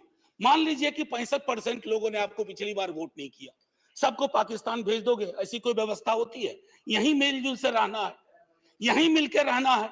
और ये सारी चीजें मैं नहीं कह रहा हूं, खुद अंबेडकर साहब कह के गए थे। मैडम, आपकी तरफ से मैं एक और चीज, एक दो छोटी चीज कह करके, इस देश की एक बड़ी आबादी, सभापति महोदया, मैं आपका सभापति महोदया अभी बिल मत 2 मिनट लूंगा, ज्यादा नहीं, आज पहली बार है, इतनी नजरिए इनाद कर दीजिए। मैं सिर्फ इतना कहना चाहूंगा कि बेरोजगारी को लेकर के हमारा दृष्टिकोण साफ होना चाहिए। सरकार में आप हो, हम हो, बेरोजगारी हम सबकी पॉलिटिक्स खत्म कर देगा। राइट टू एम्प्लॉयमेंट के लिए हम क्या सोच रहे हैं? और इस देश की एक बड़ी आबादी से देशभक्ति का जो प्रमाण पत्र हम मांगते हैं ना मैडम, वो कहीं चलेगा नहीं। मैं आखिरी चीज कह करके एक सुनाना चाहता था। मैं इसलिए कहता हूं, एक घर में 5 सदस्य हैं, उसमें हर 5वां सदस्य उस आबादी का है। अगर उस घर में उस 5वें सदस्य को आप एलिनेट करेंगे, दूर करेंगे, घर कभी महफूज नहीं रह सकता। और आखिरी में मैं साहिर को जाता हूं और वहीं खत्म कर दूंगा, आपको घंटी बजाने की जरूरत नहीं पड़ती। आओ कि आज गौर करें इस सवाल पर, देखे थे हमने वो हंसी ख्वाब क्या हुए। दौलत बढ़ी तो मुल्क में अफलास क्यों बढ़ा, खुशहाली आवाम के असबाब क्या हुए। जो अपने साथ साथ चले कुएदार तक, वो दोस्त, वो रफीक, वो अहबाब क्या हुए। क्या मोल लग रहा है शहीदों के खून का, क्या मोल लग रहा है शहीदों के खून का, मरते थे जिन पे हम, वो सजाए याब क्या हुए। बेकस बरहनगी को कफन तक नहीं नसीब, वो वादा आए अतलसों के मुखाब क्या हुए। जमहूरियत नवाज बशर दोस्त अमन ख्वाह, खुद को जो खुद दिए थे वो अलकाब क्या हुए। मजहब का रोग आज भी क्यों लाइलाज है, मजहब का रोग आज भी क्यों लाइलाज है, वो नुस्खा हाय नादिर नायाब क्या हुए। हर कूचा शोला जा रहे, हर शहर कत्लगाह, यकजहती हयात के आदाब क्या हुए। सहराए तीरगी में भटकती है जिंदगी, उभरे थे जो उफक पे वो माताब क्या हुए। मुजरिम हूं अगर मैं तो गुनहगार तुम भी हो, मुजरिम हूं अगर मैं तो गुनहगार तुम भी हो, रहबरान कौम खताकार तुम भी हो। जय Hind ma'am, and salute to all the freedom fighters, संविधान सभा के उन तमाम लोगों को। और मैं चाहूंगा कि सेंगोल के बगल में एक बड़ी आकृति में इनकी तस्वीरें वहां लगाई जाएं और हमें प्रेरणा देते रहें। जय हिंद। धन्यवाद। श्री वीरेंद्र प्रसाद वैश्य। श्री वीरेंद्र प्रसाद। Yes, I'm here. Thank you, Madam Chairman, for allowing me to speak on the historic occasion. Today is the last day. If in our parliament life, we are sitting, we all the members sitting for the last time in this building. Tomorrow, another journey will start. It is privilege for us. We are the person who got opportunity to speak, attend this old parliament, and we're going to get opportunity to speak in our new parliament. I remember, sir, when I was a student of class 8, for the first time in my life, I visited Delhi. So I'm from Assam. You know, northeastern region, more than 2,000 kilometers away from the duty. Definitely, as a school student, I visited here, and we are traveling all the important parts, spots of Delhi. And in class 8, in my life, for the first time, physically, I seen our Parliament House. And it was from the outside, not from the inside. Sir, in 1996, I was elected member of Parliament from Assam in Lok Sabha, sir, madam. In class 8, physically, I have seen the Parliament House from the outside. And in 1996, physically, for the first, I entered this house as a member of Parliament.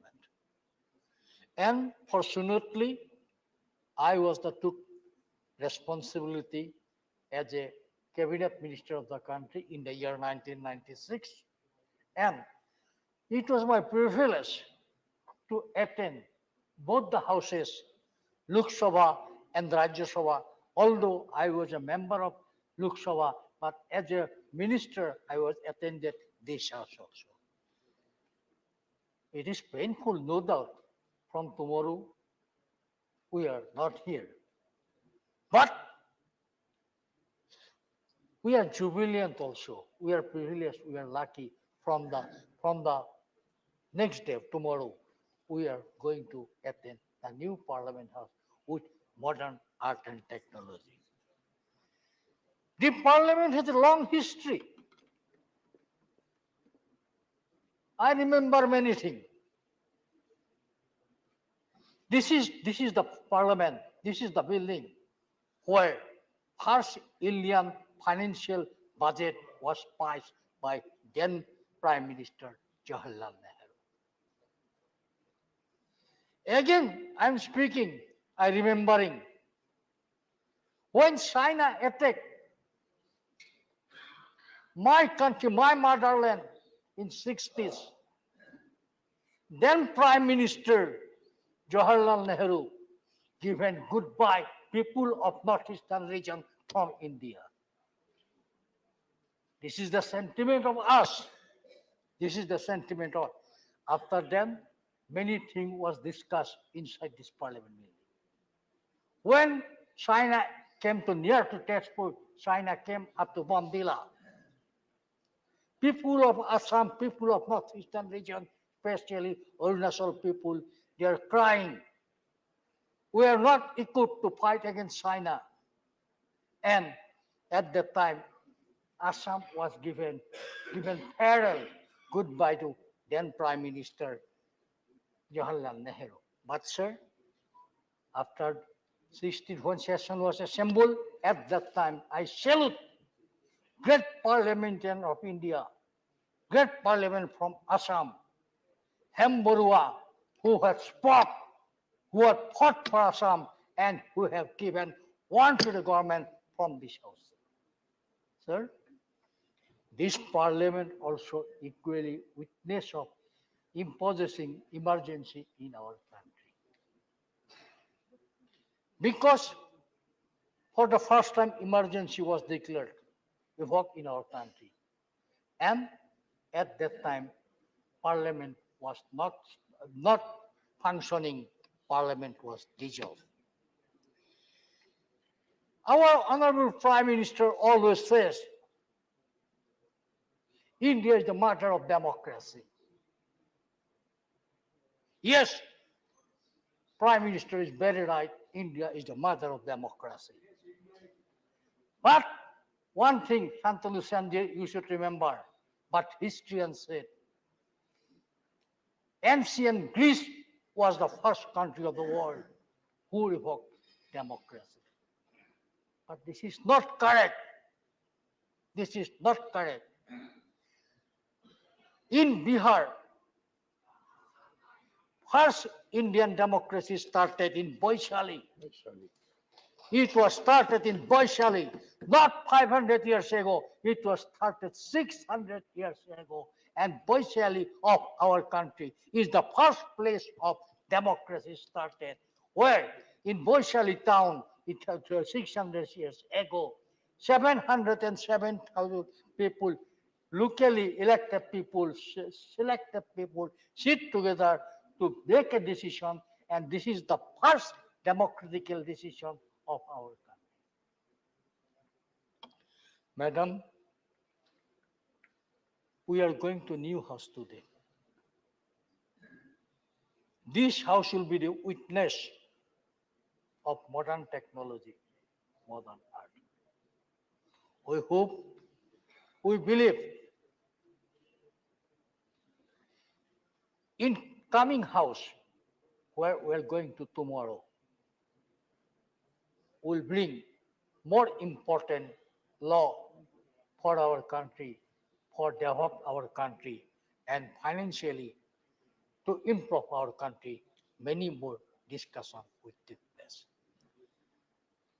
I remember, I have seen very, very important person, dignitaries functioning in this house. Just 2 minutes, then I come. Okay, just 2 minutes. I remember K.K. Narayan as a vice president of our country who shared the house. I remember Pharaoh Singh Shekhawat. I remember Hamid Ansari. I remember Venkaiah Naidu ji for their contribution to our parliamentary democracy. Especially, I must speak one thing from my heart. Always Venkaiah Naidu, encouraging all the members of the House to speak their mother tongue. He was a very knowledgeable person. Always he encouraging about the mother tongue. Definitely Venkaiah Naidu has a great, great contribution to this House. Equally, our present chairman also always given us guidance, speaking about our history, especially in the legal side, he always given us the guidance. Ma'am, I remember, if I'm not speaking, this is not fair. I have got opportunity to witness the speech of Vajpayee, budget presentation of Pranab Mukherjee ji. Wonderful oratory personality of Madam Sushma ji. Learned speaker Arun Jaitley ji. I am learned many things from these people, sir. Ma'am, I remembering my first day in the life when I was a student of class 8. I have seen this parliament building from the outside. And in the 1996, I entered this house as a member of parliament. And this is the beauty of our democracy. My family don't have any political background. I am not a son of any minister.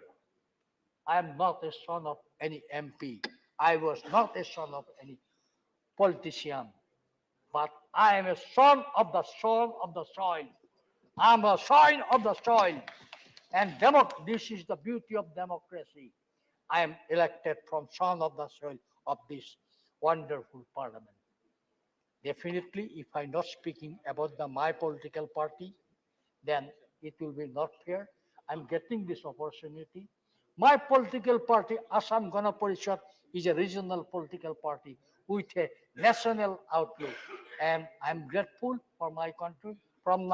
I'm in my life, I'm working only one party. This is my party. This is Assam Gana Parishad. Still, I am a member of Assam Gana Parishad. And I am really grateful to my party for send me to Lok Sabha, for send me to Rajya Sabha as a member of parliament. With this, I believe we all members gathering here in our last day of this building, we always remembering our memory in this building, and from tomorrow in new building we start our new parliamentary life, our new democratic life. With this word, I come to thank you very much. Thank you. Sri Jose K. Boni.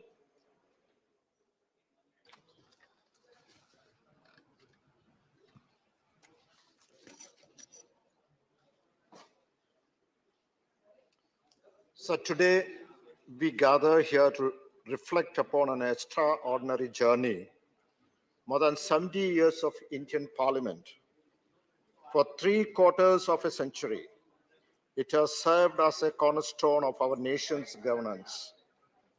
It is a journey marked by trials, triumphs, and unyielding commitment to the ideal of democratic republic. The framers of our Constitution envisioned a vibrant democracy where every citizen, irrespective of caste, creed, or gender, had a voice and a vote. Our parliament was entrusted with the sacred duty of upholding these principles. In last 7 decades, many Latin American and Afro-Asian countries sailed along with us, sank and disappeared.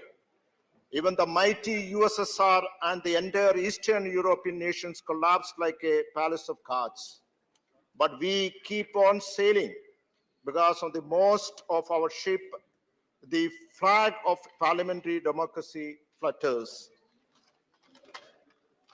We have seen heated debates, fiery discussions, and passionate argument, the very essence of parliamentary democracy.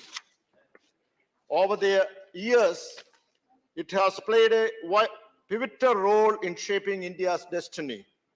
It has been source of progressive legislation, from the eradication of untouchability to the establishment of gender equality, from comprehensive land reforms to the liberalization of our economy. As we celebrate the remarkable journey, let us also acknowledge the challenges we face. Our parliament, like any other institutions, has had its share of ups and downs. It is an undeniable fact that recent years have witnessed instances of undemocratic parliamentary methods and procedures which threaten the very essence of democracy. There have been occasions where legislative debates have been curtailed, opposition's voice silenced, and crucial bills passed without due discussions and scrutiny. The integrity of the Parliament committee and internal part of our democratic system has at times been compromised. Delays in appointments and the politicization of these committees have hindered their effectiveness. Only 25% of the bills were referred to these committees. Such a low referral rate of bills to the committee during the 16th Lok Sabha clearly shows the government is not open to the scrutiny and engagement that the committee offers. The suppression of the dissent be it from the civil society, academia, or the media, is a matter of deep concern. A thriving democracy encourages diverse perspective and respect the right of dissent. Recent incident involving curtailment of free speech cast doubt on the government's commitment to these democratic values. The robust democracy thrives on open communication and the free exchange of ideas. Curtailing these fundamental rights poses the threat to the health of our democracy. With the inauguration of the new parliament building, let us anticipate a transformative shift in our engagement with this paramount institution.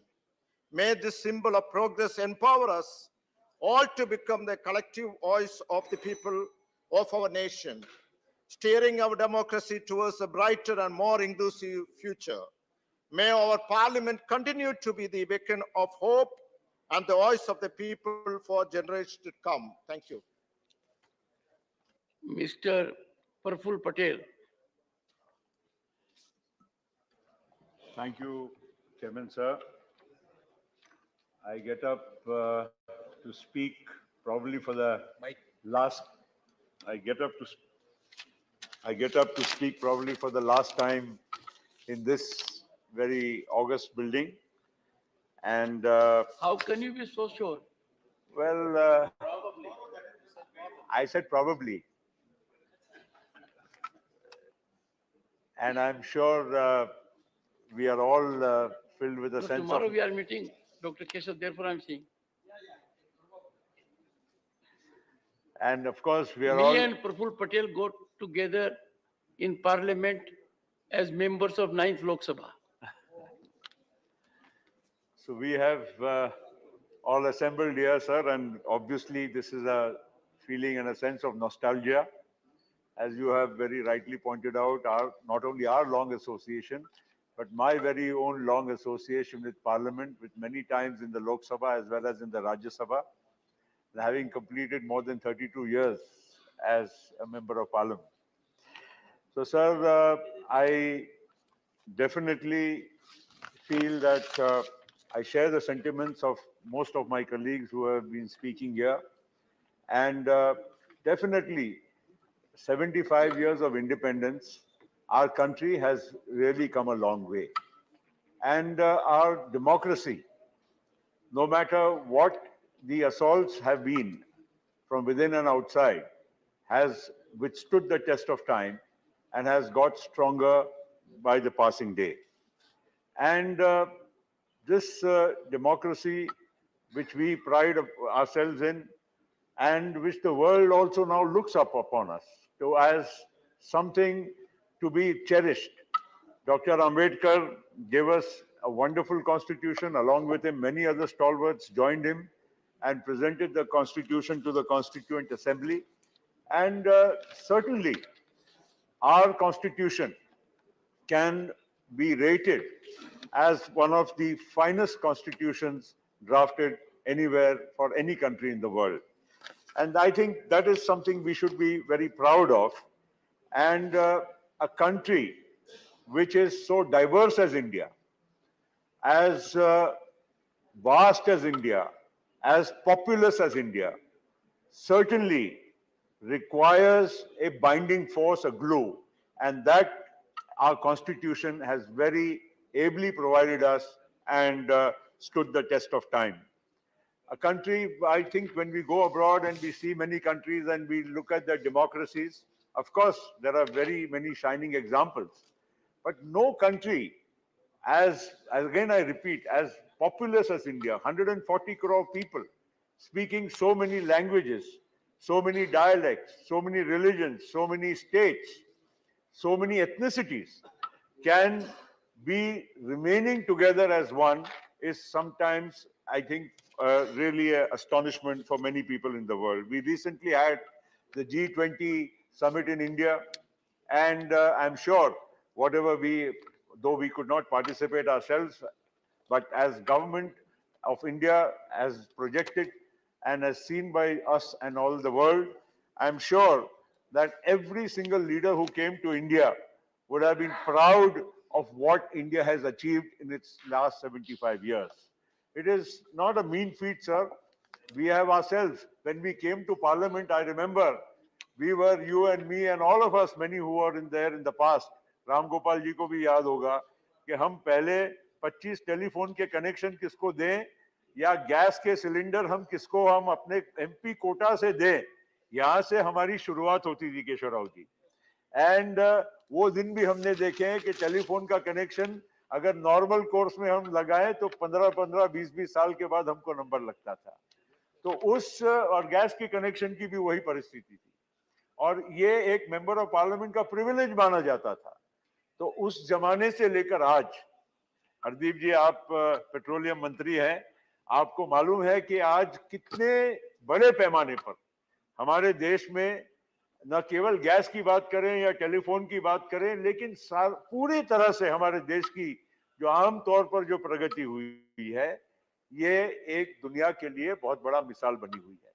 और इसीलिए 75 वर्ष जब हम पूरे करते हैं, अमृतकाल की बात करते हैं और इस सदन से नए सदन में जाने की बात करते हैं, तो आज का भारत और भविष्य का भारत कैसा होना चाहिए, आधुनिक भारत कैसा होना चाहिए, इसके लिए निश्चित इस सदन में एक अच्छी चर्चा होनी चाहिए और मंथन होना चाहिए और हर व्यक्ति का यहाँ पर जो सुझाव है उसका एक अहम महत्व होता है। हर संसद सदस्य जो यहाँ पर बैठा है, ये सदन में या उस सदन में, उनके अनुभव का पूरा इस्तेमाल करके देश हित में और जनहित में हम लोगों ने उसका इस्तेमाल करके उसका फायदा उठाने का काम करना चाहिए। आज देश में क्या क्या बातें नहीं होती है, आज हम देखते हैं कि कितना विषमताएं होने के बाद, कितनी मतलब गरीबी भी है, अमीरी भी है, सब कुछ होते हुए भी लोग मिलजुल कर प्रेम भाव से रहते हैं। ये हमारे भारत की संस्कृति का बहुत बड़ा अभिन्न अंग है और तभी हम ये सारी बातों को, कोई भी समस्याएं आती है, बाधाएं आती है, उसको पार कर पाते हैं क्योंकि हमारे देश में सहनशीलता और सबको एक दूसरे के साथ लेकर चलने की हमारे मन में भावना है। और यह हमारे संविधान ने भी हमको दिया है, जो एक व्यक्ति को एक वोट का अधिकार। बहुत लोगों को शायद मालूम भी नहीं होगा, हम अमेरिका के डेमोक्रेसी की बहुत बड़ी बातें करते हैं, लेकिन अमेरिका की डेमोक्रेसी में भी जो काली चमड़ी के लोग थे, जो अफ्रीकन डिसेंट के लोग थे, उनको भी वोट का अधिकार 1960 के दशक में जब मार्टिन लूथर किंग ने लड़ाई लड़ी उसके बाद मिला। तब तक उनको बराबरी का अधिकार नहीं था, लेकिन हमारे देश में डॉक्टर बाबा साहेब आम्बेडकर और उनके साथ हमारी कॉन्स्टिट्यूएंट असेंबली ने, हमारे फाउंडिंग फादर्स ने इस देश में सभी को बराबरी का अधिकार हमारे संविधान में 1950 में हमको दिया, जो हमारे आप में एक बहुत बड़ी उपलब्धि रही है, जो और विश्व के कोई बड़े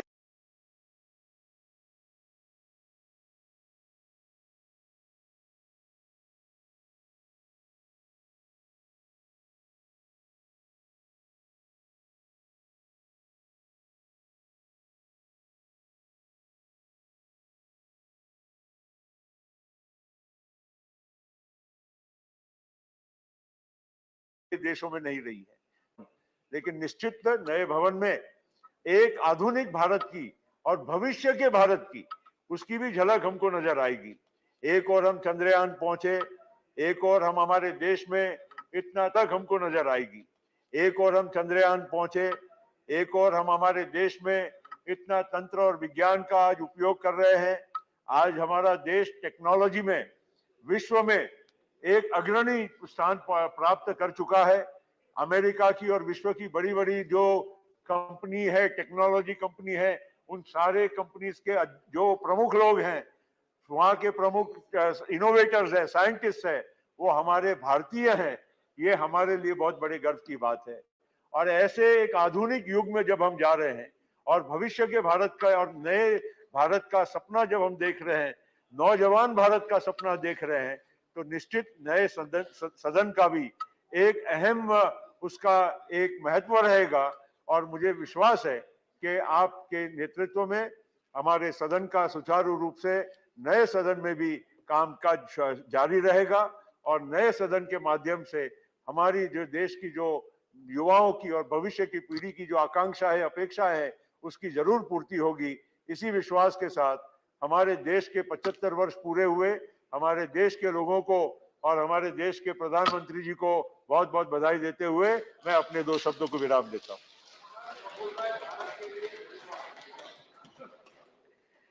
No, the honorable member has put across his points with positivity, and that is what is required. At an occasion like this, we all have to converge to see Bharat blossoms, politics apart. So that's a very important contribution. Sri Bhuvaneshwar Kalita. Thank you, Honorable Chairman, for giving me the क्या पता opportunity. कौन कितनी गलत जगह बैठा हुआ है? Thank you, sir, for giving me the opportunity to speak on this historic occasion of Rajya Sabha, to speak on the parliamentary journey of 75 years, starting from Samvidhan Sabha.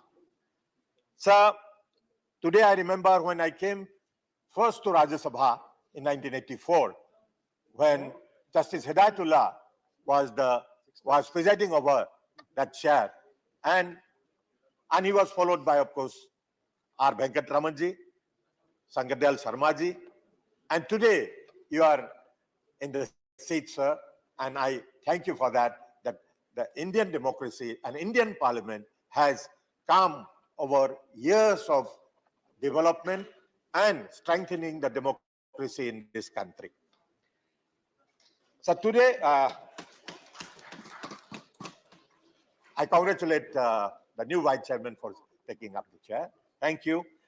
Today, as we assemble here to reflect upon the parliamentary journey of 75 years, starting from inception of the Samvidhan Sabha, we embark on a profound exploration of our nation's democratic evolution.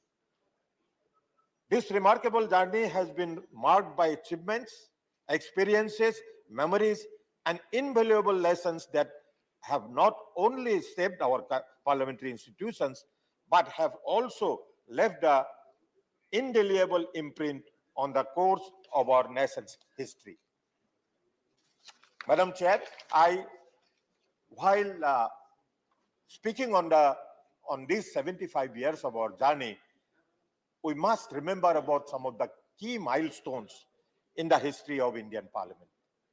Madam, 1946, the Constituent Assembly convened for the first time on December 9th. So our journey starts from there. And in 1950, India adopted its constitution on January 26th, a momentous event for Indian parliamentary democracy. Madam, in 1952, the first general elections were held, marking the initiation of our democracy. And in 1956, the State Reorganizations Act has adopted, leading to reshaping of state boundaries. There was a struggle, and the then members of the Constituent Assembly had given shape to this country, and particularly by reorganizing the states for the convenience of the people and the administration. In 1957, with the second general election, the things have started moving, and in 1961, Goa, Daman, and Diu were new states where the new states got liberation. They were liberated and they were recognized as state. Madam, one historic occasion we must remember in this regard is that for the first time, the preamble of the Constitution was amended. We all remember the 42nd Amendment. And in 75, 77, of course, that was the period that the Indian democracy will remember, and the parliamentarians particularly, and the people of this country will remember because of its effects on the people. Madam, in 1986, a historic bill was passed. The Muslim Women Protection of Rights on Divorce Act was enacted. This is one historic legislation where the women of all religion, all communities were given equal power, and that equal power and equal opportunity and equal right. So this one we must remember during the discussion of this in this debate. And the economic liberalization came in 1991 during the Prime Ministership of P.V. Narasimha Rao ji. And today we are step by step we are ahead to liberalize the economy and the benefits of the economy reaching to the poor and vulnerable sections because of that. And today the country is progressing. The country has got remarkable progress in the economic field, where today India is considered as the 5th largest economy in the world. And very soon, our Honorable Prime Minister has publicly announced that within next few years, India will be one of the 3 top economies of the world. Madam, another remarkable event during the progress of this democracy, during the progress of Parliament, was the GST. The GST was Goods and Services Tax was implemented and streamlining the taxation system. One nation, one tax was the motto, and today we have seen that the national exchequer is enriched by GST, and remarkable tax collection has been made, and which is helping the development of this country. So I remember, and the country will remember this GST taxation for the benefit and for the progress of this country. Madam, one nation, one tax. But till 2019, this country had 2 constitutions, two flags, and this was possible to make one nation, one flag, and one constitution by the amendment brought by and the abrogation act of Article 370, which was brought in 2019, which says we can be proud of being one nation, one flag, and one constitution. And I congratulate the government for that. Madam,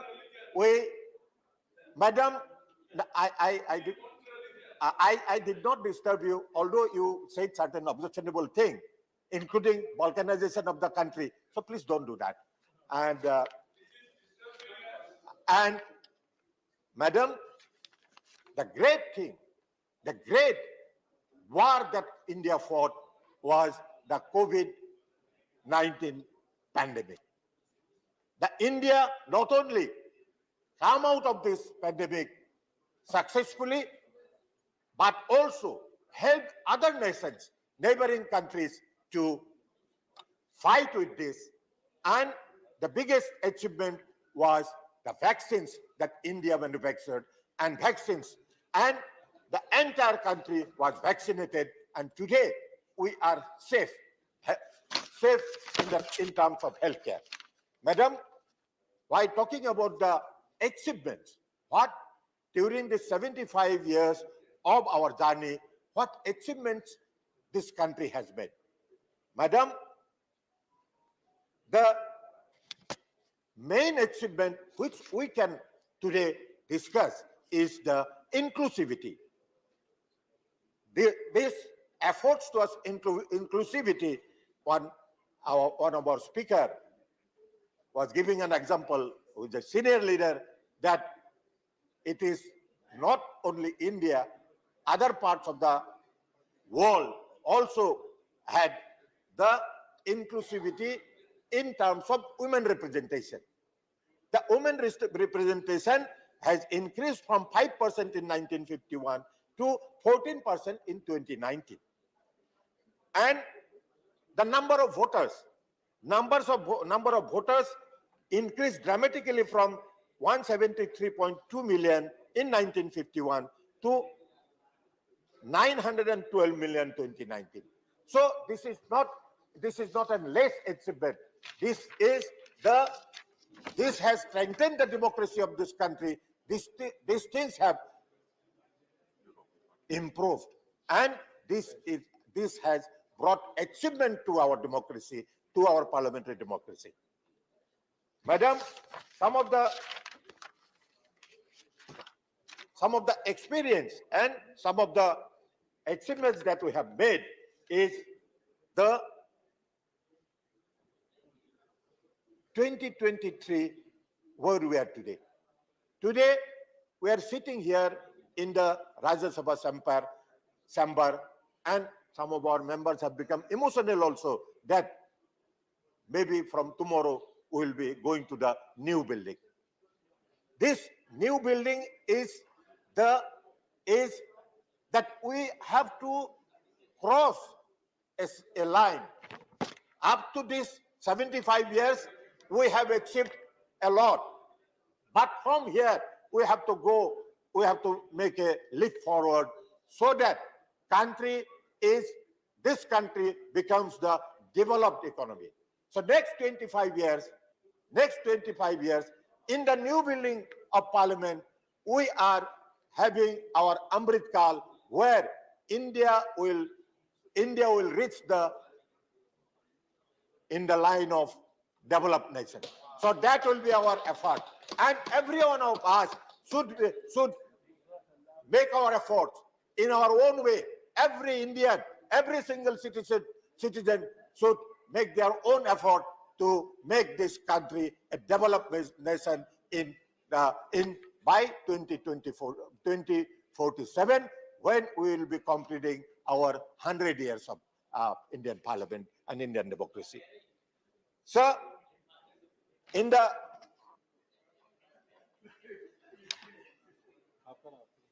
now I'm going to conclude because there are some more speakers.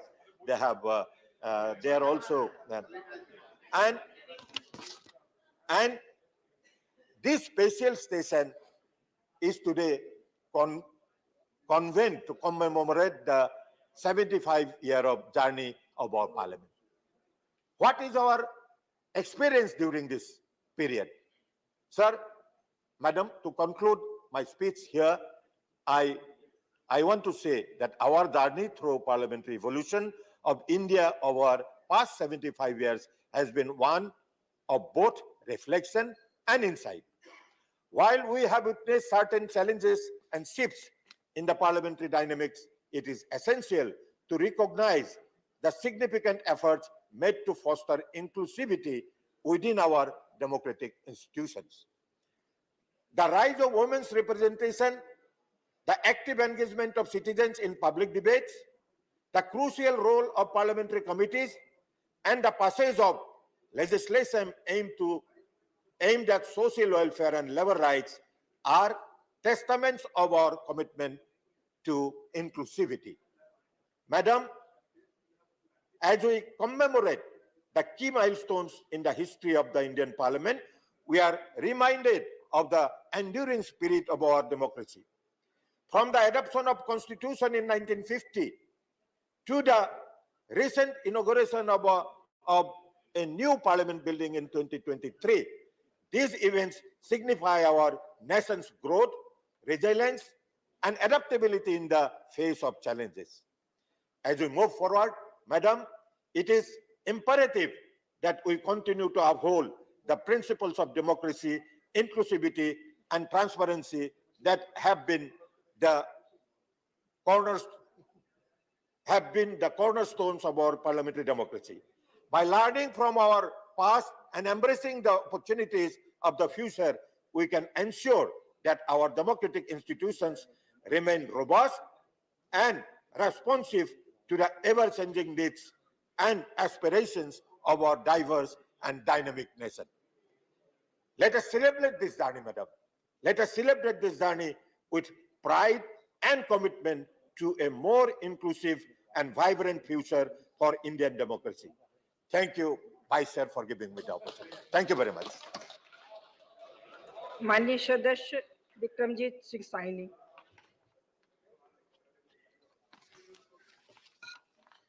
Honorable Chairman, sir, and my fellow parliamentarians, today when I stand here to speak on this historic occasion of the transition from historic Parliament House to the iconic new Parliament building representing the new India, as India approaches a major milestone in the 75th year of the Parliament. Ma'am, Parliament House is not just a building of brick and mortar, whereas it is a living institution which has to be safeguarded and embrace the idea of India. It's the fundamental temper of our world's largest democracy. Indian Parliament is an aspiring story of our civilization's strive for respect and resources. With our values intact as the largest democracy in the world, we embody the unique fiber of our being: unity in diversity, secularism, pluralism, social justice, and equal fundamental rights for each citizen. On this historic occasion, Chairman, I would like to remember and pay a homage to our ancestors, and as my father used to narrate, the horrors of partition still haunt us. I think Punjab and Punjabis suffered the most out of it. There were about 2 million people who lost their lives, and about 14 million people had to abandon their homes in the giant exodus. लाखों लोग बेघर हो गए और उन्होंने भारत को, India को, भारत अपनी मातृभूमि को अपनी जन्मभूमि माना और अपना सब कुछ, अपना कारोबार, अपने बर्तन, अपना जायदादें, अपना सब कुछ छोड़ के लाखों पंजाबी सफर करते हुए भारत को चुना, भारत को माना और फिर as a refugee they started their career और फिर रेफ्यूजी से बिल्डअप किया। ये उनकी देशभक्ति की सबसे बड़ी निशानी है और उन्होंने इस देशभक्ति का अभी तक पैट्रियोटिज्म हमारे सामने है। I also pay homage to all the great Sikh leaders who spurned the offer of then Muhammad Ali Jinnah and decided to upkeep India as their motherland, and Punjabis and Sikhs have been proving their patriotism till today. We Sikhs are not by chance Indians, we are proudly by choice Indians.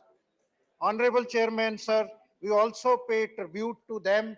Dehe Shiva, Var Mohe Ehe, Shubh Karmante, Kabhu na Taru, Jab Aав ki Aud Nidhan Bane, At hi Ran mein, Tab Jooj Maru. I would also like to remember on this historic occasion the Shaheed-e-Azam Bhagat Singh, who drew the attention of the British Samrajya and this very own parliament to further strengthen the freedom struggle. In this same parliament building, while presenting the constitution to our country, Dr. Bhim Rao Ambedkar had said, however good a constitution may be, if those who are implementing are not good, it will prove to be a bad. However bad a constitution may be, if those implementing it are good, it will prove to be good. So onus is on us parliamentarians on 75th year of the parliament. The dream, voice and aspirations of a nation suppressed by a colonial rule came to surface. As they say, with great power comes great responsibility. We all sit here as the public representatives. We are emblematic of the aspirations of 1.4 billion people who want us to serve them. We represent them. We are their voice. We are their eyes. We are their ears. Eradicating poverty, unemployment, corruption, agrarian crisis, casteism, communal hatred have no place for India, and this parliament have to work for the fundamental things like ensuring health, education, infrastructure, nation's inclusive development, women empowerment, youth empowerment. ये अमृत काल तभी ही अमृत होगा अगर हम विद्या का, शिक्षा का अमृत, सेहत का अमृत, हेल्थ का अमृत, रोजगार का अमृत हर एक गांव में हर एक भारतीय को पहुंचाएंगे। So we, as representatives of our nationals, we have to conduct ourselves, define the character of the august houses, and therefore our conduct withholds our respect to the underlying values and nobleness of this esteemed institution forged for our safeguarding by our four leaders. Honorable Chairman, the disruptions which happens in the Parliament act as a hurdle in this fundamental process for a smooth functioning of Parliament. I personally think, with my experience of 1 year, both Treasury and opposition have to together play a positive and constructive role so that optimum productivity of this institution is maintained. I take this historic opportunity to pay homage to stalwarts like my elder brother, Shri Arun Jaitley ji, my elder dearest sister who given me love as a brother for 25 years, Shrimati Sushma Swaraj ji, and we pray for the long life of stalwart Dr. Manmohan Singh ji, who is here with us despite his ill health. It was Dr. Manmohan Singh ji who brought radical changes to the economy in 91, and he had said, कुछ ऐसे भी मंजिर तारीख की नजरों में, कुछ ऐसे भी मंजिर हैं तारीख की नजरों में, लम्हों ने खता की, सदियों ने सजा पाई. It is our humble invocation to every individual sitting here, both from government, treasury benches and opposition, that we all should commit to this parliament, that in the new parliament house, we will ensure healthy debates, discussions, least disruptions and adjournments, and we do maximum work for the nation building. Jai Hind. Thank you.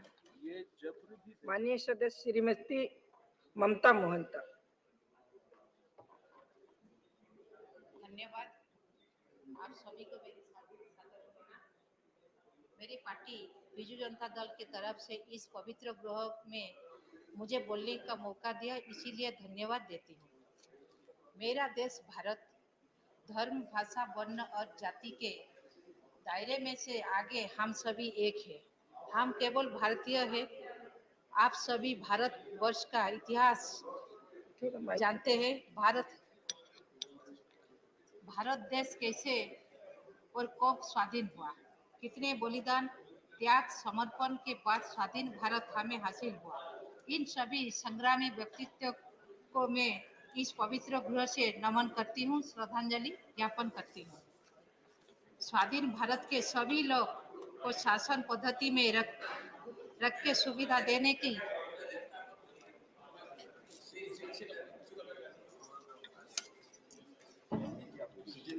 स्वाधीन भारत के सभी लोग को शासन पद्धति में रखकर सुविधा देने की समय में देश को संविधान की आवश्यकता पड़ी, जो सभी भारतीयों को समानता प्रदान करे। स्वाधीन प्रणेता बाबा साहेब भीमराव रामजी अंबेडकर को भी इस गृह से नमन करती हूँ, जिसके कलम की ताकत से इस पुरुष प्रधान समाज में महिलाएं भी समानता प्राप्त कर रहे हैं। 1950 जनवरी 26 को इस संविधान लागू होने के बाद गणतंत्र भारत का शुरुआत हुआ। तभी से जाति, वर्ण, धर्म, शिक्षा आदि सभी क्षेत्रों में सभी को समान सुविधा मिला। इस संविधान के चलते हुए देश में शासन पद्धति लागू हुआ। इस प्रजातंत्र अर्थात गणतंत्र में विधायिका, कार्यपालिका और न्यायपालिका को समान गुरुत्व दिया गया। आज हम 21 सेंचुरी में पहुंच गए। विश्व के अन्य देश के हिसाब से यहाँ का लोकतंत्र और सुदृढ़ हुआ है। एक आदिवासी महिला आज राष्ट्रपति भारत देश का सबसे बड़ी पदवी महामहिम राष्ट्रपति की पदवी में अवस्थापित है। मैं एक आदिवासी जिला से आके यहाँ आप सबके सामने कुछ कह पा रही हूँ। इसी से बड़ी बात क्या है, महिला के विकास का और क्या उदाहरण दो। आज अगर आप कहीं भी जाओ तो ज्यादातर इलाका में महिला जिला कलेक्टर, जिला एसपी महिला सरकारी कर्मचारी ज्यादा पाएंगे। शिक्षा क्षेत्र में आप देखें आईआईटी, आईआईएम, एमबीबीएस, यूपीएससी सभी क्षेत्रों में महिला को दबदबा है। भारत वर्ष में 700 से ज्यादा आदिवासी वर्ग है। भारत के 8.6% इनका संख्या है। आज के हिसाब से संख्या बढ़ गई है। देश गठन के समय से ही इस वर्ग को गुरुत्व दिया गया है। सभी राज्य आदिवासी वर्ग के सामाजिक आर्थिक विकास तथा उनका संस्कृति की सुरक्षा, भाषा की सुरक्षा दिया जा रहा है। उनके विकास के लिए स्वतंत्र मंत्रालय बनाया गया है। सबसे बड़ी बात है कि उनकी भाषा में उन्हें शिक्षा दिया जा रहा है। लेकिन आदिवासी संप्रदाय के आंचलिक भाषा को सुरक्षा देते हुए संविधान के 8वें परिच्छेद में शामिल करना आवश्यकता है। शिक्षा क्षेत्र में भारत के पावन भूमि से चांद तक का यात्रा ही सबसे बड़ी उदाहरण है। यहाँ कितने विश्वविद्यालय, वैश्विक विश्वविद्यालय, भेषज विश्वविद्यालय समेत कितने अनुष्ठान हैं। यहाँ से लाखों संख्या में विद्यार्थी निकलते हैं जो देश विदेश में भारत का नाम रोशन करते हैं। इस देश में 77% से ज्यादा शिक्षित है, 84% से ज्यादा महिला और 71% से ज्यादा पुरुष शिक्षित है। और कृषि क्षेत्र की बात कहूँ तो यहाँ 60% किसान हैं जिनको हम भगवान मानते हैं, क्योंकि ये लोग हमें 2 वक्त के खाने के व्यवस्था में जुटे हैं। सरकार भी इन किसानों के लिए बहुत योजना बनाए हैं।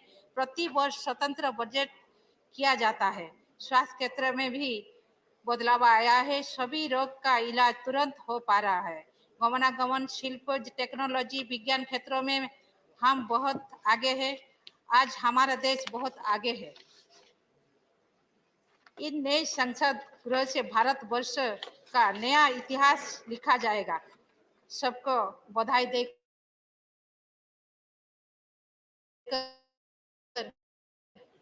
मेरा वक्तव्य रखती हूँ। नमस्कार। Sometimes it is very good to catch someone off guard. Then the productivity and contribution is more genuine and authentic. Go ahead. Thank you, sir. Thank you, Chairman, sir. So it's actually indeed a privilege for me to be present here, speaking about 75 years of Parliament, of the largest and one of the most diverse democracies of the world. It's no mean feat, sir, that parliamentary democracy has flourished in this country because of this Parliament. What is currently happening or is about to happen is that we would be moving in a symbolic fashion from old to the new, from new to the aspirational, and from a democracy which was marked by bills and acts which laid the foundation, or which will be the foundation for several such new bills and acts in the future in the new building. Sir, I would like to speak about a speech which Dr. Ambedkar made in the Law College of University of Delhi way back in 1948. He says, there could be no doubt that one of the countries which could boast of a great ancient civilization was India. It had parliamentary institutions when people of Europe were mere nomads. It is not that India did not know what is democracy. There was a time when India was studded with republics, and even where there were monarchies, they were either elected or limited. It is not that India did not know parliaments or parliamentary procedure.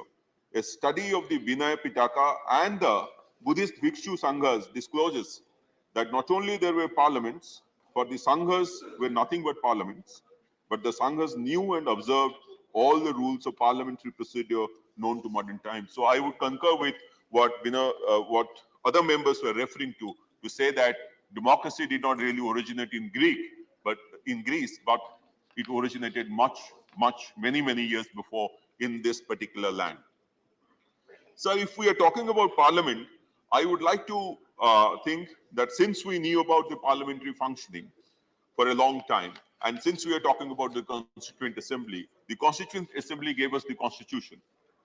But it is the Parliament that helps to make the Constitution a living document by the process of amendments. And that is how each one has enabled and strengthened the other. And these amendments have actually made the Parliament, made the functioning of the Parliament closer to the socio-economic and political reality of each of the times, the entire history of this particular 75 years. So the role of Parliament, in a sense, anywhere in the world would be fourfold. So one, to make laws, which will be evolving with the times. Second, to pass the budget. Third, to raise national, state, and local issues. And number four, to hold the executive to account by various procedures of question and answer and committees and PSC and COPO and other such matters. Now, if we talk about the first and the foremost duty of Parliament, that is to make laws, I know that the Parliament has made several laws. There are more than 100 amendments which have been passed, but I would like to concentrate on a few. And those are, the first one, on the center-state relations.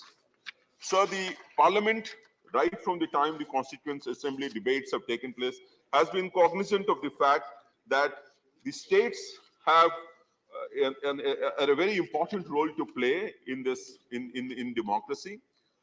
In fact, Renuka Ray, she was a member of the Constituent Assembly, while agreeing with Pandit Kunjru, she says it is necessary that the center should be in a position to see that provinces do not fall behind in regard to the minimum standards of development.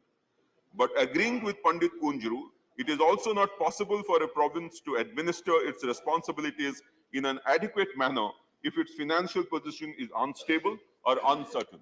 Therefore, the Parliament's job is threefold. One, legislative relations, administrative relations, and financial relations. While on the first two fronts, I think there has not been much divergence except occasional allegations of center legislating on the state list. The problem has been the financial relations, the devolution of funds. And I think this is where our Chief Minister, my leader, Honorable Naveen Patnaik, has always been saying that the cess and surcharge which comes to the central kitty should be made a part of the divisible pool. I think this is what we have to look forward in the next 25 years to be happening, to make the states actually financially independent and financially sustainable to take the entire goal of the nation forward. The second aspect that I would like to talk about is on the issue of women, sir.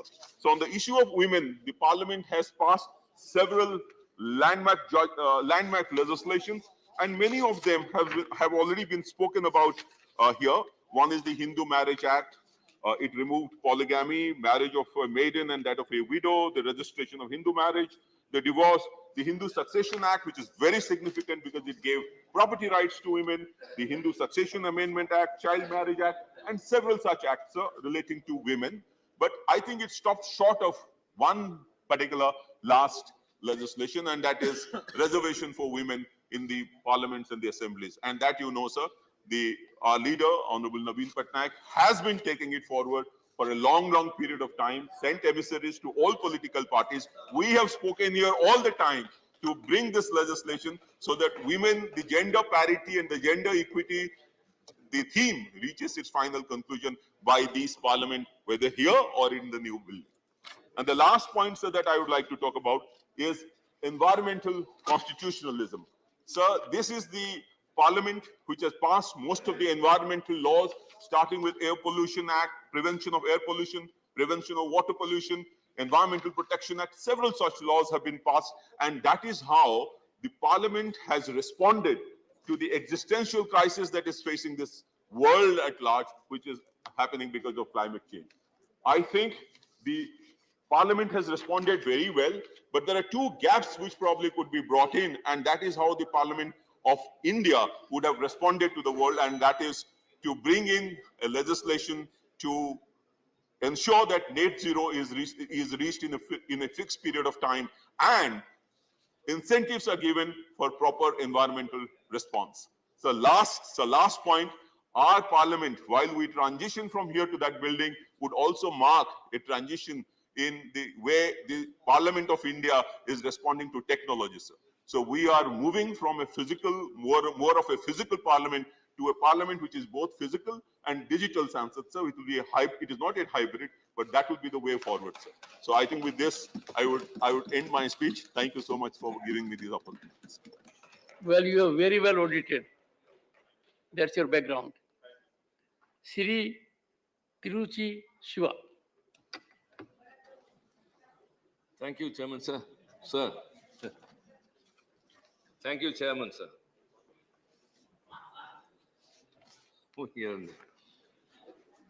Sir, called as a special session, sir. We are still not aware of the business to be transacted in the remaining 4 days. A shock or surprise may be awaited. We'll have a business advisory committee. Sir? And we'll have a business advisory committee, sir, tomorrow, and you'll be enlightened. As of now, and for tomorrow, you know everything. Okay, sir. Go ahead. As of now, I'm telling. So a shock or surprise or nothing is awaiting, and we are also awaiting. Sir, we have completed 75 glorious years of independence and 72 successful years of journey of the parliament. Sir, this milestone makes it important to recall the hopes, the ideals we have cherished, we have accomplished in this parliament, fulfilling those visions of the people who fought for freedom and those who drafted the Constitution. Sir, at the outset, I would like to pay my tributes to those who laid down their lives for our freedom, the independence which we are enjoying. Starting from Pulitevan, Veerabande Kattapomman, Marudu brothers, Velu Nachiyar, Kuyili, and Tilakar, Gokhale, Mahatma Gandhi, Nehru, Sardar Patel, VOC, and unsung heroes and unsung heroines, which is very, very important, sir. Sir, I think this is the right time to tell that. In a freedom struggle in Tamil Nadu, many women participated with involvement. One lady participated with a 1-year child in her hand. And when the police attempted to disperse the crowd, they opened fire. And when the crowd dispersed, she fell in a place. The flag which she was holding was in another place. The child fell in another place. And the bullet that was fired hit the infant and the child died, sir. A child who knows nothing sacrificed his life. And that mother of the child named Kali Mal, she didn't hesitate. She again took the flag and marched. So many unsung heroines or unsung heroes who have to be recollected at this very proud moment. So democracy is a popular sovereignty. The concept of this popular sovereignty is attaining its completion by way of the functioning of the parliament. Sir, in post the first Indian general election in 1952, the Manchester Guardian commented, parliamentary institutions have not had a very good time in Asia. All that is happening in Asia throws a spotlight on the parliament in Delhi as the one institution of the kind which is working in an exemplary way. So there are two salient features which has brought India to as a focus as a largest democracy. One is our constitution and another is the parliament.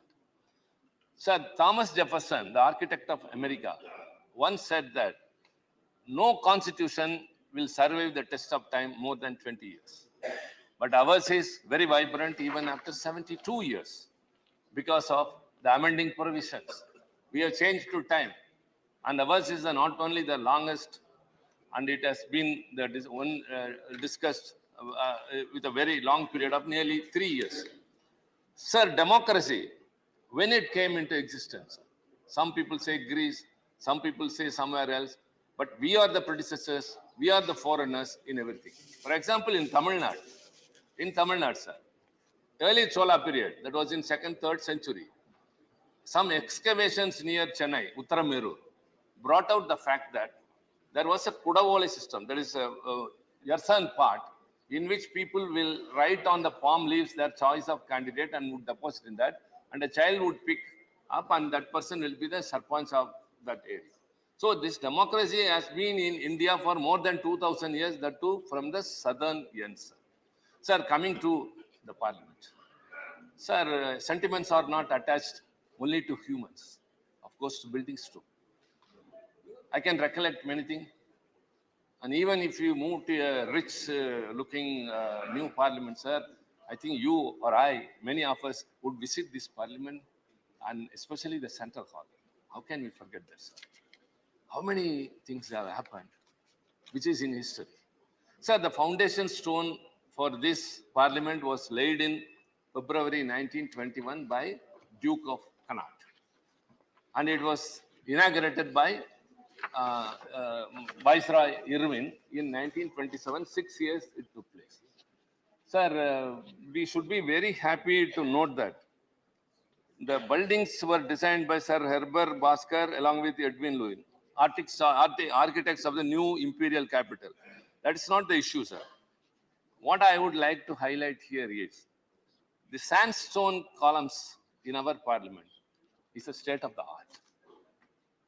And it is said that 2,500 stone cutters have been employed to design the top of the parliament, and almost it took so many years. 2,500 stone cutters and masons were employed to shape the marble there. And the central hall, sir, originally it was designated to be a library. Sir, you know very well everything. And later the Constituent Assembly sat there for 4 years, from 46 to 50. And after that, sir, it's a surprise that Supreme Court had its sittings here in the central hall, till it migrated to 1958 in the present building. And this central hall has witnessed a lot. Sir, I can hear two sounds.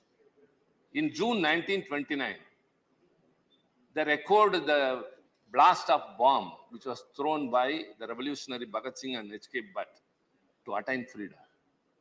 And thereafter in 2001, there was a terrorist attack in the parliament which was to foil our freedom and a challenge to democracy. But this parliament withstood that, sir, thanks to the design and construction of this, as well as the security guards who were very much awake and acted to the situation. Sir, this circular shape of this parliament is a reminiscence of the Rome Colosseum, they say. So, see, I have been here for more than 2 decades, sir. I've been once in Lok Sabha and the 4th term here, sir. No other place in the world I love than this parliament premises. For many reasons. For many reasons. Sir, we have been contributing our service through this parliament. We voice out the people's aspirations. We fulfill their expectations. We redress their grievances by urging the government to understand and act. So this is it. This is the setup of a parliament. We make the government accountable. And this way we have worked a lot and have contributed, and we are setting a trend to the whole world, sir. And this central hall has seen so many. Again, sir, you know very well, it starts from Richard Nixon, then Eisenhower, then Khrushchev, sir? Many have come. Khrushchev, sir, Margaret Thatcher, Barack Obama, along with our presidents have addressed the joint sessions of parliament after the general election and before the commencement of every year. And people like you, sir, as vice presidents, what all they have done. Sir, all these are reminiscences. So what's your point, sir? I mean, sir, I'm pricing about this Sentiment. building. We are attaching our sentiment. When we are celebrating 75 years of independence, sir, I have to exalt the building, sir, the parliament. It's not just a building, sir. How many laws? See, in the first 2 terms of this parliament, 1952 and 57, it's only 700 laws have been enacted in this parliament. 700 laws. And moreover, in those first 15 years, till 67, the legacy of the freedom struggle continued by Congress, and as well as opposition parties were there. Who were all there? Communists, the Socialists, as well as the culturally conservative Sir, Jansan. you are getting sentimental beyond sentiment. Sir, What exactly socially are you liberal focusing Swathantra on? Party. And sir, after the DMK entered into the parliament, the doors were open for the regional parties. In a federal setup, the regional parties should have a very important place and it cannot be dispensed of, was established only after DMK came here. Our founder leader Anna, how his voice echoed in this August upper house, sir, it is still in the annals of history. Sir, I also visualize who all have been here. Pandit Nehru, Dr. Ambedkar, Lal Bahadur Shastri, Kripalani, Madhu Dandavade, Vajpayee ji, Advani ji, Ramanohar Logia, and our beloved Anna, until Murasali Maran, sir, your colleague when you were in the Ministry of VP Singh, sir. His performance in Doha conference is still a history. Sir, coming to all these points, sir, I think I have some time, sir. No, sir. No, what I am doing is that the main opposition party, their entire time had been taken by the Honorable LOP. But I would still accommodate some of them, given their huge experience. That being the situation, I am rationally, uniformly curtailing time, more of the ruling party, but of others also. So please cooperate with me. Sir, I could hear, though I was not there, the Tryst with Destiny speech of Pandit Nehru. The Tryst with Destiny, the speech delivered by Pandit Nehru at the stroke of the midnight hour, sir. No, what I said was that we had a tryst with destiny. Sir? We had tryst with destiny in Yeah. 15th August to 1947. Yes, sir. Long years Again, the ago, we had a parliament met tryst here with destiny. at midnight, rolling out a GST regime. When I the was whole saying, world sleeps, India after a gap of 70 will years. awake to life and freedom, sir. He started his speech. Sir, I had the privilege of being here during the golden jubilee of the independence, sir. And in the central hall, we heard the speeches of Mahatma Gandhi and Netaji Subhash Chandra Bose. And that's a very green memory. So also these speeches, sir. And after the speech of Pandit Nehru, very important here is we have to recollect this mentioning of Dr. Ambedkar, the architect of our constitution, because this is the right time when we are speaking about constitution, we have to preserve also. So I have to quote only two things, one of Ambedkar's and another of Anna. However, a constitution may be, quote Dr. Ambedkar, however good a constitution may be, if those who are implementing it are not good, it will prove to be bad. Okay, sir. However bad a constitution may be, if those implementing it are good, it will prove to be good. If those who are called to work it happen to be a good lot. The constitution can provide only the organs of state such as legislature, executive and judiciary. The factors on which the working of those organs of the state depends are the people and the political parties they will set up as their instruments to carry out their wishes and their politics. That is the Climax. fact of the matter. Climax is, sir, if I find the constitution misused, I shall be the first to burn it. I'll be the first to burn it. Sir, it was said by none other than Dr. Ambedkar, sir. So also, during his last speech in the Constituent Assembly, he congratulated everyone, those who supported and those who dissented. The proceedings of this Constituent Assembly would have been very dull if all members had yielded to the rule of party discipline. Party discipline in all its rigidity would have converted this assembly into a gathering of yes men. So he says that, he goes on to thank all those who dissented also. It has a relevance, sir. Huh? It has a relevance. All I can say, Everything has a one relevance, second. sir. All I can say, Dr. Ambedkar had been very prophetic. Very? Very, very Yes, sir. prophetic. Yes. Yes. I wish That's why I the quote, people sir. sitting in this house would be in a position to take a call while being here. That's something which has eluded us. Two things I quoted very much, sir, here. However, a constitution may be good. If those who are implementing it are not good, it won't prove to be bad, number one. And second, he has said if it is misused, he will be number one to blame. Thank you. Sir, and our late leader, Anna, very important, sir. He entered into this parliament and said, I am from the Dravidian stock. I have something distinct and different to offer to the nation at large. He started, and very important, he spoke during the official languages amendment act, sir.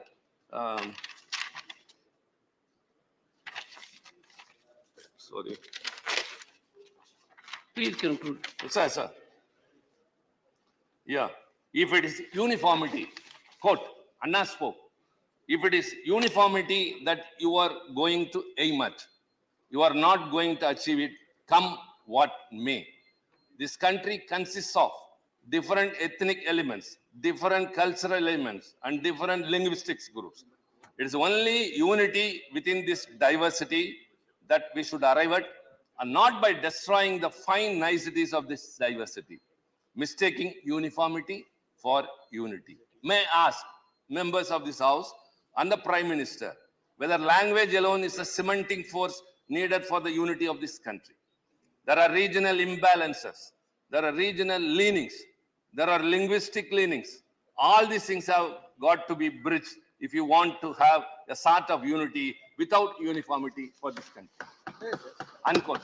Thank you.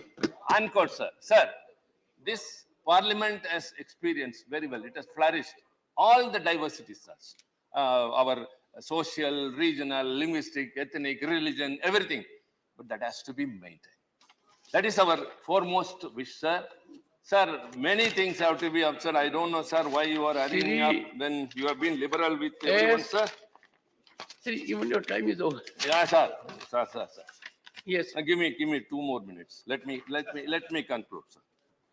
Let me conclude, sir. Sir, everyone is optimistic that when we move to the new parliament, it's a new building, but our convention will be the same. Our functioning will be the same. We will be upholding democracy as the constitution, whichever is our guiding light and guardian. And it is the responsibility and duty of everyone. Sir, the parliament understands and establishes whoever is in the opposition will be the ruling party next time. So this is, of course, democracy. The parliament understands, it has been repeated. Sir, I would like to say only one thing, sir. In the recent days, the space for the opposition is shrinking. There has been a decline in the ability of the parliament to hold the government accountable with fewer days of working. Scrutiny of legislative proposals is weakening. Expansive executive control over the legislative process persists. Government resorts to ordinances than legislation. Sir, this is only our concern, sir. At least we have to be free. Because, sir, sir, you know very well. You are right. Yes, sir. But when I look within, yes, sir, I find lost opportunities. Enough opportunity was available. Why that was not availed? We have to be very rational, committed. It is good to speak these things. Yes, sir. Good to talk of sublimity. But I keep a diary. And mind you, I am in pain.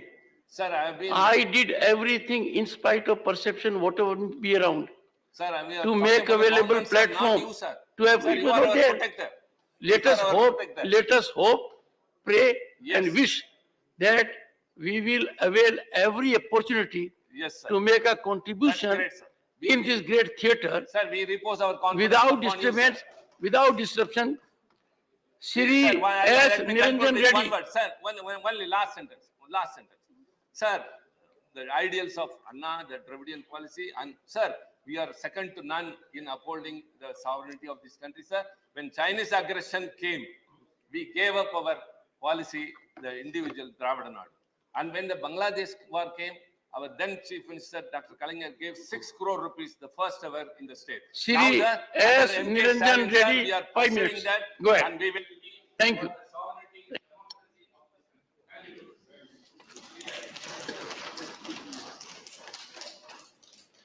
Thank you, Chairperson. Sir, I think it is my fortune that I finally got to address the House with you being in the chair, maybe on the last day of the House being in session. In this House. Sir, parliamentary journey of 75 years is quite a historic occasion for someone like me to have an opportunity to speak. Sir, I regard myself as someone who is relatively inexperienced and young parliamentarian because I have only completed 1 year.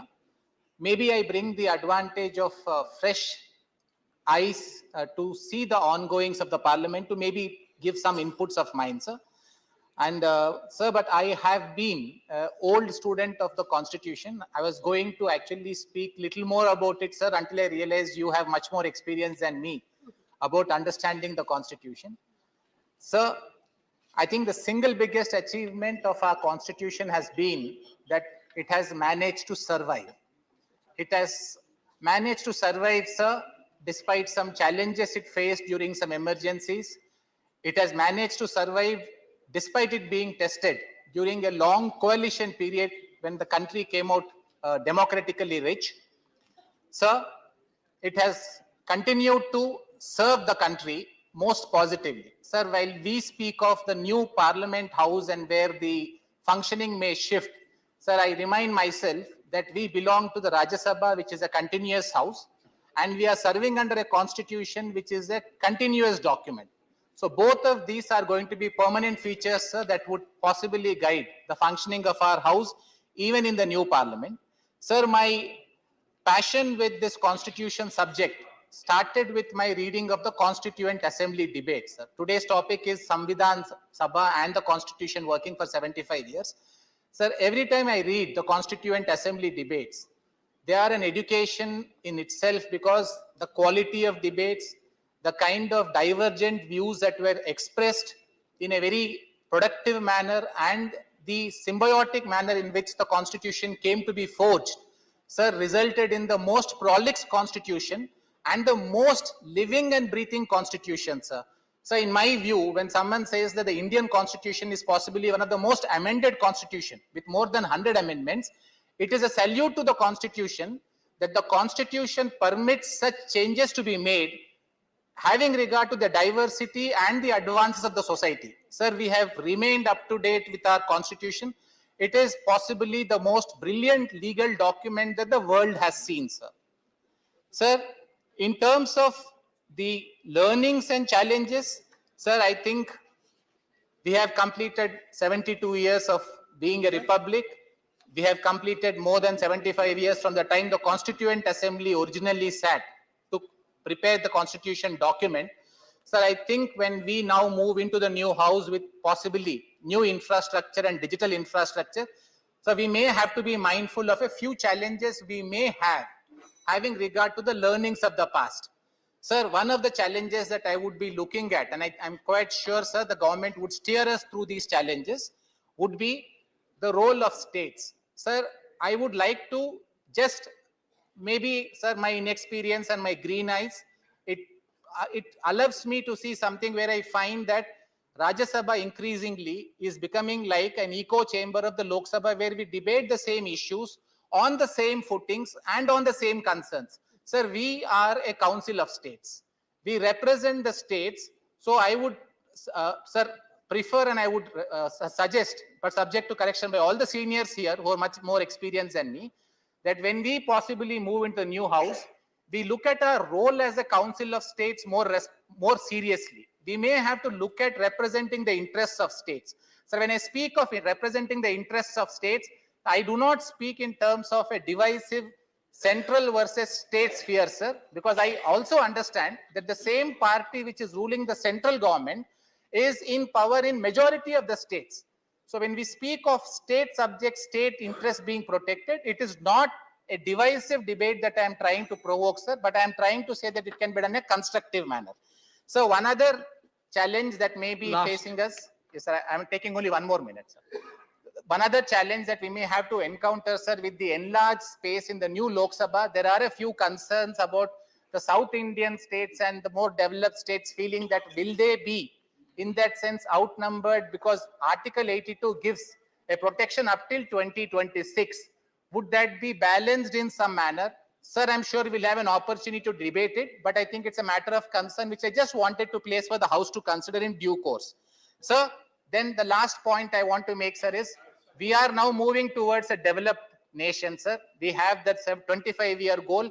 we would want to commend the government and support it fully. As Indians, everyone wants India to be a developed country, but development, sir, in many respects, apart from the material development that we are gaining, sir, I would think that the very fact that we are preserving the constitutional ethos in its fullest form is possibly the greatest tribute to India as a democracy. And sir, the most satisfying thing for me about G20 was India calling itself as a mother of democracy, because that clearly shows the path India wants to take going forward as a democratic country. Sir, I thank you for granting me an opportunity for speaking on such an important occasion. Sri Rajiv Shukla, very brief. सबसे पहले तो ये debate कराने के लिए कि जिसमें संसद भवन से आज हम सबकी विदाई हो रही, कल से नए संसद भवन में जाएंगे, तो इसकी ऐतिहासिक यादें सब उनका यहाँ पे उल्लेख कर रहे हैं। इस छत के नीचे एक से एक महान लोग आए, एक से एक लोग यहाँ से रह के गए, उनके भाषणों की प्रतिध्वनियां आज तक यहाँ गूंज रही हैं।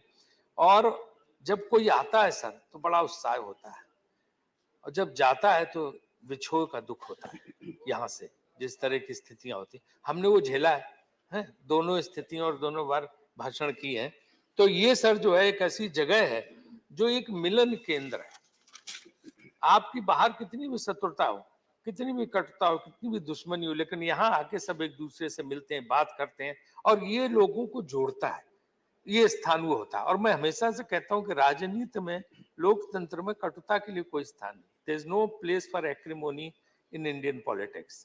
आप there can be difference of opinion, हमारी विचारधारा के मतभेद हो सकते हैं, लेकिन शत्रुता दुश्मनी के स्थान नहीं होना चाहिए। यही चीजें सभी सिखाती हैं। और मैंने देखा कि एक बार सर मधु लिमय जी नए एमपी होके आए, लोकसभा में उन्होंने जोरदार भाषण पंडित नेहरू के खिलाफ दिया, और उन्होंने सुना। और जब शाम को वो घर जाने लगे तो उन्हें कहीं पता लगा ये नया जो युवा आज बोला ये कहाँ रहता है। तो उनका जी वो साउथ मेन्यू में रहते, बोले उसके घर ले चलो। प्रधानमंत्री उनके घर पहुंच गए और घंटी बजाई, दरवाजा खुला तो नेहरू का व्यक्तित्व था ही। मधु लिमय जी नए एमपी आज एकदम घबरा से गए कि आप सब कैसे यहाँ पे। प्रधानमंत्री पहुंच के उनके कहले चाय पिलाओ तुम। उनके यहाँ बैठ के जब उन्होंने कहा तो चाय पीने के साथ कहा कि तुम जो है ना बहुत अच्छा बोलते हो, और तुमने चाय पे डिस्कशन में उन्होंने कहा कि तुम बहुत अच्छा बोलते हो और जो है तुम्हारे अंदर क्षमता है। लेकिन एक चीज मैं सलाह दूंगा एक उसके नाते, एक राजनीतिक के नाते, कि तुम थोड़े फैक्ट्स आगे से करेक्ट करके लाओ, तुम्हारे ये फैक्ट्स गलत थे। तो लिमय जी ने, मधु लिमय जी ने अपनी किताब में लिखा संस्मरण में, कुछ दिन के बाद से मैंने तय किया कि जब मैं संसद में बोलूंगा तो अपने तथ्यों को बिल्कुल ठीक करके बोलूंगा। और उसके बाद बहुत बड़े पार्लियामेंटेरियन हुए लिमय जी। इसी तरह से क्या ना कि यहाँ पे जो है बहुत कुछ सीखने को मिलता है। जब मैं संसदीय कार्य मंत्री बना तो प्रणब मुखर्जी जी थे, उन्हीं के उसमें हम लोग काम करते तो उनका बहुत अनुभव था। तो मुझे बोले कि देखो वही सबसे अच्छा पार्लियामेंट्री अफेयर मिनिस्टर है जो रघुराम मैया होते थे, कि जो हमेशा अपोजिशन बेंच में बैठा दिखाई दे। तुम्हारा इस चीज से जाना जाएगा कि विपक्ष के साथ तुम्हारे रिश्ते कितने अच्छे हैं।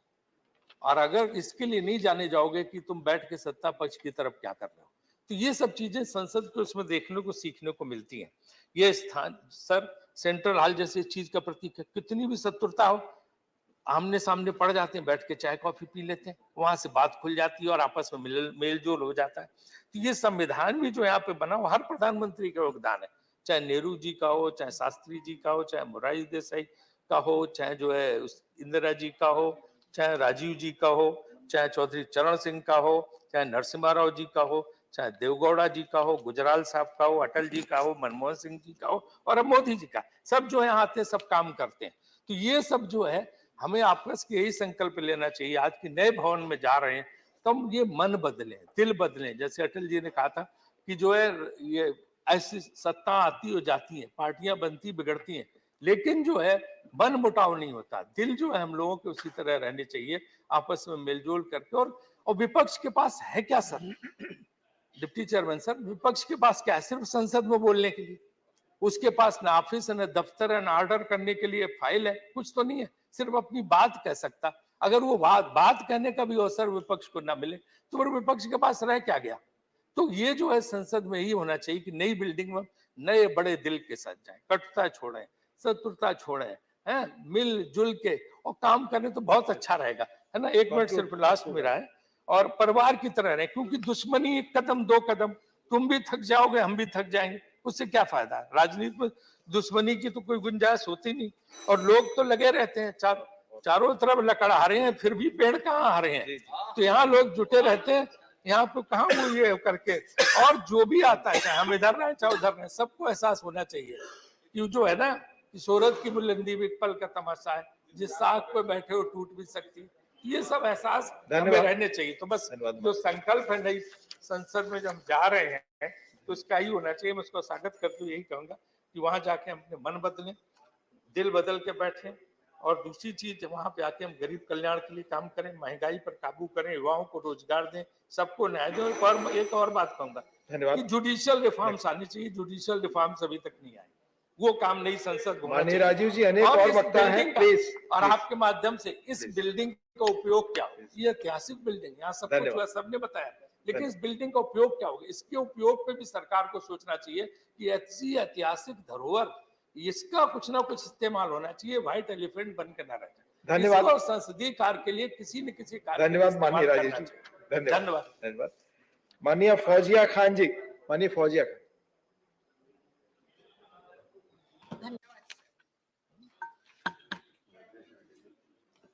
सर, ये लोग हैं जिस इमारत में हम आज जिसको अलविदा करने जा रहे हैं सर, ये इमारत सिर्फ एक इमारत नहीं है, ये हमारे संसदीय लोकतंत्र का मंदिर है सर। ये हमारे संसदीय परंपराओं का खजाना है, ये हमारे प्यारे भारत के सपनों का गुलिस्तान है सर, जिस इमारत को आज हम अलविदा कह रहे हैं। Sir, the soul of parliamentary democracy dwells here. It is through this parliament that India has lived by our constitution. Sir, constituent assembly में 15 महिला सदस्य थे, उनमें से एक महिला सदस्य दक्षिणयानी वेलियंदन, इन्होंने कहा था, a constituent assembly not only frames a constitution but also gives the people a new framework of life. Sir, it is by this framework of life that we are living in this parliament. This is certainly, sir, not like an old faded garment which we discard and it is replaced by a glittering attire. This institution has a history. It has sanctity. The soul of democracy, sir, is important. डर ये है कि कहीं sir जब हम अपने इमारत का शरीर बदलने जा रहे हैं तो कहीं लोकतंत्र की आत्मा यही न रह जाए सर, ये डर है। The Constitution of India came into force on 26 January 1950. The first general elections under the new constitution were held during the year 1951 and 52, and the first elected parliament came into existence in April 1952, sir. Since then, this parliament has been the custodian of democracy. Sir, this has been the custodian of the dreams and aspirations of the people of India. This has been the custodian of the rights of men and women and children, sir. This has been the custodian of equality and justice. Several prime ministers have led this country. Several prime ministers have led this glorious nation, sir. Their vision, their contribution has made India grow like a 75 floor skyscraper. We are a skyscraper now. But that foundation, sir, is very, very important. And this foundation was laid by Shri Jawaharlal Nehru, who was 16 years Prime Minister of India, who has been called the father of modern India, sir, who carried forward the noble ideals of Mahatma Gandhi and laid the foundation of socialist, secular values and communal harmony. Sir, we cannot forget, sir, that it was his vision of modern India and his decisions of starting IITs, IIMs. Madam, please conclude, madam. Sir, it's over. Yes, 3 to 4 minutes. जो others में 3 to 4 minutes, please. All right, sir. Sir, I will say that coming back to the context of the present times, I will say many prime ministers have led this country. Rajiv Gandhi ji has brought about the IT revolution, sir. He has brought reservation for women in the local self-government. There are so many decisions taken. Indira Gandhi was a prime minister who broke Pakistan into two. वो Iron Lady जिसकी वजह से पाकिस्तान के दो टुकड़े हो गए हैं, सर. ऐसे, sir, please give me a minute at least. Please. Oh, it's already 4 minutes, madam. Please give me a minute, sir. This has been the time which has been allocated here. 3 to 4 minutes, please. Please cooperate. Please. Should I conclude or should I Please stop? conclude. Please conclude. Okay, sir. Last में इतना ही कहूंगी कि आज हम मन की बात कर रहे हैं. आज सरकार मन की बात करती है, लोग सरकार के मन की बात करते हैं. सर, लेकिन हमारे जो तिरंगे के रंग है, आज वो सरकार को नजर नहीं आ रहे हैं, सर. जो 3 रंग है वो नहीं दिख रहे हैं. शायद कलर ब्लाइंडनेस की बीमारी हो गई है, क्योंकि सर ये कलर ब्लाइंडनेस की बीमारी आज जो भी हमारे एडमिनिस्ट्रेटिव एजेंसीज हैं, जो सीबीआई है, ईडी है, हमारे जो अलग अलग ऑटोनोमस एजेंसीज है, आज उनको एक ही रंग नजर आ रहा है, सर. मैडम, इट्स ऑलरेडी 5 minutes. 3 मिनट के बजाय 5 मिनट आप बोली. Thank you. Doctor Ramgopal Yadav ji, please. Hit करने को लगे तो श्रीमान, समय तो है नहीं, टॉपिक ऐसा है जिस पे पूरे दिन बोला जा सकता है, लेकिन बहुत जो लिमिटेड टाइम होगा 2-3 मिनट का, मैं उसमें ही अपनी बात खत्म करूंगा. हम कहां से चले थे और कहां पहुंचे. यात्रा यही है. यात्रा की बिगिनिंग होती है, यहाँ से शुरू की थी, यहाँ पहुंचे, अभी खत्म नहीं हुई है. नेहरू जी से चले, मोदी जी तक आ गए, आगे कहाँ पहुंचेंगे वो तो आगे की बात है. मैं 2-3-4 उदाहरण दूंगा. ये ज्ञान देने के लिए आज खड़ा नहीं. एक बार पंडित जवाहरलाल नेहरू प्रधानमंत्री थे, इलाहाबाद गए. समाजवादी युवजन सभा के लोग, जनेश्वर मिश्र, मोहन सिंह, ब्रजभूषण तिवारी के नेतृत्व में उन्होंने काले झंडे दिखा दिए. नेहरू जी ने अपनी गाड़ी रुकवाई, उतर के आए, बोले इन लड़कों को बुलाओ, और पूछा कि भाई क्यों काले झंडे दिखा रहे.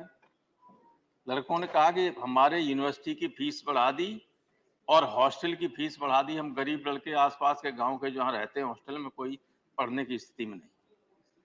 नेहरू जी ने, तब सेंट्रल यूनिवर्सिटी नहीं थी, लेकिन पंडित जी तो वहाँ के लिए कह ही सकते, तो कोई बात नहीं. नेहरू जी ने कहा कि भाई वाइस चांसलर को बुलाओ.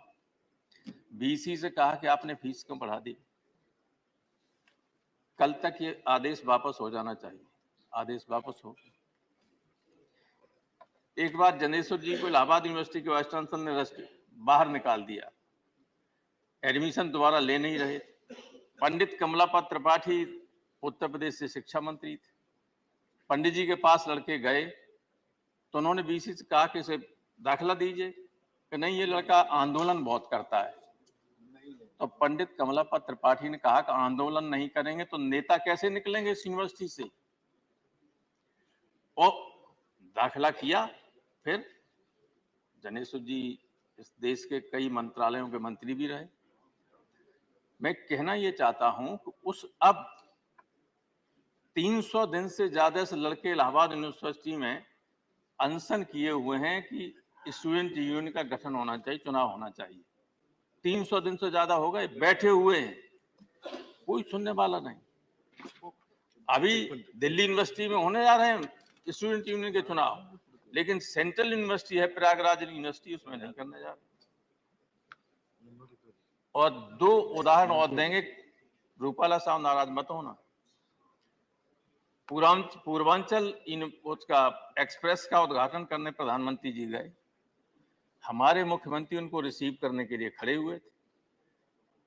तो स्वागत, गाड़ी आगे चली गई, हमारा मुख्यमंत्री पैदल पीछे पीछे चला. तो कब तक चलता रहा.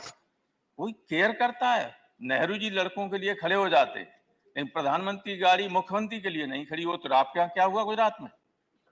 उत्तर प्रदेश के चुनाव के बाद अगले दिन ही या दूसरे दिन गुजरात में प्रधानमंत्री का रोड शो था। सारे देश ने देखा कि नहीं, आपके मुख्यमंत्री खड़े हुए तो एसपी ने साइड करके चला गया, हटा दिया और सीधे गाड़ी चली गई कारवां, मुख्यमंत्री खड़े रह गए। तो एक हम चले वहां से थे और पहुंच गए यहाँ। इसलिए अब विचार कीजिए कि डेमोक्रेटिक सिस्टम को कायम रखना है कि नहीं रखना है। नए सदन में जा रहे हैं, इसमें तो बहुत बड़े बड़े लोग रहे, बहुत बड़े मन के लोग रहे, बहुत उच्च कोट की यहाँ बहसें हमेशा हुई हैं। इसने देश को बहुत कुछ दिया। संविधान सभा में तो हमारा लोगों ने कहा ही, आप सब जानते हैं कि दुनिया का जब बना तो ये सर्वश्रेष्ठ संविधान था। क्या हम उस संविधान को ठीक तरीके से रख सके, उसमें कुछ जोड़ सके? सिर्फ रोजाना घटाने का काम कर रहे हैं। अगर हम सत्ता में बैठे हुए लोग देश के हर व्यक्ति को संदेह की दृष्टि से देखेंगे तो काम नहीं चल सकता है। कानून बनता है कुछ चीजों को रोकने के लिए। कानून सारे देश की जनता को आतंकित करने के लिए नहीं बनाया जाता है। ऐसे ऐसे कानून बने, अपराधियों पे लगना चाहिए, आर्थिक अपराधियों पे लगना चाहिए, लेकिन कहीं व्याख्या नहीं है जिस पे चाहें, जिसको चाहें उस पर पुलिस जाके पकड़ लेगी, ईडी पहुंच जाएगी, ईडी पहुंच जाएगी। क्या ये संविधान की मंशा संविधान निर्माताओं की इस तरह के कानून बनाने की रही थी? कभी नहीं रही होगी। बहुत डेमोक्रेट थे और सारे लोग थे, और इस संसद में बैठकर भी इस तरह के कानून नहीं बने। कोटा बना, टाडा बना, सब बने, लेकिन वापस हुए कि नहीं हुए? अटल बिहारी वाजपेयी बड़े आदमी थे, अडवाणी जी थे, यहाँ उस सदन में इंद्रजीत गुप्ता, सोमनाथ चटर्जी से लेके बहुत बड़े बड़े लोग थे विपक्ष में। डॉक्टर लोहिया रहे और पहले रहे। संविधान सभा में तो थे ही सारी इंटेलेक्चुअल क्रीम देश की, लेकिन उसके बाद भी बहुत बड़े लोग रहे, अच्छे कानून बने। कल यहाँ से आपके कम्युनिस्ट पार्टी के हिरेन मुखर्जी, यहाँ भूपेश गुप्ता, जाने कौन कौन रहे, हर क्षेत्र के लोग रहे, बहुत बड़े लोग रहे। कभी इस तरह के कानून फ्रेम नहीं हुए, बस मैं खत्म कर रहा हूं, कभी इस तरह के कानून फ्रेम नहीं हुए कि हम जिन कानूनों से आम लोग डरने लगे। आम लोग जब कानून से डरने लगे तो ये देश के लिए बहुत खतरनाक चीज होती है। इस सदन में, इस संसद में मैं 30 साल से ज्यादा रहा, लगाव तो है ही। अब कल दूसरे में चले जाएंगे।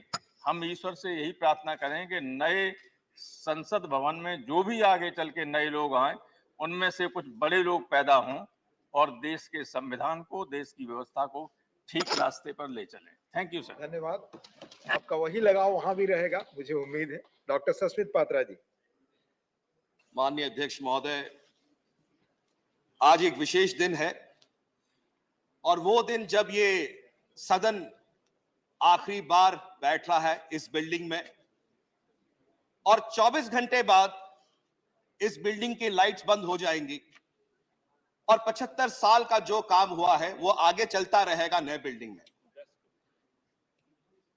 मैं अपना वक्तव्य, क्योंकि बहुत कम समय है, 3 मिनट है, अपना वक्तव्य जो है हमारे देश के जितने फ्रीडम फाइटर्स हैं, संविधान सभा के सारे मेंबर्स जो थे जिन्होंने कॉन्स्टिट्यूशन को खड़ा किया, उन सबको मैं नमन करते हुए अपना वक्तव्य शुरू करता हूं।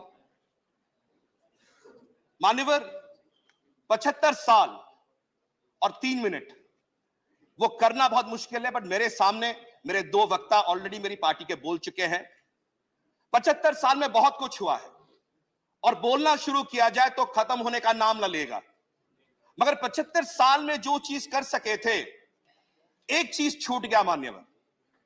इस सदन में एक वो चीज छूट गई है जो अगर शायद हम कर जाते तो शायद पूरा लगता कि आज हम कुछ पूरा करके वापस जा रहे हैं नए सदन में, ये एहसास होता। वो क्या छूट गया मान्यवर? क्या रह गया? 1996 में वुमेन्स रिजर्वेशन बिल जब आया था, उसको पारित नहीं हो पाया। 1996 में आया, 1998 में आया, 1999 में आया, 3 बार इसी पार्लियामेंट में, बट पारित नहीं हो पाया। फिर मान्यवर ये वो वुमेन्स रिजर्वेशन बिल है जो मैं लेके आया हूं आपके पास, जो कि 9 मार्च 2010 को इस सदन ने पारित किया और लोकसभा में भेजा कि हमारी महिलाओं को इस देश के 33% संरक्षण मिलना चाहिए लोकसभा और विधानसभाओं में। अगर ये उस दिन पारित हो जाता तो शायद 75 साल में जितना काम किया है उन 75 सालों के साथ अगर ये जुड़ जाता तो मुकम्मल लगता।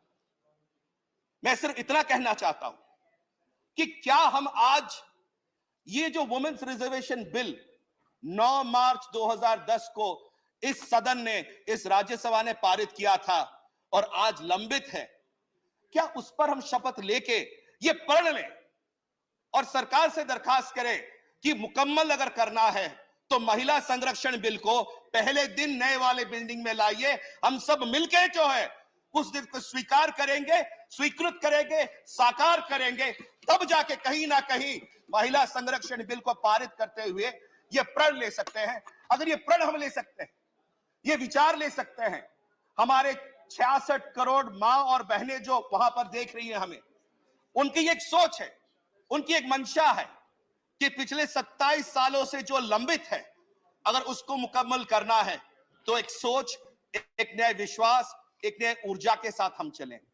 क्योंकि एक छोटा सा विषय कह के अपना बात रखता हूं, समय समाप्त हो चुका है। हम तो चले थे जानिबे मंजिल, लोग आते रहे, कारवां बनता रहा, कारवां बनता रहा। मान्यवर, ये सदन 75 साल का जो एक जर्नी रहा है, ये सब एक साथ मुकम्मल होके चले हैं। मगर एक विश्वास है कि हम हमारी माओं के लिए, हमारी बहनों के लिए, 66 करोड़ उस लोगों के लिए आज तक भी हमने कई प्रोमिसेस किए हैं, उसको साकार नहीं किया है। ये वो वुमेन्स रिजर्वेशन बिल है जो सदन ने पास किया था, इसको नए सदन में लाइए, पारित करिए और जो विश्वास एक नई भारत का हम देना चाहते हैं, उस ऊर्जा के साथ, उस विश्वास के साथ हम आगे बढ़ें और देश नहीं पूरी दुनिया में जब हम नंबर 1 बनने का काम रखते हैं, इस विश्वास को कायम करें। अगर ये करते हैं तो आने वाली पीढ़ियां सच में सोचेंगी कुछ ऐतिहासिक हुआ था। सिर्फ बिल्डिंग नहीं थी, सोच ने आता, विश्वास ने आता, एक नया आयाम था कि हम महिला संरक्षण बिल को पारित करते हुए नई ऊर्जा, नए विश्वास, नए भविष्य की तरफ जाएंगे। बहुत बहुत शुक्रिया। Honorable members, this is indeed a momentous occasion, and the House has the benefit of having two of its members who had the occasion to be Prime Minister of this country. And it is gratifying for all of us that both of them were present. I will now give floor to Sri S.D. Dev Gowda. Kind permission. Sir, I while would like to sitting, speak Only few minutes. Yesterday, the leaders of all political parties were summoned by the Parliamentary Affairs Minister. In that meeting, it was chaired by our Defense Minister, Sri Rajnath Singh ji. Sir, in that meeting, some of our friends from the neighboring state on the Kaveri issue they raised. I didn't raise any objection while they were speaking. It is my misfortune for having served in this parliament for 40 years. Yesterday, all electronic media in Karnataka was highlighted. They was not interested to protect the interest of the Kaveri waters, which the people are suffering today. I don't want to go to the merits and demerits of what is going on, what all the people from Tamil Nadu, which was fought from last 60 years, the battle, I don't want to go back to all those things. Sir, I would like to just only one point, whatever the unity that they have been exposed. When Khargeji was speaking, I was watching. Your good self said, I will give opportunity for all the members, few minutes. So lastly, I have come here with your kind permission. I only say I would like to stand by the what the problem that has been created by the unity of our friends. Yes, they have the majority, 40 members. We are only 26 or 28 members. There is no unity among ourselves in Karnataka. The people are suffering, but I would like, as a single member whom I have fought the battle from last 60 years. Sir, I don't want to go back to all those old histories. My friends knows this. When Manmohan Singh ji was the Prime Minister, what has happened? I do not want to take much time. Just only one word I would like to say. This quarrel will not be solved legally. If at all, if our friends wants to have some sort of smooth understanding, let all of us sit together and sort out the problem. Otherwise, things will continue and the struggle from both sides will go on, and this will not going to solve the problem. This type of fight on both sides. I only, with a humble request, I pray all our colleagues from Tamil Nadu are, unfortunately, Karnataka is surrounded by all the projects. On one side Goa, on the other side the what is Telangana, on this Almaty issue and Kaveri issue. Sir, we are the people who are suffering now. I only pray this problem will not be solved unless we sit together, try to sort out the problem ourselves. Legal battle certainly will not going to solve this problem. We have 200 years back, the issue started on Kaveri. I don't want to take much of the time. I can go on, give all by the details. You have permitted me. I only say what I would like to say. I also stand by the people of Karnataka who are suffering, and I will pray all our colleagues, if they are going to sit together and solve the problem among ourselves, it will be one of the most brilliant issues, sir. I only pray all of our friends. All the rivers are surrounded. Karnataka is the worst sufferer. That's the position, sir. Only I request. I don't want to make any. It's already settled the issue. The issue has been already settled based on the Supreme Court direction. Tribunal has been ordered that Karnataka not obeyed. Karnataka not obeyed the Tribunal's order, Supreme Court's order, and we have respect on him. We have respect on the former Prime Minister Devagowda. But it is a sympathy has been created in this house. I'll come. Lot of suffering. Okay. Tamil Nadu farmers are Please, suffering please. lot.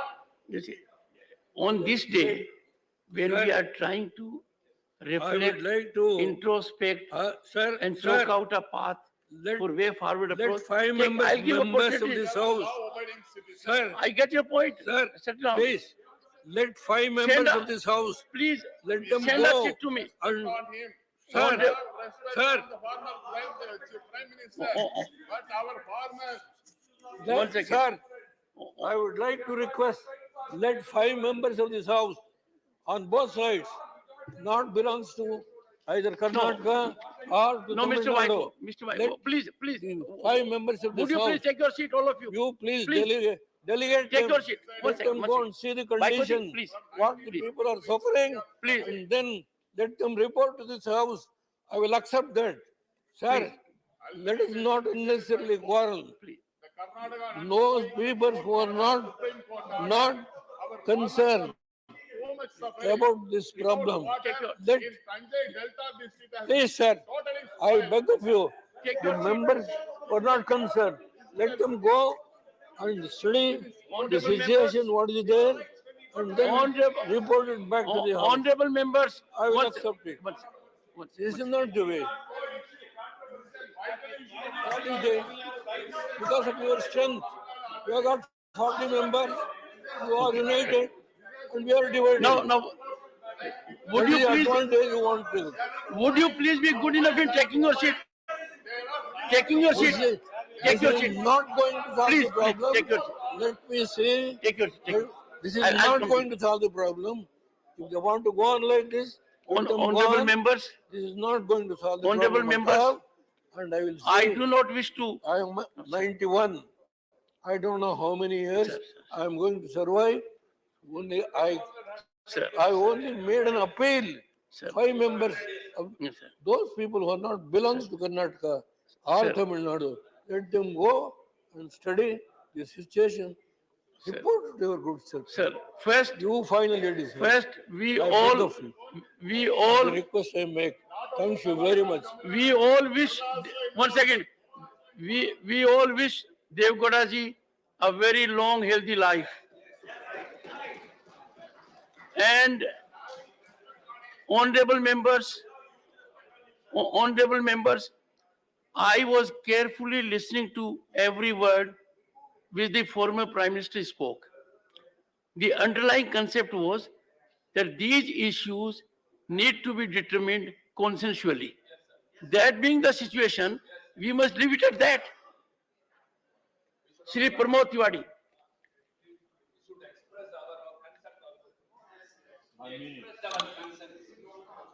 माननीय सभापति जी, मैं आपका बहुत बहुत आभारी हूं कि आपने मुझे बोलने का अवसर दिया है। कल हम सब नए भवन में जाएंगे। ढेर सारी व्यक्तिगत यादें यहां से जुड़ी हैं और देश के इतिहास को देखें तो मैं गर्व के साथ कह सकता हूं कि हम सब उस सदन के सदस्य हैं जिसने इस देश का गौरवशाली इतिहास रचा है राज्यसभा में। मानव कैसे भूल सकते हैं हम इस संसद भवन को 14 और 15 अगस्त की रात में पंडित जवाहरलाल नेहरू का वो भाषण, जब आजादी का उद्घोष हो रहा था तो उन्होंने कहा था जब सारी दुनिया सो रही है तो उस समय हिंदुस्तान जाग रहा है एक नया डेस्टिनी, एक नया अध्याय लिखने के लिए। ये साक्षी है उन घटनाओं का, ये साक्षी है संविधान बनाने का। मैं इस विवाद में नहीं पढ़ूंगा कि 75 साल 2 साल पहले पूरे हुए या 75 साल 2 साल बाद पूरे होंगे। मैं इतना जरूर कहना चाहता हूं, इसके निर्माताओं को प्रणाम करते हुए कि आपने एक ऐसा संविधान दिया। इस संविधान की खूबसूरती के लिए तो मैं एक जिक्र करना चाहता हूं कि भारत का नक्शा देखें। भारत में लोकतंत्र पहले दिन से जिंदा है, 15 अगस्त 1947 से आज तक जिंदा है। एक क्षण के लिए यहाँ लोकतंत्र कभी समाप्त नहीं हुआ है। लेकिन जरा भारत का नक्शा उठा के देख लीजिए, बगल में नेपाल में क्या हुआ, पाकिस्तान में क्या हुआ, चीन में क्या हुआ, श्रीलंका में क्या हुआ। तो ये संविधान निर्माताओं ने जो बनाया था, ये उसकी खूबसूरती है कि आज तक हमारा जो सबसे अनमोल रत्न था लोकतंत्र, वो जिंदा है। इसलिए हम कहना चाहते हैं कि ये दोनों सदन साक्षी हैं उस घटना के। मानव मैं एक चीज जो कहूंगा, कुछ लोगों की आदत होती है बीच में बेतुका बोलने की, बेसुरा रुक जाओ मानवर, मैं तो बहुत प्यार से बोल रहा था, लेकिन कुछ लोग होते हैं, अब जब ये बोल दिए तो इनको बता दूं, उस आपातकाल को संविधान के दायरे में लगाया गया था। आपने जो लगाया है उस संविधान के दायरे में नहीं, बल्कि संविधान का ताना बाना पहन के लगाया है। और आज आपातकाल जैसी तिवारी जी, कई बार प्यार से बहुत डर लगता है। सही बात है सर, अपना अपना अनुभव। देखिए,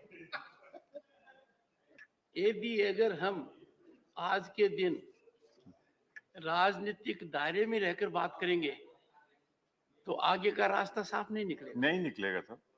आज की हकीकत जब मैं यहाँ सुनता हूँ और दुनिया के लोगों से सुनता हूँ तो मुझे लगता है मैं कहाँ आ गया। Sir, let us be proud of our accomplishments. They are product of our human resource. Sir. our bureaucratic system, Sir, our visionary leadership. Where is the harm in it?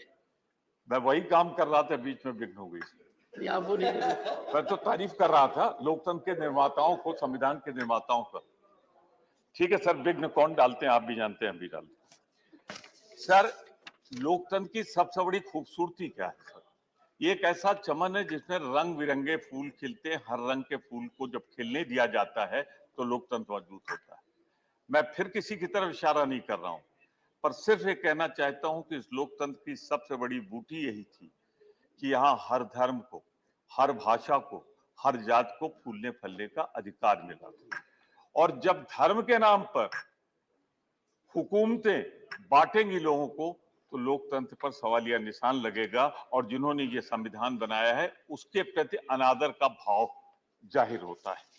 मैं जरूर कहना चाहता हूं इस बात को कि जहां हमारे लोकतंत्र की ताकत है कि आज भी हम लोकतंत्र में जिंदा हैं, आगे भी रहेंगे, चाहे जितने दौर आए आके चले जाएंगे, लेकिन हिंदुस्तान का लोकतंत्र कभी नहीं मिटेगा, ये मैं विश्वास पूर्वक और दावे पूर्वक कहता हूं। अनवर, जब इतिहास पढ़े तो एक लाइन में ये कह के बर्खास्त न कर दें कि 70 सालों में क्या हुआ। अरे 1947 में जब पंडित जवाहरलाल नेहरू ने सत्ता संभाली थी तो हिंदुस्तान के पास क्या था? कितने गांव में बिजली थी, कितनी हम बिजली पैदा करते थे, कै गांव में हमारा टेलीफोन सेवाएं थी, कै गांव में मानवर विकास के लिए सड़कें थी। आज अगर है तो सारे लोगों ने मिलकर काम किया है, इसलिए आज ये दौर आया हुआ है। तो मैं एक बात जरूर कहना चाहता हूं, जब गौरवशाली इतिहास पढ़ा जाए तो प्रधानमंत्री नेहरू के कायम किए कार्यों की सराहना के बने हिंदुस्तान का इतिहास अधूरा रहेगा, उन्होंने जो योगदान दिया। शास्त्री जी का संक्षिप्त कार्यकाल था। आपको बधाई, शुभकामनाएं, इस उम्मीद के साथ कि आप याद रखेंगे कि अभी मेरा 10 मिनट बाकी। धन्यवाद। मानवर, भूल गए हो तो मैं बता दूं, मानवर शास्त्री जी का, माननीय जी, शास्त्री जी का कार्यकाल बहुत संक्षिप्त था। 18 महीने में उस शख्सियत को हमेशा हिंदुस्तान याद रखे जिसने जय जवान जय किसान का नारा दिया था।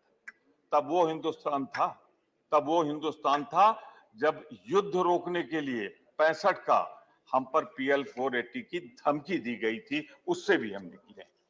मानवर, इंदिरा जी के बगैर इंडिया का इतिहास अधूरा रहेगा। अरे ये वो इंदिरा गांधी है जिसने महिला सशक्तिकरण किया, बांग्लादेश का निर्माण किया।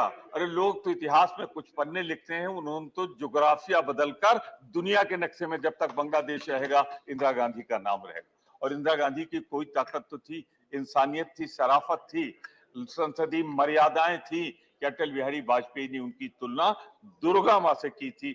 ये है देश का लोकतंत्र। मानवर, आज बड़ी बात होती है डिजिटल इंडिया, डिजिटल इंडिया। इसका जन्मदाता कौन था? राजीव गांधी।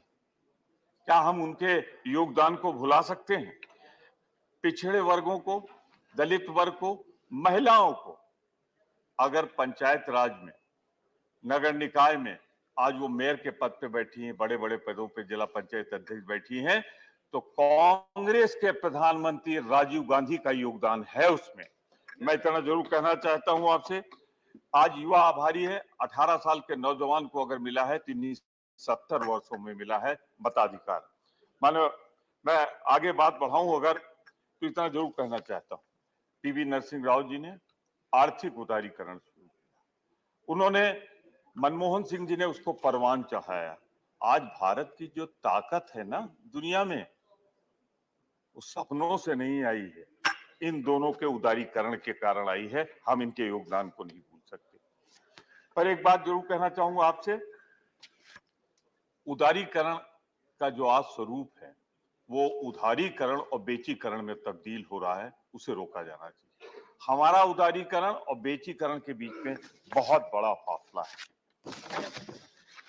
मानवर, मैं ये जरूर कहूंगा कि इस संविधान की तीसरी सबसे बड़ी मर्यादा है कि फेडरल स्ट्रक्चर, हाँ वही आप शुरू कर दीजिए 10 मिनट। फेडरल स्ट्रक्चर, राज्यों के मिलकर ही ये संघ बना है और इसीलिए हम यहाँ बैठे हुए हैं। मैं सिर्फ इतना कहना चाहता हूं आपसे, इतना विनम्रता पूर्वक कहना चाहता हूं आपसे कि फेडरल स्ट्रक्चर को राज्यों के अधिकार के साथ खिलवाड़ न किया जाए। जो हो रहा है, चुनी हुई सरकारों को गिराते हैं आप गोवा में, चुनी हुई सरकारों को मध्य प्रदेश में गिराते हैं आप, जिस तरीके से विभिन्न राज्यों में गिराई जा रही है, यह खतरनाक लक्षण है जिसका जिक्र मेरे भाई कर रहे थे। वही आपातकाल की तानाशाही जो बिना लगाए आई जा रही है। मैं सिर्फ इतना कम करना चाहता हूं, दो बात कह के मैं समाप्त कर दूंगा, सिर्फ 2 मिनट, कि एक खतरनाक बात की ओर मैं इशारा कर रहा हूं, दिल में सबको अच्छी लगेगी, मेरे 2 ही मिनट की बात थी, सबको अच्छी लगेगी, लेकिन बोलेंगे नहीं पार्टी प्रतिबद्धताओं। पहले सांसद के अधिकार होते थे, विधायक के अधिकार होते थे, मंत्री के अधिकार होते थे, इससे लोकतंत्र की ताकत बढ़ती थी। आज इन तीनों ताकतों को, विधायिका को कमजोर किया जा रहा है, ये एक खतरनाक लक्षण है, ये उचित नहीं। हमारी सोनिया जी ने, कृपया खत्म करें, आपका हम जो बात कह रही है आपको अच्छी लगेगी, सोनिया जी ने एक पत्र लिखा है 9 पॉइंट, बहुत अच्छा है, आप भी पढ़ लीजिएगा और इनको भी पढ़ा दीजिए, कह दीजिए उसको मान जाए तो 75 साल का सब कुछ पूरा जाए। बहुत बहुत धन्यवाद, एक बार फिर आपको बधाई। ये कहते हुए जो लोग लोकतंत्र को कैद करना चाहते हैं वो इंडिया आ रही है और आप जा रहे हैं, ये उद्घोष करते हुए मैं कहना चाहता हूं कि आपकी ताकत दिन ब दिन कमजोर हो रही है, आप समाप्त होंगे, देश अब आपको नहीं चाहता। इंडिया आएगा, इंडिया जीतेगा। माननीय सांसद करोड़ीलाल मीणा जी, माननीय सांसद करोड़ीलाल मीणा जी, माननीय सांसद करोड़ीलाल मीणा जी, दूसरा नाम दीजिए।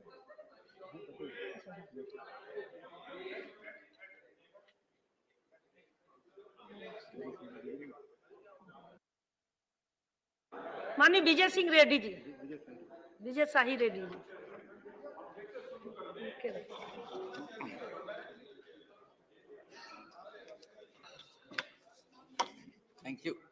Thank you, Deputy Vice Chairperson, sir.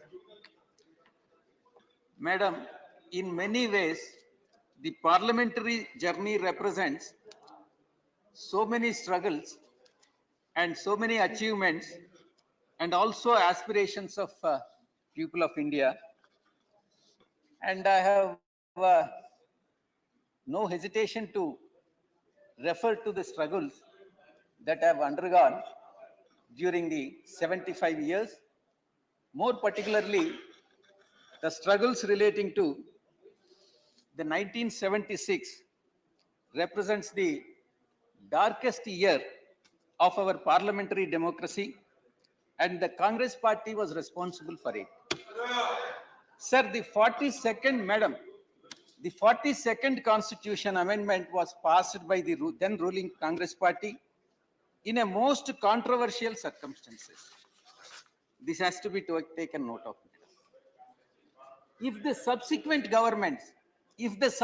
governments had not undone the horrors that have of the 42nd Amendment, the Congress party would have passed an unsavory laws to institutionalize the emergency in the country forever. So it is because of the anomalies that they have introduced have been undone. That is the reason why we are still here and our democracy is saved. Madam, the UPA regime was marred by capitalism, corruption, policy paralysis, and decline in economic growth. This is what their achievement is. The struggles I have already explained, and their achievements I have already explained. And more particularly, in relation to Andhra Pradesh, what Congress party has done during the bifurcation has to be explained. Madam, despite protests, Andhra Pradesh reorganization bill was passed in a most unruly manner, and which is a black mark for the democracy. And Andhra Pradesh hence was the biggest victim of the misuse of power by the Congress party. Madam, the live telecast of the parliamentary proceedings were cut off. A demand for the division of voting has been denied. all Andhra member of parliaments were unfairly suspended and doors of Lok Sabha were closed. The passage of Andhra Pradesh Reorganization Bill was based on unscientific, irrational considerations, which has been authored by my friend Jairam Ramesh ji. Madam, the next point. You can go ahead with your comments, but I'll continue my observations. Madam, the governments may come and governments may go, but for sitting government, that is BJP government, is under an obligation to fulfill the statutory promises made by the previous government, that is Congress government. Madam, the Congress party, one important point, madam, the Congress party has held the power for 50 years. 50 years out of the 75 years, and if any other party had been in place other than Congress party, I have no hesitation to say that India would have been a developed country by now, not a developing country. It would have been a developed country. That is the achievement of the Congress party insofar as democracy is concerned. This you can go ahead. Evidence of this is in front of our eyes now, madam. The non-Congress government in the past 10 years, you have been seeing, we have been watching, and what the performance is. Madam, parliamentary productivity. Average number of sitting days per year has decreased from 120 in 1950s to roughly 70 days at present, which is really alarming, madam. Madam, I'll have to give the comparative figures. In 2022, the Indian Parliament sat for 56 days, and US Congress sat for 158 days, and British Parliament sat for 137 days, and the Canadian Parliament sat for 96 days. I request the BJP government to increase the number of sittings of the Parliament so as to make the justice to the country, people of this country, madam. Madam, there is youth particularly. The youth at present, the significance of youth and importance of youth is coming down slowly, and the participation in youth is also coming down. MPs in 25 to 40 age bracket has fallen from 26% in first Lok Sabha to 1 to 12% in 17th Lok Sabha. Madam, welfare of backward classes. I request the government, Honorable Finance Minister is sitting here. I request the Honorable Finance Minister and also Prime Minister and BJP government to introduce reservation for BCs based on the population of BC population in this country. BCs constitute more than 50% in this country. Therefore, the reservation has to be given to the BCs based on the proportion of population. And no caste census has been conducted, and the last caste census has been done in 1931. Socio-economic population data on BCs has been released, madam. Madam, women reservation bill. The women constitute 50% in the population. YSR Congress party under the leadership of Jagan Mohan Reddy Garu, right from day one, since inception of the party, has been demanding reservation for women, and as of today in the state assemblies, the percentage of women is only 8%, and in Lok Sabha it is 15%. Women, therefore, the women reservation bill has to be passed. We request the government of India to BJP particularly to pass the women reservation bill. Madam, in fact, even in the yesterday's meeting, yesterday all-party meeting has been held, wherein my colleague, my friend from Andhra Pradesh, MP, has vociferously raised the issue of arrest of Chandrababu Naidu. Though it is not relevant here, since he has raised the issue in the all-party meeting, and also he is going to raise the issue again on the floor of this house, I have no other option but to address this issue. Madam, Chandrababu Naidu has been arrested by the CID department of Andhra Pradesh government on the charges of corruption in a particular case relating to Siemens India. And there is an ample evidence which has been produced to the court, and court has remanded him to judicial custody. Now that arrest has been made and the remand has been given by the judiciary, and the court proceedings have started, it is for the court to decide. And court has also observed that there is a prima facie case against Chandrababu Naidu, and the court will decide the matter. Madam, it is Chandrababu Naidu this is the book, madam. This is the book. Chandrababu Naidu has resorted to corruption of 1,44,577 crores. This is a old book, and subsequently, this amount of corruption, the quantum of corruption has gone up to 6 lakh crore, madam. And again, madam, it is not one case or two cases against Chandrababu Naidu. There are number of cases. It is his own affidavit, madam. It is his own affidavit which has been filed before the Election Commission, wherein he has stated that there are 9 cases against him, 9 criminal cases against Chandrababu Naidu. Therefore, when he himself has declared that there are criminal cases against Chandrababu Naidu, I have no hesitation to call Chandrababu Naidu as a criminal, madam. He has been implicated in a criminal conspiracy and resorted to corruption.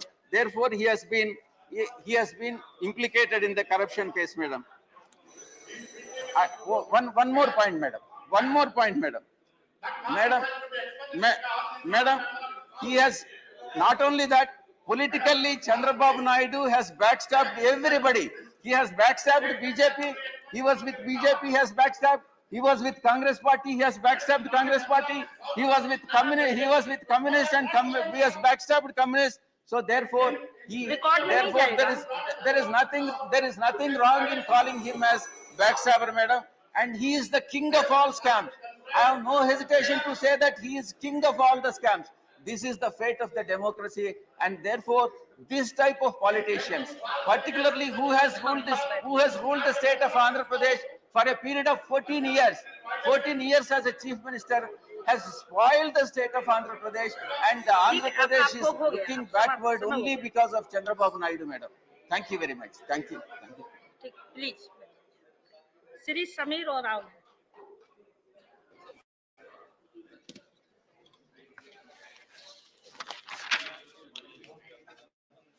आदरणीय उपसभापति महोदया, आपका बहुत बहुत आभार कि आपने मुझे इस ऐतिहासिक विषय पर बोलने का अवसर आपने प्रदान किया है।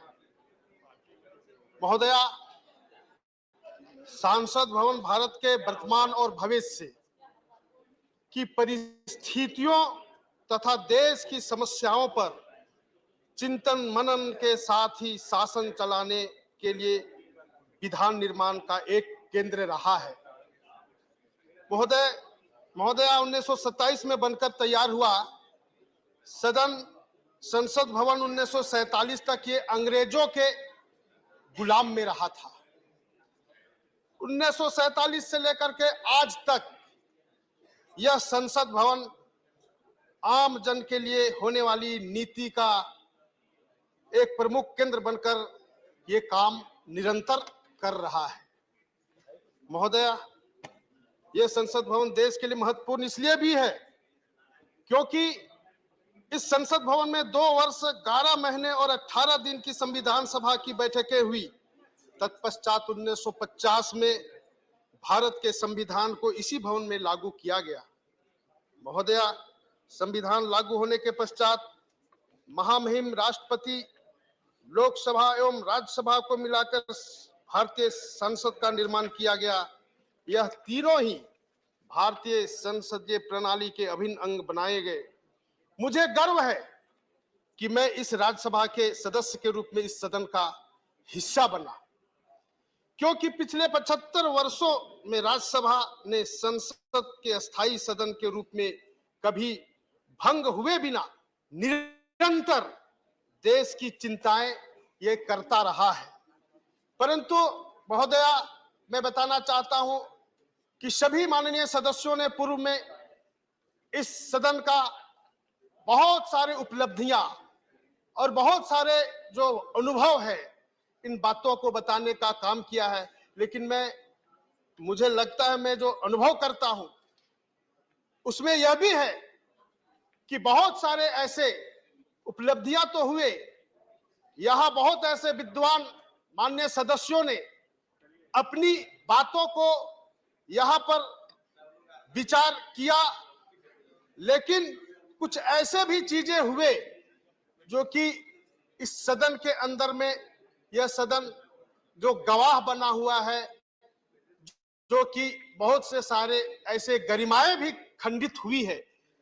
महोदया, मैं बताना चाहता हूं कि इसी प्रकार से यह जो है अगर हम कहें तो इस सदन भवन के अंदर में जो है आपातकालीन जैसी जो है जो बातें हैं वह भी मतलब यह सदन ने देखा है। इसी प्रकार से हम देखते हैं कि ये जो 370 जैसे जो एक समस्या थी, अगर उन दिनों में ये नहीं रहता तो ये जम्मू कश्मीर जो है ये अलग नहीं होता। इसी प्रकार से ये लगातार ये 75 वर्षों में सदन में अनेक उदाहरण है जो कि इस प्रकार से चीजें हुई है। मैं जनजाति मामले के विषय में भी मैं जब विचार करता हूं, देखता हूं, तो 1969 में सदन के एक माननीय तत्कालीन सदस्य स्वर्गीय कार्तिक उरांव जी ने जनजाति हित के लिए एक विशेष बिल जो लाया था, वो बिल भी उस समय के कौन से ऐसे राजनीतिक परिस्थितियों के कारण इस सदन के अंदर दफन हो गया। महोदया, इस प्रकार से कई ऐसे उदाहरण हैं, लेकिन मैं कहना चाहता हूं कि बीच के समय में हमारे इस सदन के अंदर में भी एक अच्छे उदाहरण, अच्छे जो है अचीवमेंट जो हुए हैं, जो मैं बताना चाहता हूं कि आजाद भारत में पहली बार ये जनजातियों के विकास के लिए तत्कालीन प्रधानमंत्री श्रद्धेय अटल बिहारी वाजपेयी जी ने जनजाति मामले का मंत्रालय का स्थापना किया और ये जनजातियों के सर्वांगीण विकास के लिए कई प्रकार के योजनाएं हुए। महोदया, उस समय जो है एकलव्य मॉडल रेसिडेंशियल स्कूल, आदिवासी बच्चों का ठीक से पढ़ाई हो, ज्ञान हो और जो है अपने बढ़े, अपने परिवार को बढ़ाए और देश के सेवा में भी वो शामिल हो, आगे बढ़े। इसलिए ऐसे जो है महत्वपूर्ण एकलव्य मॉडल रेसिडेंशियल स्कूल की स्थापना करके आदिवासी बच्चों की पढ़ाई के लिए भी आगे बढ़ा है। निश्चित रूप से महोदया, मैं बताना चाहता हूं कि हमारे जो है यशस्वी प्रधानमंत्री आदरणीय नरेंद्र भाई मोदी जी ने ये जो है देश के आजादी के लड़ाई के लिए लड़ने वाले जो है उन दिनों के जो है जो अनसंग हीरोज थे आदिवासी, उन लोग के नाम से भी जो है संग्रहालय बनाने का काम किया और जो है भगवान बिरसा मुंडा जी के जन्म जयंती के 15 नवंबर के दिन में राष्ट्रीय जनजाति गौरव दिवस मनाने का यह काम प्रारंभ हुआ। देश के जनजातियों को भी सम्मान मिलने का काम इसी संसद में यह गवाह रहा है। महोदया, ये मैं बताना चाहता हूं कि जनजाति लोग जंगल पहाड़ों में रहते हैं। ये जो है FRA, CFR जैसे जो है प्रावधान किया फॉरेस्ट राइट एक्ट के अंतर्गत, सामुदायिक जो है वनाधिकार का यह प्रावधान जो हुआ है, आज जनजाति अपने वन क्षेत्रों के में अंदर में रह करके कैसे जो है जो नन टिम्बर फॉरेस्ट प्रोड्यूस को संकलन करके संकलित करके अपने जो वैल्यू एडिशन करते हुए अपने आमदनी को बढ़ाने का काम किया जा रहा है। प्रधानमंत्री जी आदि आदर्श ग्राम विकास योजना करके जनजातियों के गांवों में किस प्रकार से सभी प्रकार के विकास का काम हो, इसके लिए ऐसे योजनाएं किया है। और तो और ये जो है आदि महोत्सव जैसे जो है योजनाएं करके हमारे जनजातियों के जो वोकल फॉर लोकल जो स्थानीय उत्पाद है उसको कैसे हम ट्राइफेड के माध्यम से हम उनके आमदनी को बढ़ाएंगे और जो है आगे बढ़ाएंगे। इस प्रकार से जो है योजनाएं प्रारंभ किया है। महोदया, कहने को बहुत है, लेकिन मैं इतना जरूर कहना चाहता हूं कि ये सदन ने इन सारे चीजों का गवाह बना है और आज हम इस सदन से कल दूसरे नए सदन पर जा रहे हैं। मैं आशा करता हूं कि ये नए सदन में भी बहुत नए नए कीर्तिमान स्थापित हो, ऐसा विश्वास के साथ मैं अपनी वाणी को विराम देता हूं। धन्यवाद। Thank you. श्री अब्दुल बहाक। All the praises to Almighty God for giving me a wonderful time to be here at this last moment of this last Rajya Sabha in this hall. My leader, two leaders were here in the first day of this building when it started in 1952. There's Haidar Millat Muhammad Ismail Sahib and B. Pokar Sahib. They were in the Constituent Assembly also. So now our party also completing 75 years, Amrita Kal. November 16th, we are coming to Delhi to inaugurate our new office, and also to us also this is Amrita Kal. And this building, it is very, very dear to me also because my leaders came here first day itself in Rajya Sabha, and now I am also in Rajya Sabha. So many people predicted 75 years Indian Union Muslim League will be here. Yes, we proved that 75 years Indian Union Muslim League will be here. Yes, we proved that we are here, we are very much here, and we are looking after the minorities, causes, and the Dalits and what you call SC, STs. We are working heavily in our area in skill development for minorities and for Dalits and for SC, STs. Thank you very much for giving me a time of this one. Before, I think when our chairman is coming, we will get some more time.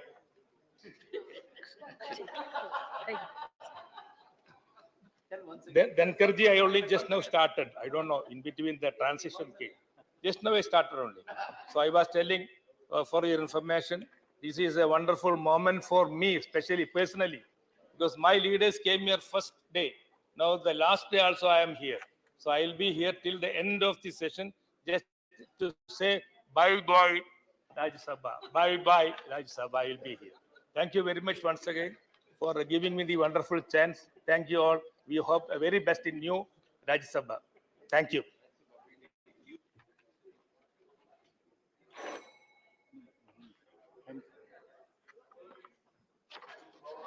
Shri Narayan Das Gupta.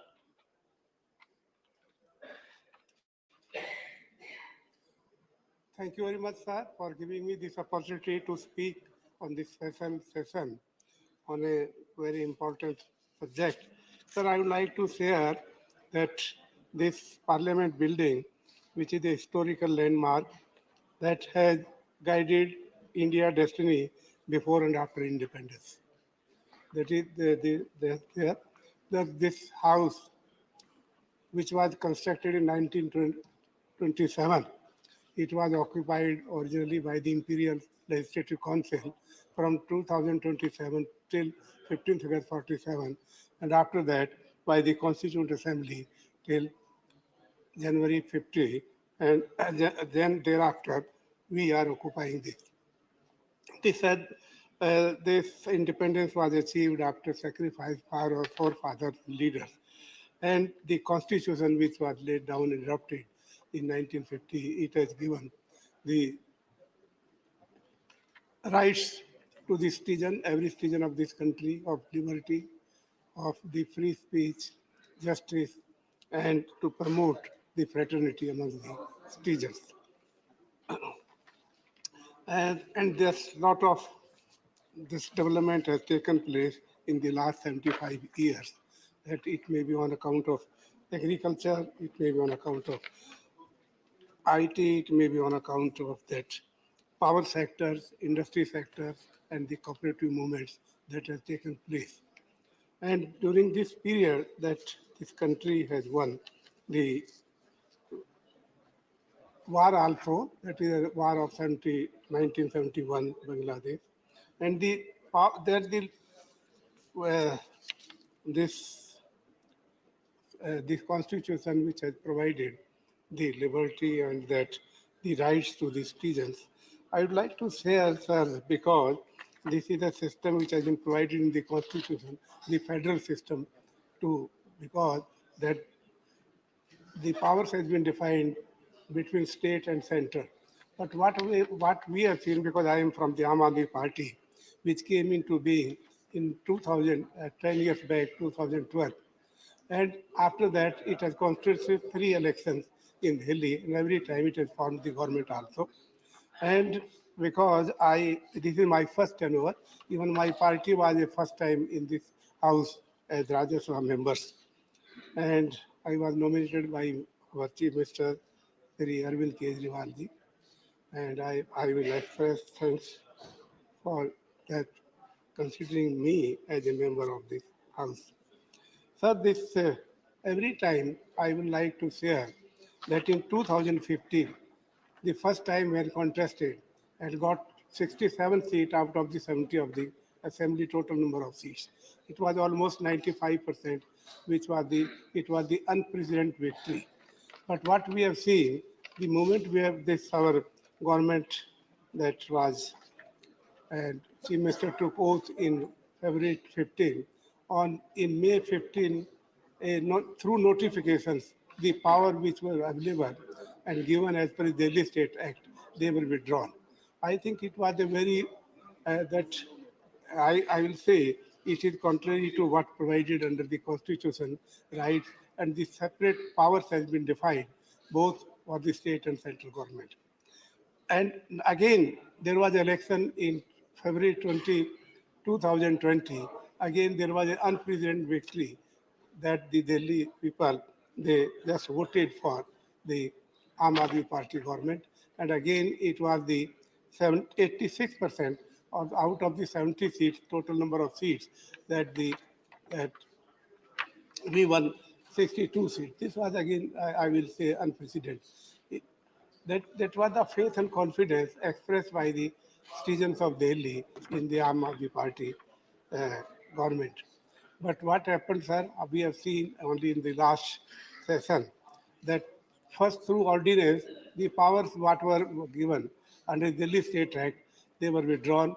Later, bill was introduced here and it was passed. And this is total against the federal system of the country. I think this is contrary what is provided there. And what I would like to say here, that this type of attitude, this type of behavior, this type of system which is prevailing here, this should be that we should go according to what provided under the articles of the Constitution. Even there was an amendment in the Constitution articles also, besides the Delhi State Act. This is against the federal system, cooperative system of what is defined there. But what I like to say, but the way this Parliament building, this is a historical building, it has been shared by our earlier speakers, and that has guided India's destiny before and after independence. This is that because of these constitutions and the provisions, and which was laid down by the writer of this constitution, the architect of this constitution, Ambedkar.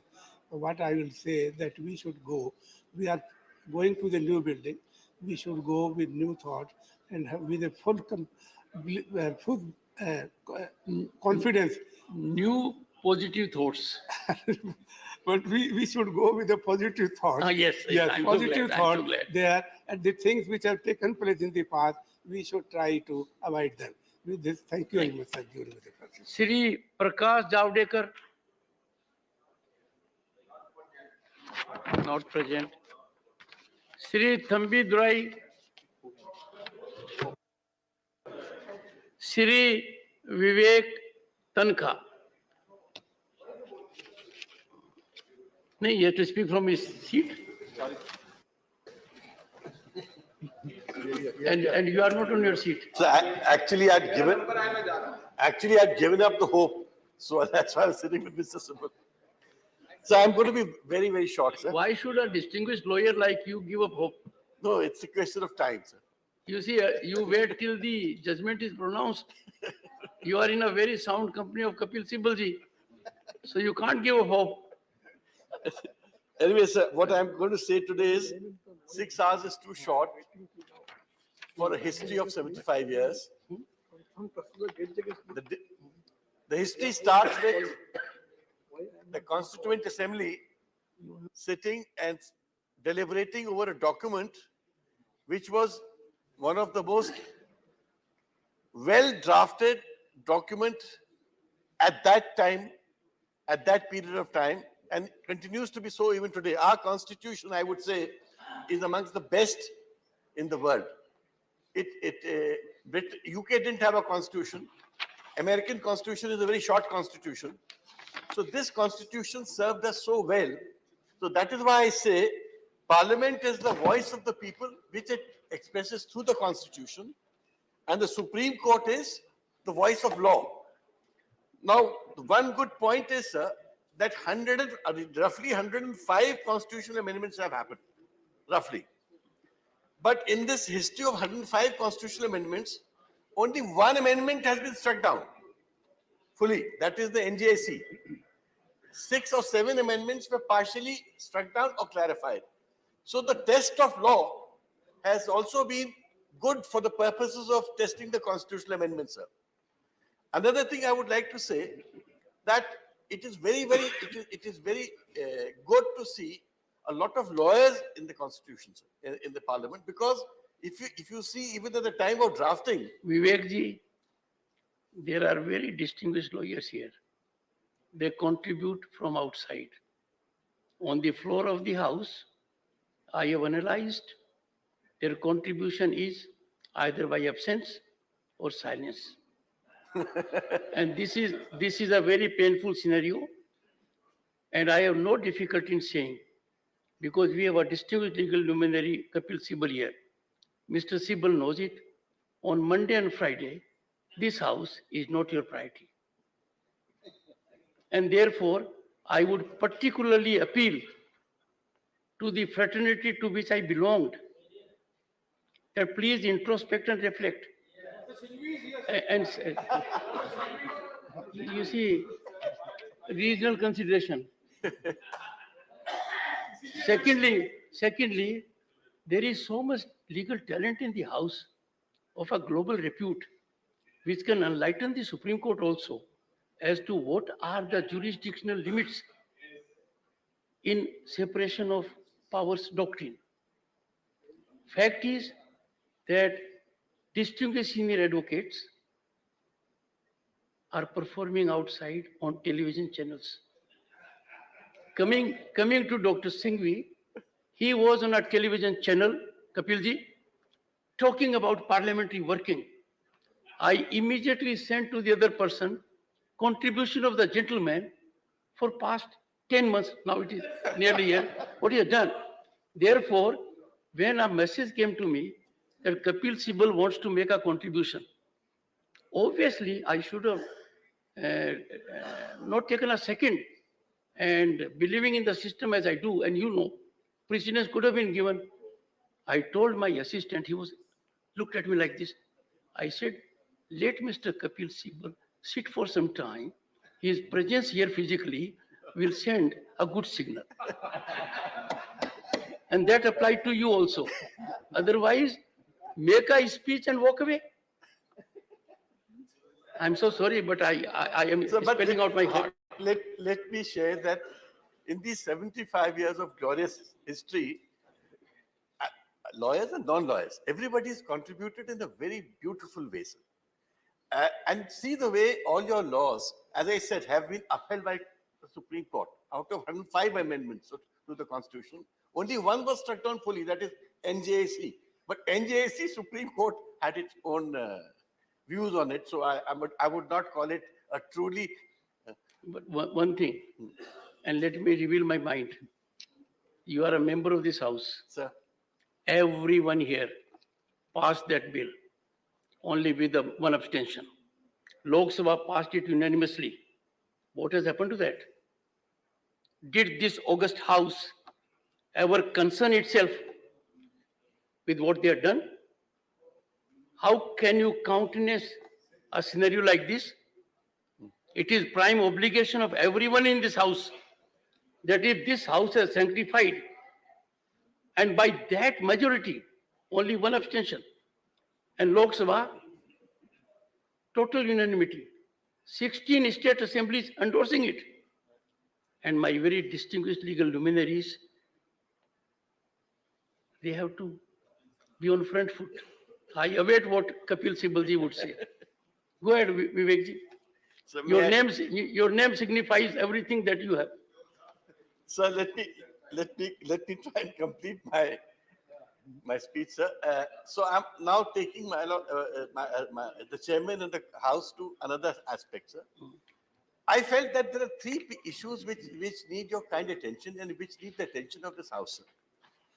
One is that working days, a good parliament has at least 100 working days. UK has about 100, but it should be 100 plus.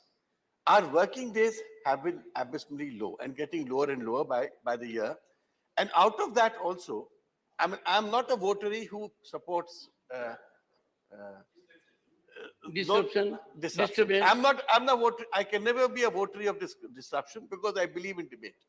But my point is, sir, that the three suggestions I'm making, that in UK there is a tradition and a law, which has now been given a shape of a rule, that 20 days out of 100 days are allotted to the opposition to make the agenda. That means if I have 20 days in 100 days, I can't blame the ruling party. If I want a certain agenda to be discussed, it has to be discussed. And out of that 20 days, 17 days are given to the largest party, but we have many parties, and 3 days are given to the second largest party. Maybe we could think of this, it may stop or reduce disruption, because if opposition parties have the authority or the right to also set the agenda of the day, they will bring the topics which they want to discuss, which otherwise the ruling party may not find very compatible. Number two, I'm saying, sir, that there should be a rule that if 10 to 20% of MPs want a motion to be discussed, it should be accepted.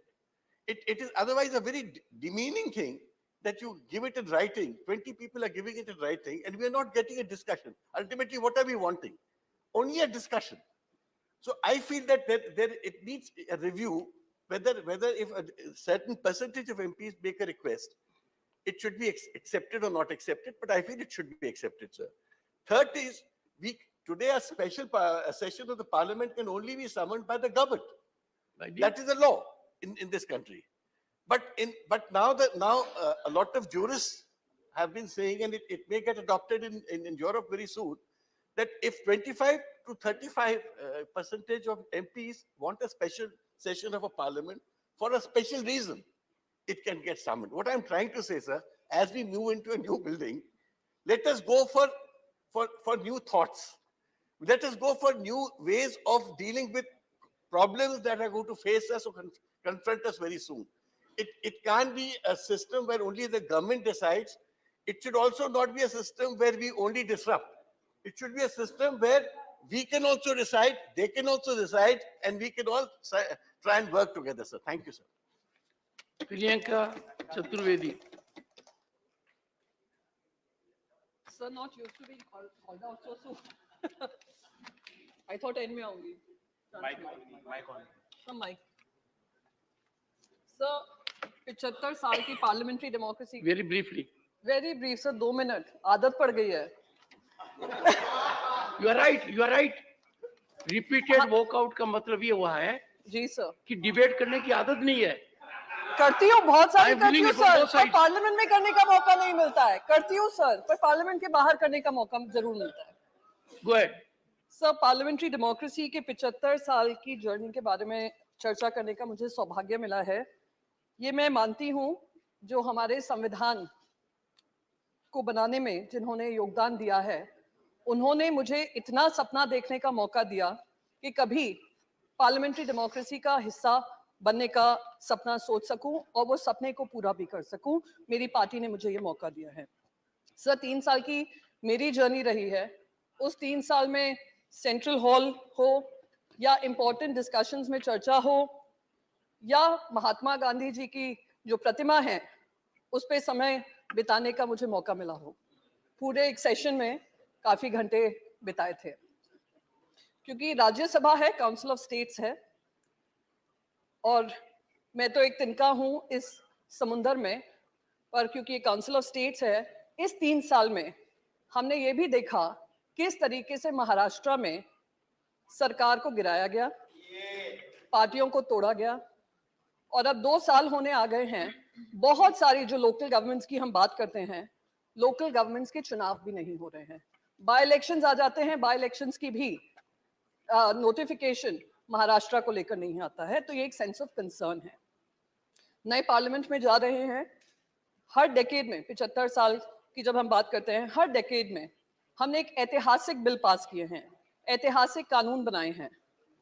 पर एक कानून जो मैं उम्मीद कर रही थी कि यहाँ से हम पास कर हम नए पार्लियामेंट की शुरुआत करेंगे, वो है महिलाओं के अधिकारों की बिल की बात सर, 33% रिजर्वेशन। पर वो मैं उम्मीद करती हूँ सर ना उम्मीद मत होइए, सब कुछ मुमकिन है। नहीं, वही तो मैं कह रही हूँ, मुमकिन है, पर यहाँ से मुमकिन होता तो ज्यादा और इस पार्लियामेंट की शान बढ़ती सर। नहीं, इंडिया है तो मुमकिन है।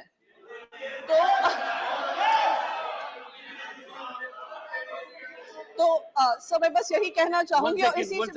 I got a letter from a boy of 13 years and he wrote to me that, sir, India, I dot and dot, how can it be India? You will reflect on that. Sir India बोल लो, भारत बोल लो, हिंदुस्तान बोल लो, उसका जो democracy का essence है उसको मत तोड़ो। बस यही कहना चाह रही हूँ। बस सर वो ये पार्लियामेंट सेशंस में मैं उम्मीद है, क्योंकि एक स्पेशल सेशन है, महिलाओं के अधिकारों का समय पे चर्चा होगी और वो बिल को पास किया जाएगा, क्योंकि ये भारतीय जनता पार्टी के भी मैनिफेस्टो में रहा है। और हम सब विपक्ष में हम बार-बार यही कहते रहते हैं कि अगर इस बिल पे चर्चा होगी, समर्थन चाहिए, हम सब मिलकर इसका समर्थन करेंगे और ऐतिहासिक स्पेशल सेशन बनाएंगे जो खुद प्रधानमंत्री नरेंद्र मोदी जी ने कहा है। आपका बहुत बहुत आभार, धन्यवाद। डॉक्टर सुधांशु त्रिवेदी।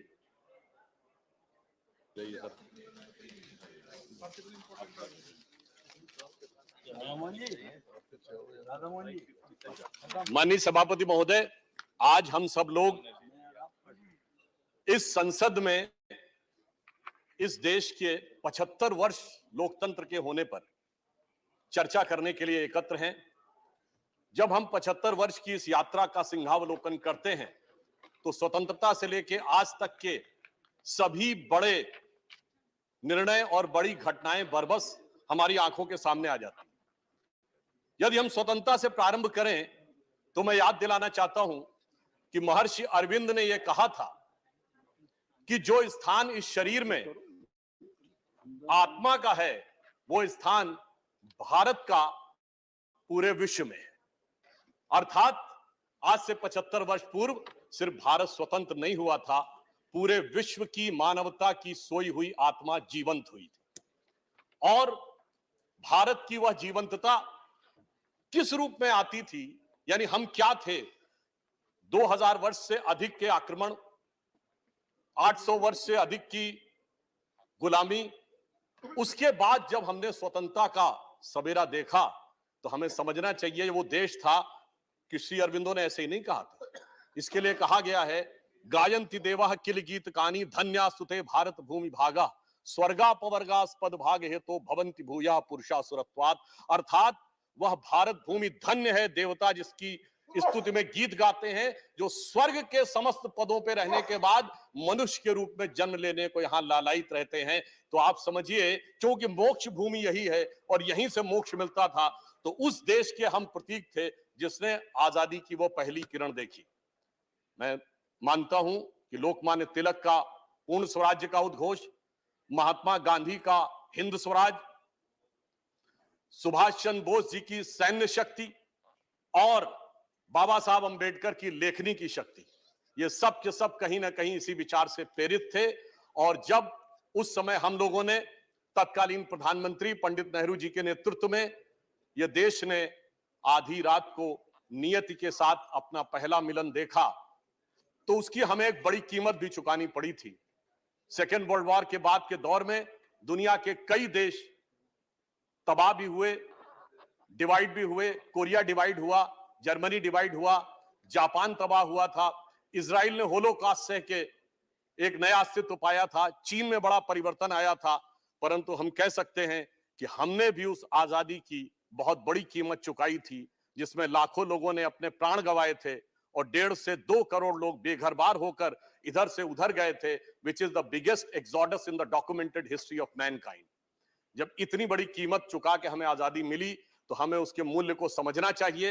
हाँ, ये सारे देश जो हमारे साथ आजाद हुए थे, ये एक दौर में बहुत तेजी से आगे हुए थे, पर आज हम कह सकते हैं कि आज मोदी जी के नेतृत्व में हम उस पंक्ति में आकर खड़े हुए हैं जब उन सारे देशों के साथ भारत की गणना अग्रणी देशों में होती है।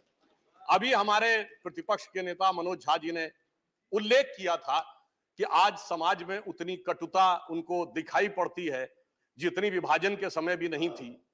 मैं कहना चाहता हूं मान्यवर, विभाजन के समय कटुता की बात नहीं, दृढ़ता की कमी थी। जो दृढ़ता आज है, अगर ये होती तो शायद विभाजन का विधान ही पास नहीं होता। यदि देश विभाजन का स्वीकार विधान नहीं होता तो भारत मां का अंचल पाकिस्तान नहीं होता। अब 75 वर्ष के इस कालखंड को मैं ये कह सकता हूं तीन कालखंड में विभाजित करना चाहूंगा। पहले 25 वर्ष 1947 से 72, दूसरे 25 वर्ष 72 से 97 और तीसरे 25 वर्ष 98 से आज का समय। पहले 25 वर्ष हमारे नेता प्रतिपक्ष माननीय खड़गे जी ने कहा कि दुनिया को इस बात को लेकर संदेह था कि भारत लोकतंत्र रह पाएगा या नहीं। मैं उनकी बात का समर्थन करता हूं, क्योंकि उस समय लोकतंत्र को लेकर भारत की डेमोक्रेसी, यदि ये कहा जाए एम्ब्रॉयनिक स्टेज में थी, यानी गर्भावस्था में थी, तो अतिशयोक्ति नहीं होगी। यानी लोगों को यह शक था कि ये लोकतंत्र रहेगा, उठ पाएगा या नहीं। मगर जानते हैं किसको शक था? केवल उन्हीं को शक था जिन्हें भारत की परंपरा और भारत की व्यवस्था के बारे में नहीं था। उस गर्भावस्था के संस्कार इतने प्रबल थे हजारों वर्षों से कि मैं कोट करना चाहता हूं, बाबा साहब अंबेडकर ने 28 अक्टूबर 1951 को यह कहा कि डेमोक्रेसी आज भले ही हमारे लिए नई दिखाई पड़ती हो, परंतु हमारा इतना गहरा प्रभाव है कि उन्होंने कहा कि महापरिनिर्वाण सूक्त में लिखा है, जब भगवान बुद्ध का महापरिनिर्वाण हो रहा था तो उन्होंने कहा कि जहां पर समिति बैठी हुई थी, जहां उन्होंने कहा कि वह कार्रवाई पूरी करे और उसके उपरांत ही लोग यहां पर आए। अर्थात व्यवस्था के तहत बैठकर लोकतांत्रिक निर्णय किस प्रकार से होते थे, उन्होंने इस विषय को रेखांकित किया। और नेता सदन पीयूष गोयल जी ने जब इस बात का उल्लेख किया था कि वैदिक काल में भी सभा और समिति थी, चोल साम्राज्य में हमारे कई प्रतिपक्षी लोगों ने बोला गांवों में समितियों का चयन जैसे वोट के द्वारा होता था। भगवान बासवन्ना के अनुभव मंडपम, जिसमें 12वीं शताब्दी में बैठकर निर्णय होता था, वैशाली का वह गणराज्य जिसे दुनिया का पहला गणराज्य कहा जाता है, इतनी बड़ी परंपरा थी। इसीलिए सिर्फ उनको संदेह था जो भारत को भारत की दृष्टि से नहीं समझ पा रहे थे। जो भारत की दृष्टि से समझ पा रहे थे उन्हें पूरा ये यकीन था, जो माननीय प्रधानमंत्री जी ने कहा कि India is the mother of democracy. मगर मैं आगे बढ़ना चाहता हूं। लोग ये मानते हैं कि डेमोक्रेसी की शुरुआत, पॉलिटिकल डेमोक्रेसी सिर्फ हमारे यहां थी। ऐसा नहीं था। मैं उदाहरण देना चाहता हूं, दुनिया में जितनी भी सभ्यताएं और देश थी, उनमें कहीं भी धार्मिक विषय पे, रिलीजियस विषय के ऊपर डेमोक्रेसी का कोई उल्लेख नहीं है, कोई डिस्कशन नहीं हो सकता। सिर्फ जो कहा गया उसे सुन लो, इसके अलावा कोई डिस्कशन का उल्लेख नहीं है। परंतु सिर्फ हमारे यहां था।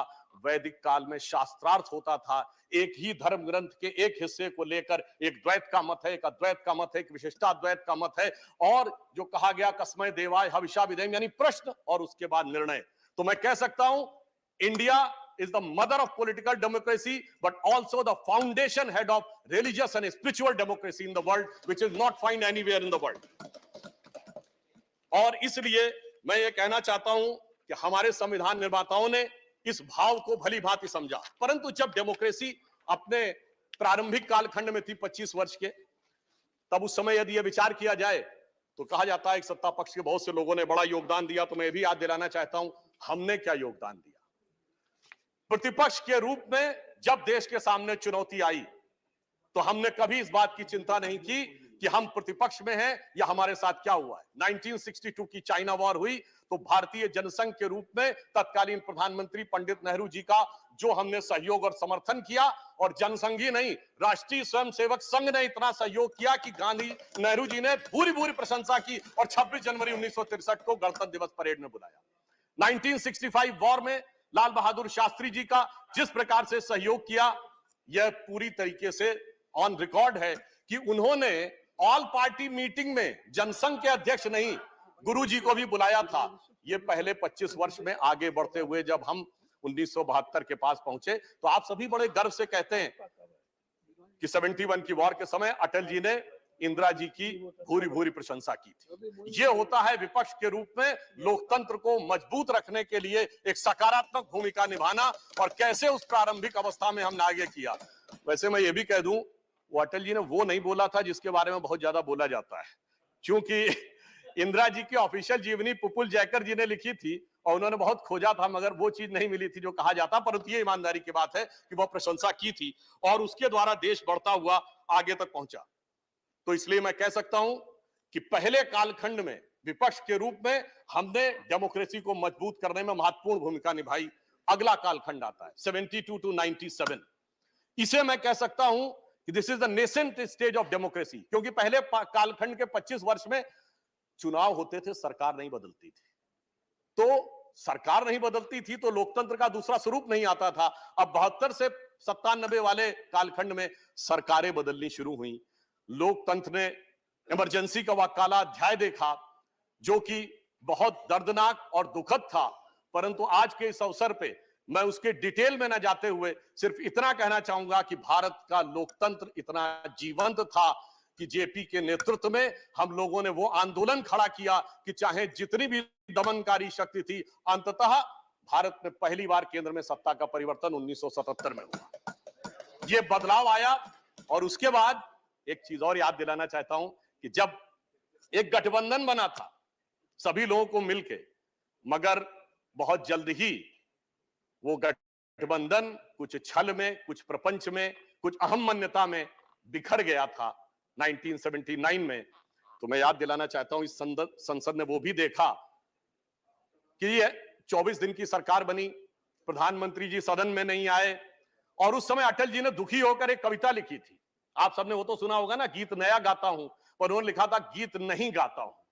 उन्होंने लिखा था उस समय की घटना से दुखी होकर कि लगी कुछ ऐसी नजर, बिखरा शीशे सा शहर, अपनों के मेले में मीत नहीं पाता हूं, गीत नहीं गाता हूं, गीत नहीं गाता हूं। आज मेला कई बार लग चुका है, पटना से लेके बेंगलुरु से लेके मुंबई तक, मेले में कौन किसका मीत है ये तो शायद अंदर बैठे वालों को ही पता होगा कि उन्हें मीत मिल पा रहा है या नहीं मिल पा रहा है। तो मैं कहता हूं कि अटल जी की यह बात हमें एकदम उचित और उपयुक्त नजर आती है। इसके बाद उस कालखंड में 1980 का दशक आया, जब इस देश ने एक ऐसा दौर भी देखा जब 1980 में श्रीमती इंदिरा गांधी जी की सत्ता में वापसी हुई। तो अभी हमारे प्रतिपक्ष के नेता और कई लोग कहते थे कि सरकारों को हटाया गया, विपक्ष की तमाम सरकारें केवल इस आधार पर बर्खास्त कर दी गई कि केंद्र में आपकी पार्टी चुनाव हार गई है तो राज्यों में आपको शासन करने का अधिकार नहीं रह गया। मुझे लगता है कि इस आधार के ऊपर सरकार केंद्र में आई और उसने विपक्ष की सारी सरकारों को एक झटके में बर्खास्त कर दिया। यह भी लोकतंत्र के लिए एक चुनौती का दौर था। और 80 के दशक में दो सबसे शक्तिशाली सरकारें हम लोगों ने देखी, श्रीमती इंदिरा गांधी जी की 2/3 बहुमत की सरकार और राजीव गांधी जी की 80% बहुमत की सरकार। मगर इसी समय में देश ने बहुत बड़ी चुनौतियां, यह भी विडंबना थी कि सबसे शक्तिशाली बहुमत की सरकारों के दौर में आतंकवाद भी देश ने सबसे भयानक रूप में उगता हुआ देखा। फिर एक दौर आया जब 1980 के दशक का अंत हुआ और उस समय राष्ट्रवाद एक नए स्वरूप में उभरा, भारत के समाज में भी परिवर्तन आया, सामाजिक न्याय एक नए स्वरूप में उभरा, श्री राम जन्मभूमि का आंदोलन उभरा और इस देश की पॉलिटिक्स यूनिपोलर से बाइपोलर हुई। जब 1991 में हम लोग मुख्य विपक्षी दल बने 120 सीटों के साथ, और उसी समय अर्थव्यवस्था का भी पुराना ढांचा टूटा। जो नेहरूवियन मॉडल था वो उस समय doctor Manmohan Singh finance minister थे और श्री पीवी नरसिम्हा राव जी प्रधानमंत्री थे, उन्होंने उसको समाप्त किया। और मुझे याद है, मैं तो बहुत बच्चा था उस समय, स्टूडेंट था, उस खुली अर्थव्यवस्था में भाषण देते हुए सदन में अटल जी ने बड़े चुटीले अंदाज में एक बात कही थी।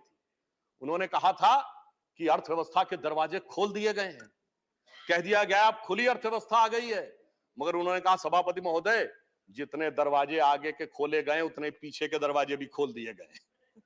और फिर उन्होंने कहा कुछ तो ऐसे भी हैं जो पीछे के दरवाजे ही नहीं, रोशनदान से भी अंदर आने के लिए दरवाजे खोल दिए गए हैं। इस प्रकार से उन्होंने उस खुली अर्थव्यवस्था का समर्थन और उसकी विद्रूपता के ऊपर एक अटैक भी करने का कार्य किया। और फिर इस देश ने वो दौर भी देखा जब 13 दिन की सरकार बनी, और उस 13 दिन की सरकार ने इस संसद के इतिहास में मील का पत्थर स्थापित कर दिया। जब संसद की सीधी कार्रवाई का प्रसारण हमने उस 13 दिन की सरकार में प्रारंभ किया, तो लोकतंत्र में पारदर्शिता और संसदीय कार्य की पारदर्शिता में मील का पत्थर हमने 1996 में 13 दिन की सरकार ने स्थापित किया। फिर 97 में, चूंकि अब हम उत्तरोत्तर शक्तिशाली होते जा रहे थे, तो सब मिलकर हमारे खिलाफ एकजुट थे और इस संसद में वो दृश्य भी देखा कि सामान्यतः सरकार में एक दल होता है और बाकी सब दल विपक्ष में होते हैं। इस 50वें साल में हमने वो दृश्य देखा कि विपक्ष में एक दल था और बाकी सारे दल सरकार में थे, सरकार के साथ थे या सरकार के अंदर थे या सरकार के बाहर थे। जिसमें आप सबको वह ध्यान होगा जो प्रमोद महाजन जी ने बोला था कि वो विदेश में गए और उनका परिचय हुआ चाइना में कि साहब हम सबसे बड़े दल हैं और हम सरकार से बाहर है, विपक्षी दल है। फिर उन्होंने कांग्रेस के सदस्य का परिचय कराया, दूसरे सबसे बड़े दल हैं मगर ये सरकार में नहीं है, समर्थन कर रहे हैं। फिर तीसरे व्यक्ति का परिचय कराया और कहा कि साहब ये सरकार के साथ है मगर मंत्री नहीं है, सरकार में नहीं है। और फिर उन्होंने कहा कि रमाकांत कलब जी थे, उन्होंने कहा जी ये एकमात्र सांसद हैं अपने दल के और ये सरकार है। तो मेरे विचार से संसद का यह स्वरूप भी उस समय हमने देखा। वैसे इस अवसर के ऊपर मैं कोई चुभती बात नहीं करना चाहता, पर यह भी याद है कि 97 में गुजराल जी की सरकार किस मामले पे गई थी। जैन कमीशन की रिपोर्ट, स्वर्गीय राजीव गांधी जी की दुखद हत्या और उसको लेकर कुछ लोगों के, पार्टियों के नेताओं के साथ संबंध को लेकर यूनाइटेड फ्रंट की सरकार गिराई गई थी और कहा गया था कि यह सरकार नहीं चल सकती यदि डीएमके के साथ समर्थन वापस नहीं लेते। परंतु कोई बात नहीं, आज 25 साल के बाद राजीव गांधी जी के प्रति श्रद्धा का ज्वार गठबंधन के खुमार में कहीं दब गया है और इसलिए अब परिस्थिति भिन्न है। अब मैं आता हूं इस कालखंड पे 1998 से 2023, ये तीसरा कालखंड जो हमारा हुआ, इसकी शुरुआत हुई पोखरण के विस्फोट के साथ। भारत की शक्ति का उदय हुआ और भारत में एक अंतर में और स्पष्ट कर दूं, 1974 में भी इंदिरा जी ने परमाणु विस्फोट किया था और 98 दोनों में फंडामेंटल डिफरेंस ये था कि 1974 में हमारे घोषणा करने से पहले सोवियत यूनियन और अमेरिका दोनों ने घोषित कर दिया था कि भारत ने टेस्ट किया है। परंतु जब हमने 98 में किया तो जब अटल जी ने कहा था प्रेस कॉन्फ्रेंस करके, तब तक अमेरिका को भी नहीं पता था कि परमाणु विस्फोट हो गया है। और दूसरा, 98 में हमने 5 एक्सप्लोजन किए थे जिसमें हाइड्रोजन बम से लेके सब किलो टन तक के थे। और अंतर यह था कि 74 में हमने कहा था कि हमने शांतिपूर्ण पर्पस के लिए किया है, 98 में हमने कहा now we are the nuclear state और हमने अपने को न्यूक्लियर स्टेट डिक्लेयर किया था। फिर इसी सदन में एक और भी चीज हुई जो सभापति महोदय, कभी कभी क्या होता है, टेक्निकलिटी और मॉरलिटी के बीच की धारा बहुत छोटी होती है। अप्रैल 1999 में एक वोट से सरकार गिरी और वो एक वोट किसका था? उस समय श्री गिरधर गोमांग जो कि उड़ीसा के मुख्यमंत्री बन चुके थे, तो टेक्निकली तो वो संसद के में वोट कर सकते थे, पर मैंने कहा ना, टेक्निकलिटी और मॉरलिटी के बीच की जो धारा होती है वो बहुत हल्की होती है। खैर कोई बात नहीं, एक फुट से सरकार गिरी, परंतु उसके बाद पुनः हम लोग आए पुनः हम लोग सत्ता में आए और उसके बाद 2004 का दौर आया। 2004 में हम 7 सीटों के अंतर से चूक गए, परंतु मैं ये भी कहना चाहूंगा उस दौर में भी डॉक्टर मनमोहन सिंह जब प्रधानमंत्री बने तो मैं एक बात कहना चाहूंगा, आज बहुत सारे विदेश के अखबारों संस्थानों को लोग कोट करते हैं, कई विदेशी अखबारों ने और कई अंतरराष्ट्रीय बुद्धिजीवियों ने, जिसमें भारत के भी थे, नोबेल पुरस्कार विजेता भी थे, उन्होंने 2004 में कहा था एक बात कि India is a Marvel of democracy, क्योंकि उन्होंने कहा a leader of the ruling party who is a Christian lady is asking a Muslim president to appoint a Sikh as prime minister of the country when 80% are Hindus. That's why India is a marvel of democracy. और मैं कह सकता हूं यही crux of democracy है, ये मूल भाव है जिसकी वजह से यहां सबको समान रूप से रहने का मौका मिलता है और आगे चलने का मौका मिलता है। आगे के 10 वर्षों के ऊपर मैं इस समय में बहुत टिप्पणी नहीं करना चाहूंगा, क्योंकि मेरे विचार से इशारों को अगर समझो राज को राज रहने दो, वो सबको यह बात पता है कि उस कालखंड में क्या हुआ। अब मैं आता हूं 2014 पे, जब 2014 में 16 मई 2014 को श्री नरेंद्र मोदी जी के नेतृत्व में हमें स्पष्ट बहुमत मिला, तो उस समय परिस्थिति ये थी कि मैं याद दिलाना चाहता हूं 18 मई 2014 लंदन के संडे गार्डियन ने अपने आर्टिकल में लिखा, सिर्फ पहली लाइन बोलूंगा, आगे का नहीं बोलता हूं। उन्होंने कहा this is the India second tourist with destiny.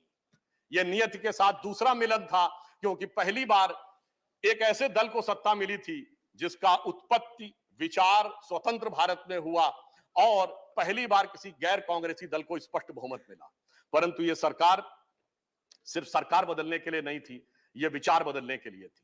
और इसीलिए मोदी जी ने प्रधानमंत्री बनने के बाद वो कुछ ऐसे विषय उठाए जो कहा गया नॉन पॉलिटिकल है, जैसे उन्होंने कहा स्वच्छ भारत अभियान, बेटी बचाओ बेटी पढ़ाओ का विषय कहा, परंतु ये विचार बदलने के लिए था। आज आप देखिए हमारे आप में से किसी के भी हाथ में कोई पैकेट और रैपर होता, जैसे पहले कोई आसानी से लोग फेंक दिया करते थे, अब ऐसा नहीं होता। और अगर उन्होंने बेटी बचाओ बेटी पढ़ाओ कहा तो नवजात शिशुओं के लिंग अनुपात में भारी परिवर्तन दर्ज किया गया है और इस साल पहली बार ऐसा हुआ है नवजात शिशुओं में लड़कियों की संख्या अधिक आई है।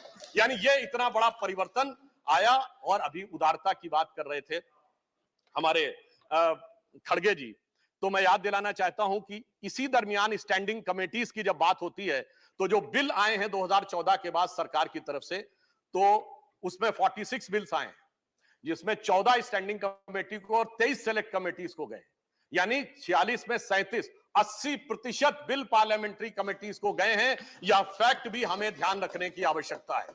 और इसी के साथ मैं एक और बात भी कहना चाहता हूं, उन्होंने कहा था थोड़ा बड़ा हृदय होना चाहिए, तो याद करिए मोदी जी का पहला भाषण 2014 में जब उन्होंने क्या कहा कि हम तो समाज के सबसे गरीब व्यक्ति की तरफ नजर रखते हैं, क्योंकि हम दीनदयाल जी के अंत्योदय से प्रेरित हैं। और आगे उन्होंने कहा महात्मा गांधी हो, लोहिया जी हो या दीनदयाल जी हो, सभी का विचार इसी भाव से प्रेरित था। हमने इसकी कोई चिंता नहीं की कि कौन हमारी पार्टी का है कौन हमारी पार्टी का नहीं। और विशाल हृदय तो इतना दिखाया कि सरदार पटेल की दुनिया की सबसे विशाल मूर्ति बनाकर दिखाई। हमें इस बात से कोई प्रभाव नहीं पड़ता कि उनके कालखंड में भले ही आरएसएस पे बैन लगा हो, परंतु जिसने देश के लिए इतना ऊंचा काम किया उसका मुकाम भी उतना ऊंचा होना चाहिए। फिर मैं ये भी याद दिलाना चाहता हूं, मोदी जी के ही कालखंड में सिर्फ इतना ही नहीं हुआ, हमने श्री अटल बिहारी वाजपेयी जी को भी भारत रत्न नहीं दिया, प्रणब मुखर्जी जी को भी भारत रत्न दिया, हमने तरुण गोगोई जी को भी पद्म भूषण दिया, एससी जमीर जी को भी पद्म भूषण दिया। मुझे लगता है शायद इससे ज्यादा उदारता बगैर इस बात की चिंता किए हुए कि कौन हमारी पार्टी का है कौन हमारी पार्टी का नहीं है, भारत के इतिहास में यह देखने को नहीं मिलता है जो उदाहरण उन्होंने दिया। हाँ, यह जरूर कह सकते हैं कि बहुत से ऐसे लोग, उनको इसमें भी उदारता न नजर आई हो जो बाबा साहब का बहुत उल्लेख करते हैं, और बाबा साहब को भारत रत्न देने में इतना लंबा समय लग गया था, उनके कालखंड में नहीं मिला था। हमारी जब सरकार आई तो अटल जी की सरकार के समय में जहां उन्होंने अंतिम सांस ली थी, उस अलीपुर रोड बंगले को सरकार ने लेकर उसको स्मारक बनाया। मोदी जी ने मुंबई में और लंदन तक जाके जिस मकान में डॉक्टर बाबा साहब अंबेडकर रहे थे, भारत सरकार ने उसको लेकर उसे स्मारक बनाने का काम किया और 26 नवंबर को संविधान दिवस के रूप में उसको स्थापित किया। तो यह दर्शाता है कि हमने सभी के प्रति, जिसने इस देश के लिए जो योगदान दिया, उन सब के प्रति हमने ईमानदारी से और पूरी दृढ़ता के साथ इन 75 वर्षों में यह करने का प्रयास किया है। और एक और बड़ा परिवर्तन आया। देखिए, जब इस देश के प्रथम प्रधानमंत्री पंडित जवाहरलाल नेहरू जी बने, परंतु वो ईश्वर की कृपा से एक समृद्ध परिवार से आते थे।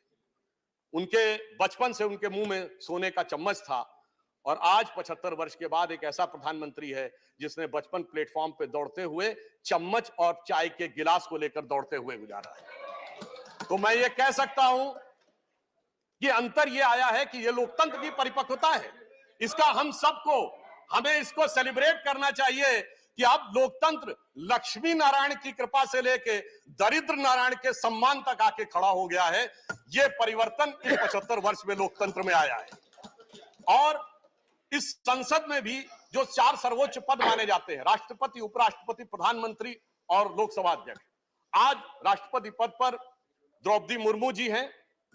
आज हम कह सकते हैं कि जनरल क्लास हो, शेड्यूल कास्ट हो, ओबीसी क्लास हो, शेड्यूल ट्राइब्स हो या माइनॉरिटीज हो, आज अब कोई भी वर्ग ऐसा नहीं कह सकता कि मुझे संसद के 4 सर्वोच्च पदों में से किसी एक पर कभी प्रतिनिधित्व करने का मौका नहीं मिला। ये लोकतंत्र में को हमने उस मुकाम तक पहुंचाया है इस अमृतकाल में। मेरे विचार से इसके लिए भी मोदी सरकार का अभिनंदन किया जाना चाहिए। और यह भी मैं बताना चाहता हूं, इस समय यह भी एक सुखद संयोग देखिए कि सभी पदों पर बैठे हुए लोग वो हैं जो आजादी के बाद उत्पन्न हुए, अर्थात अब स्वतंत्र भारत का, स्वतंत्र भाव का नेतृत्व इस समय संसद में भिन्न भिन्न रूप में आगे चल रहा है। शक्ति सिंह गोयल जी ने कुछ बात बोली थी, मैं उनका भी जवाब देना चाहता हूं। उन्होंने एक दोहा बोला था, हम लोग की तरफ भी गांवों में बोला जाता है। आपने शायद ध्यान नहीं दिया जी, आपके एक वाक्य को देखकर बाहर गए। नहीं मान्यवर, उन्होंने एक सेंटेंस बोला था, हम लोग की तरफ भी गांवों में कहा जाता है, कहे घाघ सुन भट्टरी यही गांव में रहना है और ऊंट बिलारी ले गई हाजी हाजी कहना है। वो कह रहे थे कि हाजी हाजी कहना पड़ता है, ये तो उनके मन की कल्पना थी। मैं सिर्फ 3 चीजें कोट करता हूं, किसी के प्रति कुछ नहीं। मौलाना आजाद की किताब इंडिया विंस फ्रीडम, उसके आखिरी वो 30 पन्ने जो उन्होंने कहा था मेरी मृत्यु के 30 वर्ष के बाद पब्लिश हो, उसको पढ़ लीजिए। श्री पीवी नरसिम्हा राव की किताब द इनसाइडर, जिसका हिंदी अनुवाद अंतर्गाथा के रूप में भी विद्यमान है, वो भी पढ़ लीजिए। और श्री नटवर सिंह जी की किताब one life is not enough पढ़ लीजिए। तो फिर मेरे विचार से शक्ति सिंह गोयल जी को वह शक्ति मिलेगी कि हाँ जी कैसे कहना है। और मैं एक बात और कहना चाहूंगा, खड़गे जी ने G20 पे कहा कि कमल का फूल दिख रहा था। मान्यवर, G20 में जो कमल का फूल था वो 5 पंखुड़ियों वाला फूल है जो भारत का राष्ट्रीय पुष्प है। हमारा कमल का फूल 8 पंखुड़ियों वाला है। मगर मैं ये भी कहना चाहता हूं कि उनको ध्यान रखना चाहिए कि आज अगर भारत को सुपर पावर बनना है तो हमें इंटेलेक्चुअली भी आगे बढ़ना है, फाइनेंशियली भी। हमें लक्ष्मी जी की भी कृपा चाहिए। सर 1 मिनट और, हम कंक्लूड कर रहे हैं सर। हमें लक्ष्मी जी की भी कृपा चाहिए और सरस्वती जी की भी कृपा चाहिए, और दोनों ही कमल पे विराजती हैं। तो जितना कमल खिला रहेगा हमारा प्रगति का मार्ग उतना ही प्रशस्त रहेगा। और मैं ये कहना चाहता हूं कि हमारे प्रधानमंत्री जी के ऊपर, बस समराइज कर रहा हूं सर 1 मिनट में, हमारे प्रधानमंत्री जी के ऊपर G20 में हमने वो विकास दिखाया कि आज 7.8% के साथ हम दुनिया की सबसे बड़ी अर्थव्यवस्थाओं में सबसे तेजी से बढ़ती व्यवस्थाएं। आज दुनिया में क्या स्थिति है, चाइना की, अमेरिका की, यूरोप की, पाकिस्तान और श्रीलंका छोड़ दीजिए। तो मैं सिर्फ एक लाइन कहना चाहूंगा मोदी जी के लिए, और सर एक लाइन उसके बाद और आपसे मैं मोदी जी के लिए जो आप लोगों के मन में भाव आता है, तो मैं कहना चाहता हूं कि इस विपरीत परिस्थिति में जैसे देश को चलाया है, हमें इल्जाम मत दीजिए, बहुत अफसोस होता है। हमें इल्जाम मत दीजिए, बहुत अफसोस होता है। बड़ी तरकीब से कश्ती यहां तक लेके आए हैं, बदल देते हैं हम दरिया की लहरें अपनी हिम्मत से, आंधियों में भी चिराग अक्सर हमने जलाए। मेरे को और अंत में सर 1 मिनट, अंत में मैं अटल जी की उस पंक्ति से समाप्त करता हूं। आप सबसे आह्वान करता हूं, नई संसद में जा रहे हैं तो वो जो उनकी पंक्ति थी कि आओ मिलकर दिया जलाएं, तो मैं ये कहना चाहता हूं, आहुति बाकी यज्ञ अधूरा, अपनों के विघ्नों ने घेरा। अपने लोग ही कुछ विघ्न उत्पन्न कर रहे हैं, कोई बात नहीं। आहुति बाकी यज्ञ अधूरा, अपनों के विघ्नों ने घेरा। अंतिम जय का वज्र बनाने नव दधीच हड्डियां गलाएं, आओ मिलकर दिया जलाएं। और यज्ञ का धुआं उन सारे वायरस को नष्ट करे जिसमें डेंगू भी है, मलेरिया भी है, कोरोना भी है, HIV भी है, जो मन में बैठा उस वायरस को नष्ट करे और एक भारत श्रेष्ठ भारत का मार्ग प्रशस्त करे।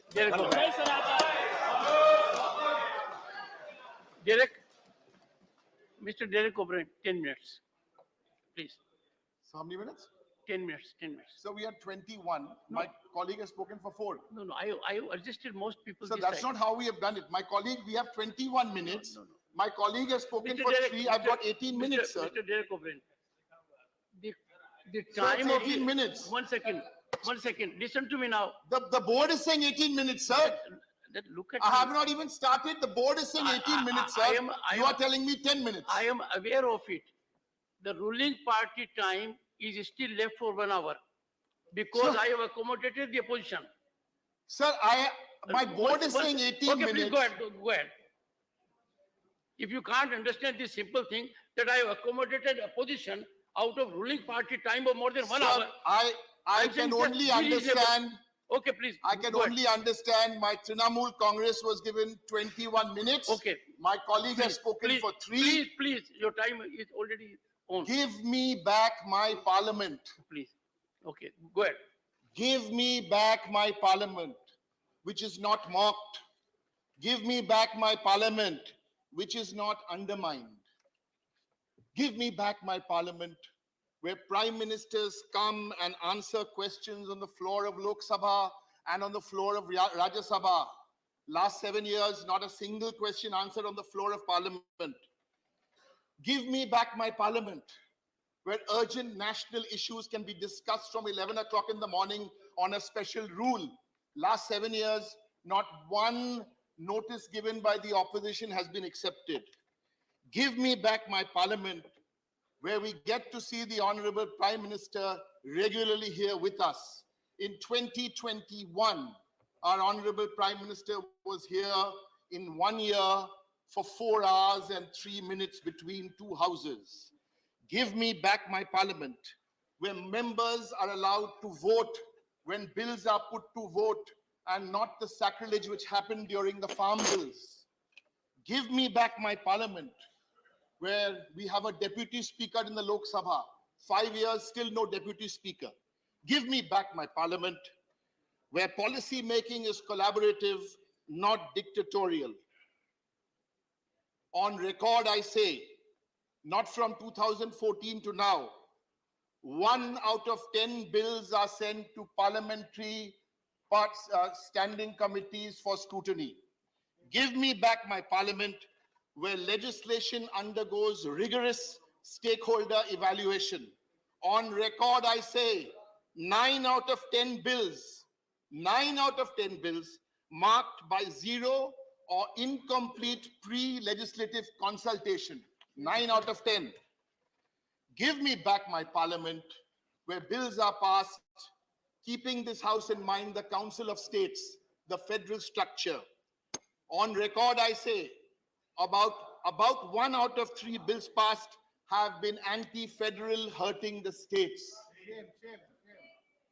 And on a personal note, we may be going to the new building. Give me back my parliament. We may be in the new building, sir, but so many bonds, so many friendships, so many crossing of ideological barriers, so many times where we condoled with colleagues from different parties who've lost their loved ones or celebrated the births of grandchildren. We used to do this in Central Hall. Sir, give me back my parliament. Let's go to the new parliament, but keep our Central Hall alive.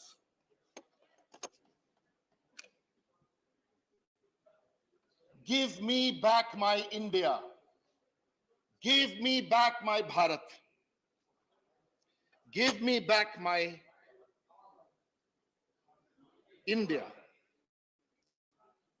where a state is not consumed by violence for 5 months.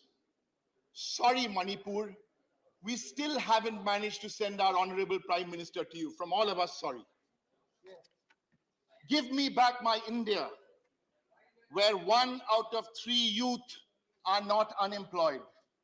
Give me back my India, when double-digit food price inflation does not lead to 3 out of 4 people here who cannot afford a healthy diet. Give me back my India, where crimes against women are met with the harshest punishments, where our champion athletes don't get sexually harassed, where abusive men in power are not shielded. Yes, my party doesn't, All India Trinamool Congress led by Mamata Banerjee needs no lectures on women's reservation bill. Whether you bring the bill, don't bring the bill. We already have 1/3 of our elected representatives here in Parliament. But don't spare the men who have done what they have done. Doesn't matter whichever party they come from. Give me back my India, where farmers are guaranteed MSP for crops, where farmer suicides are a thing of the past, where farmers get prioritized over large corporations. 10,000 farmers committed suicide in 2021.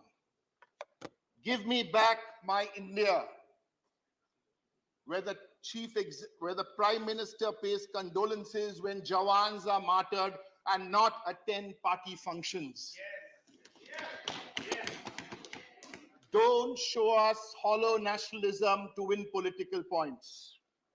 Give me back my India, where states, and I say this from the Council of States, are not deprived of funds because a state's political ideology is different from the union's political ideology, and my Bengal, our Bengal, is deprived of 10,000s of crores of funds.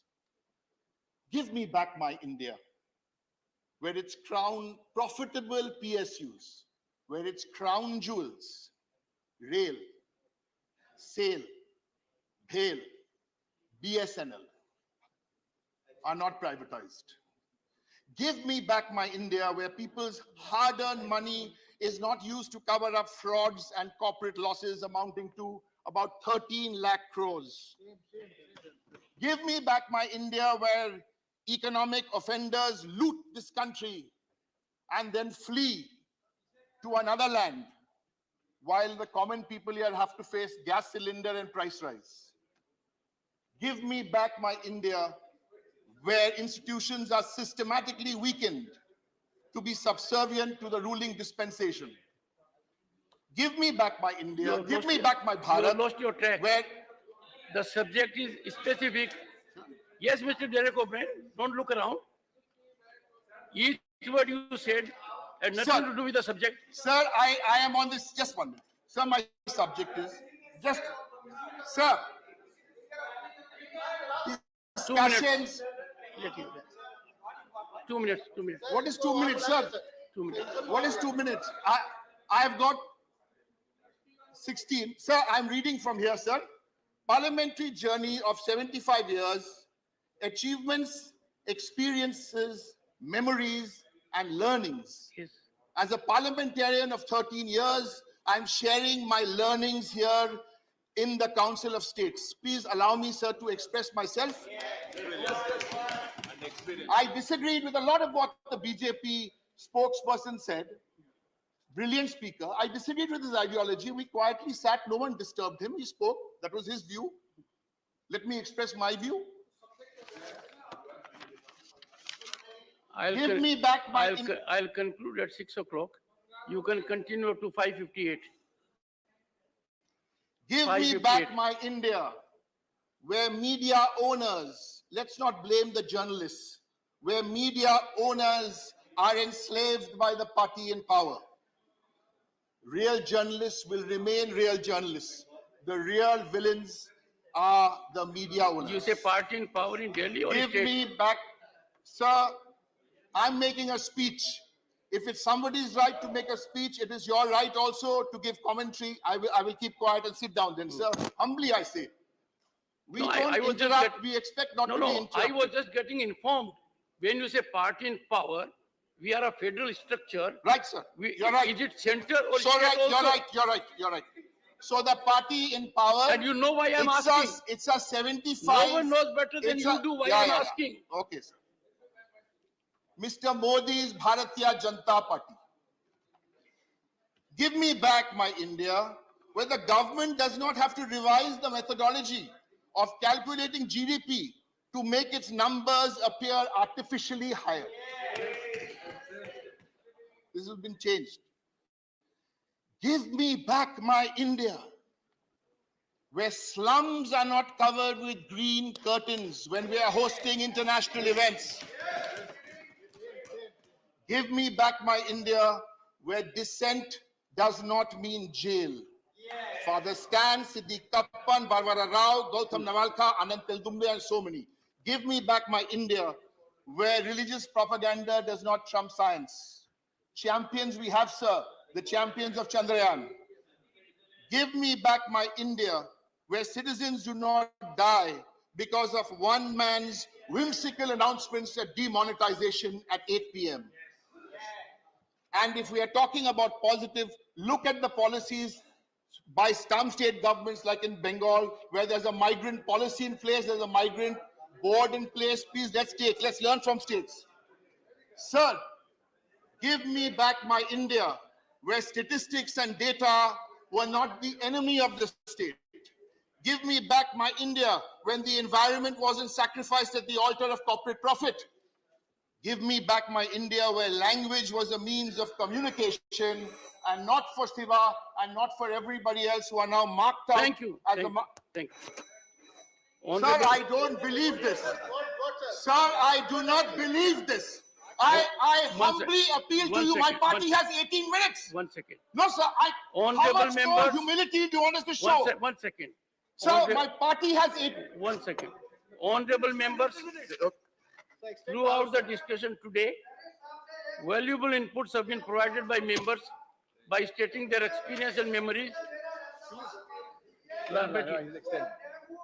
Some inputs have also been provided. Nothing will go on record. Some inputs have been provided on the future of roadmap. In all, we had a very meaningful and purposeful discussion on parliamentary journey of 75 years, starting from Hindustan Sabha, achievements, experience, memories, and learning. Honorable members, 1 second. 1 second. Honorable members, I could not have been more fair to the opposition. Sir, you have not given me my time. What are you talking about? Of this. Dear. What do you want me to be? Sit like a pussycat. You've taken my time. The House stands adjourned to meet at 2:15 p.m. tomorrow, Tuesday, the 19th September 2023, in Rajya Sabha chamber of the new building of Parliament. 1 second.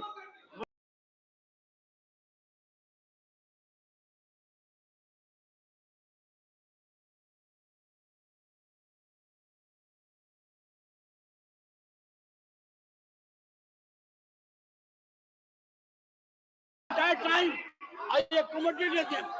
The House stands adjourned to meet on Tuesday at 2:15 p.m. 19 September 2023 in Rajya Sabha chamber of the new building of Parliament.